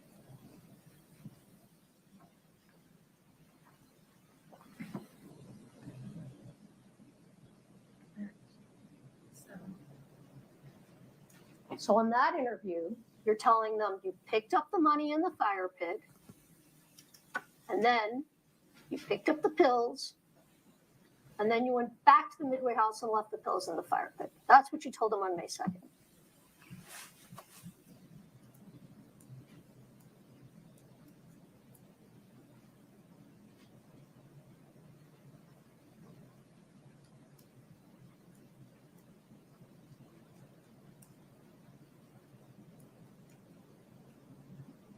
Okay, what was the question? Sorry, I was just reading. Okay. That on that day, you said the money was in the fire pit and you left the pills in the fire pit. We're talking about the pills that Susan Kohler sold you. That's what you tell them on May 2nd.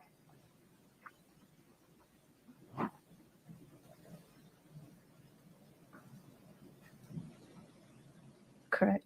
Correct. Okay. And you said, I never exchanged money with Kouri.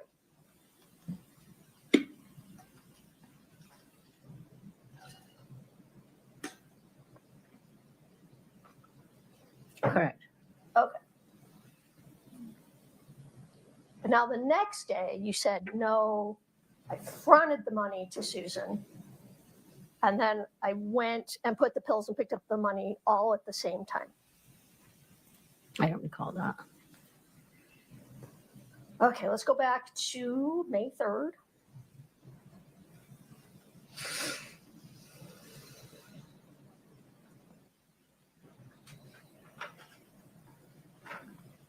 Page 108, going over to 109. Which binder? The May 3rd interview binder 2. Okay, go to what page? 108 to 109.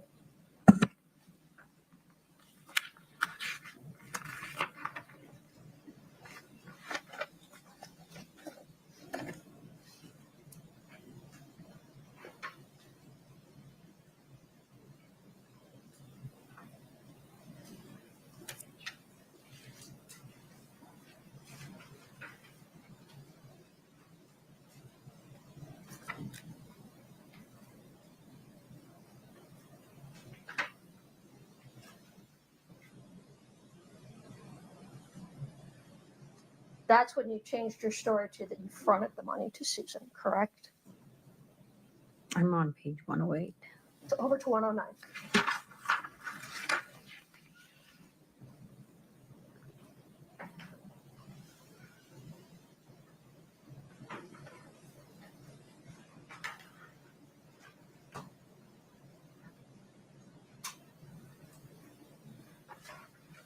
Welcome to all our new followers from our sister channel at Truth Talks Live.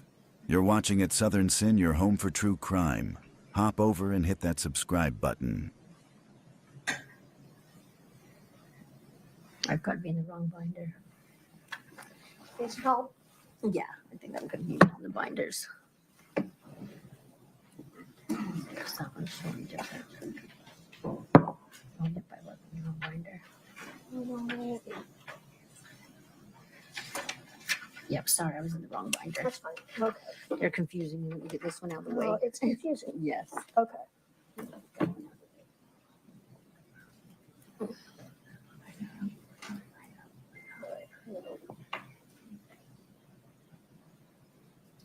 So that's where you're telling them I didn't get any cash from Kouri ever.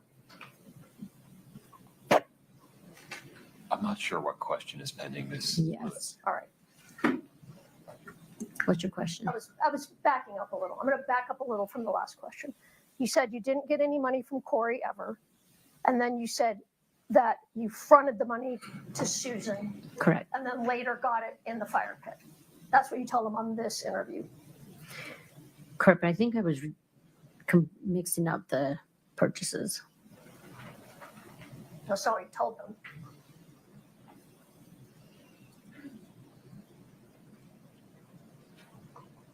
Your question? Okay. I'm saying that's not what you told them, correct? Correct. You told them it was the Susan Kohler purchase. Correct. Okay. All right. So, and then they go back and they're still telling you, well, you still might be looking at time, state and federal time, right? Correct. But they tell you you're getting a big, giant get out of jail free card because of you helping us. Remember them telling you that? I don't know if those were the exact words, but Page 112. something like that.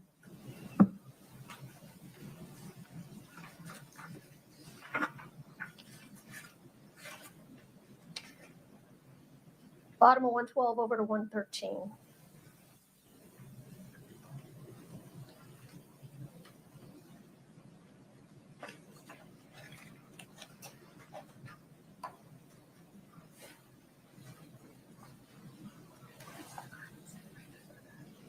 Correct. Okay, you're getting a big, giant get out of jail free card from us. Correct. From them. Okay. And I think actually Detective O'Driscoll was there at this interview. I think he's the one that told you that, right? No, it's Detective Maynard. Okay. I still think he was there, but we'll move on. But all right. Thank you for clarifying that. All right.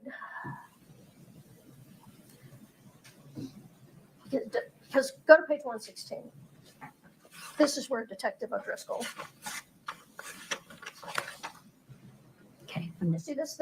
First, I'm just going to ask you if you remember, and if you don't, then look down at the page, okay? Okay. Do you remember that Detective O'Driscoll tells you something to the effect that this whole case is hinged on you, and you have to finish painting the picture because they don't have enough yet? Correct. Okay. So you go through your story again, correct? Just listen to Ms. Lewis's question. They go through so you try and go through the story again, correct? Correct. All right. And you tell them again that Kouri said, I need some pills for an investor with back problems the first time she reached out, correct? Correct. And then you tell them that you know for a fact the first 2 times you bought pills were not fentanyl. I don't recall that. All right, let's go to page 127. No, actually, I'm sorry. Let's go to page 131, I think it is. So 131? Yes.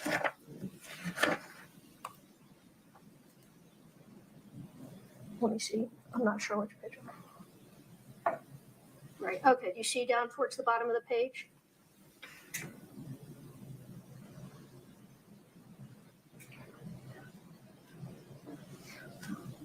All right. So I know for a fact the first ones weren't. That doesn't help when you blow it up here.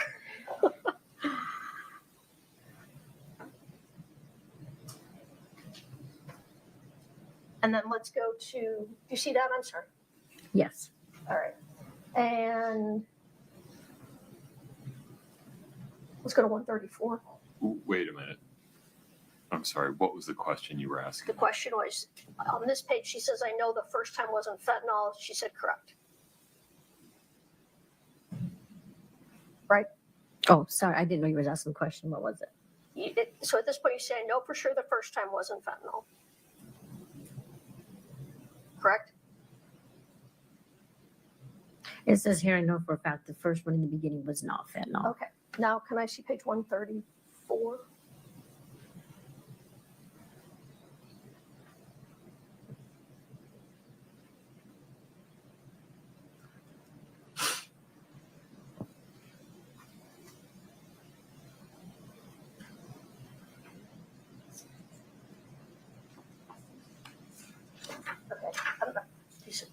I'm going to look at, I can't find the exact spot I'm looking for right now, so I'm going to go back to that. Counsel, may I just have a quick scheduling conversation with you? Yeah. At the bench? Yes, please. Okay. Just briefly.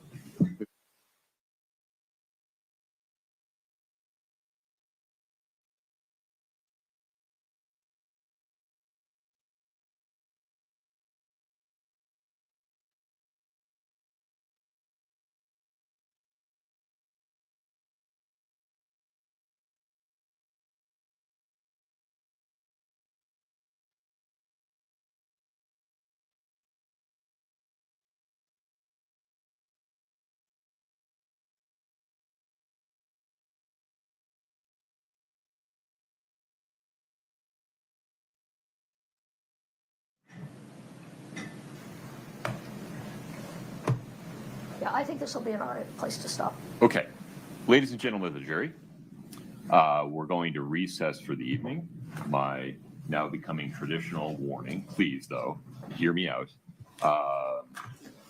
Do not talk about the case. Do not let anyone talk to you about the case. Please affirmatively avoid listening to, reading, or watching any report about the case on any source. Please do not do any internet searches about the case or anything. Hit you us heard in the the chat courtroom if you think the at all. defendant is guilty Please or enjoy your not evening. Travel guilty. safe. We'll start again tomorrow morning at 8:30 a.m. Please rise for the jury. For more exclusive true crime episodes and explosive live trial coverage, subscribe to at Southern Sin and at Truth Talks. Join us every day at 9 a.m.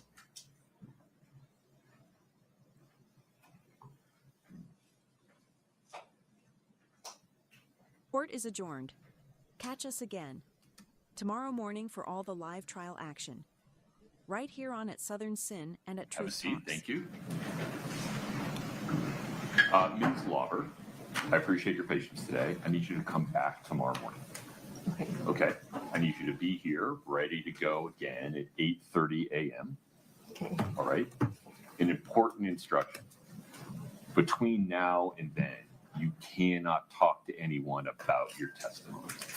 You can say things like, I have to be back in court at 8:30 a.m. Thank you for They're not subscribing done, to at but the Southern substance, Sin, the your new home questions, for true crime. can't talk Hit about that it Cash as App if code you're or become a still member involved. today for all new Can you do exclusives. that? All right. You can step down. Please Looking travel for safe. We'll more see you tomorrow morning. exclusive, thrilling true crime episodes? You can now catch them on our Patreon at Southern Sin. Mr. Bloodworth, Ms. Lewis, Ms. Nestor, I'd like to make a record regarding the note from the jury and the action we took. Any objection? No objection. A note from the jury. The note regarding the jury, Oh, I understand, thank you. not from the jury. I got it. I think this was written by a juror. Oh, Oh, I did understand. Yeah, this was passed out from a juror. So, during an afternoon recess, a juror passed a note to one of the bailiffs that read, quote, Judge, I'm having a little trouble with the handwriting, so bear with me here. Are there members of the audience in the courtroom that are sketching members of the jury? Question mark. Is that allowed without consent? Question mark. It is distracting and a concern. Please advise. In response to this note, court staff confirmed that there was a member of the spectators that was in fact sketching jurors and identifying the sketches by juror number. That sketchbook was confiscated. The sketches of the jurors were removed from the sketchbook. That person has been removed as a spectator, will not be allowed back in. We cannot have anyone doing anything to identify the jurors in any way. And then the jurors were informed by a bailiff, not by me, that we responded in that way, so they do not have to speculate about whether that's continuing. Okay. Mr. Bloodworth, anything further on that? No, Your Honor. Ms. Nestor? no, no, Your Honor. Okay. Anything else on the record before we recess, Mr. Bloodworth? No, sir. Counsel? No. Okay. We'll recess for the evening. Please travel safely. Take care. All right. Court's in recess. Thank you. For more exclusive true crime episodes and explosive live trial coverage, subscribe to at Southern Sin and at Truth Talks. Join us every day at 9 a.m.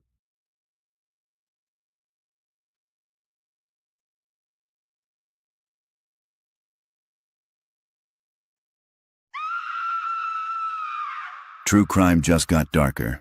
Catch the full episode on the link above. Subscribe to at Southern Sin today and hit the notification bell for more live original episodes Wednesdays at 8 p.m.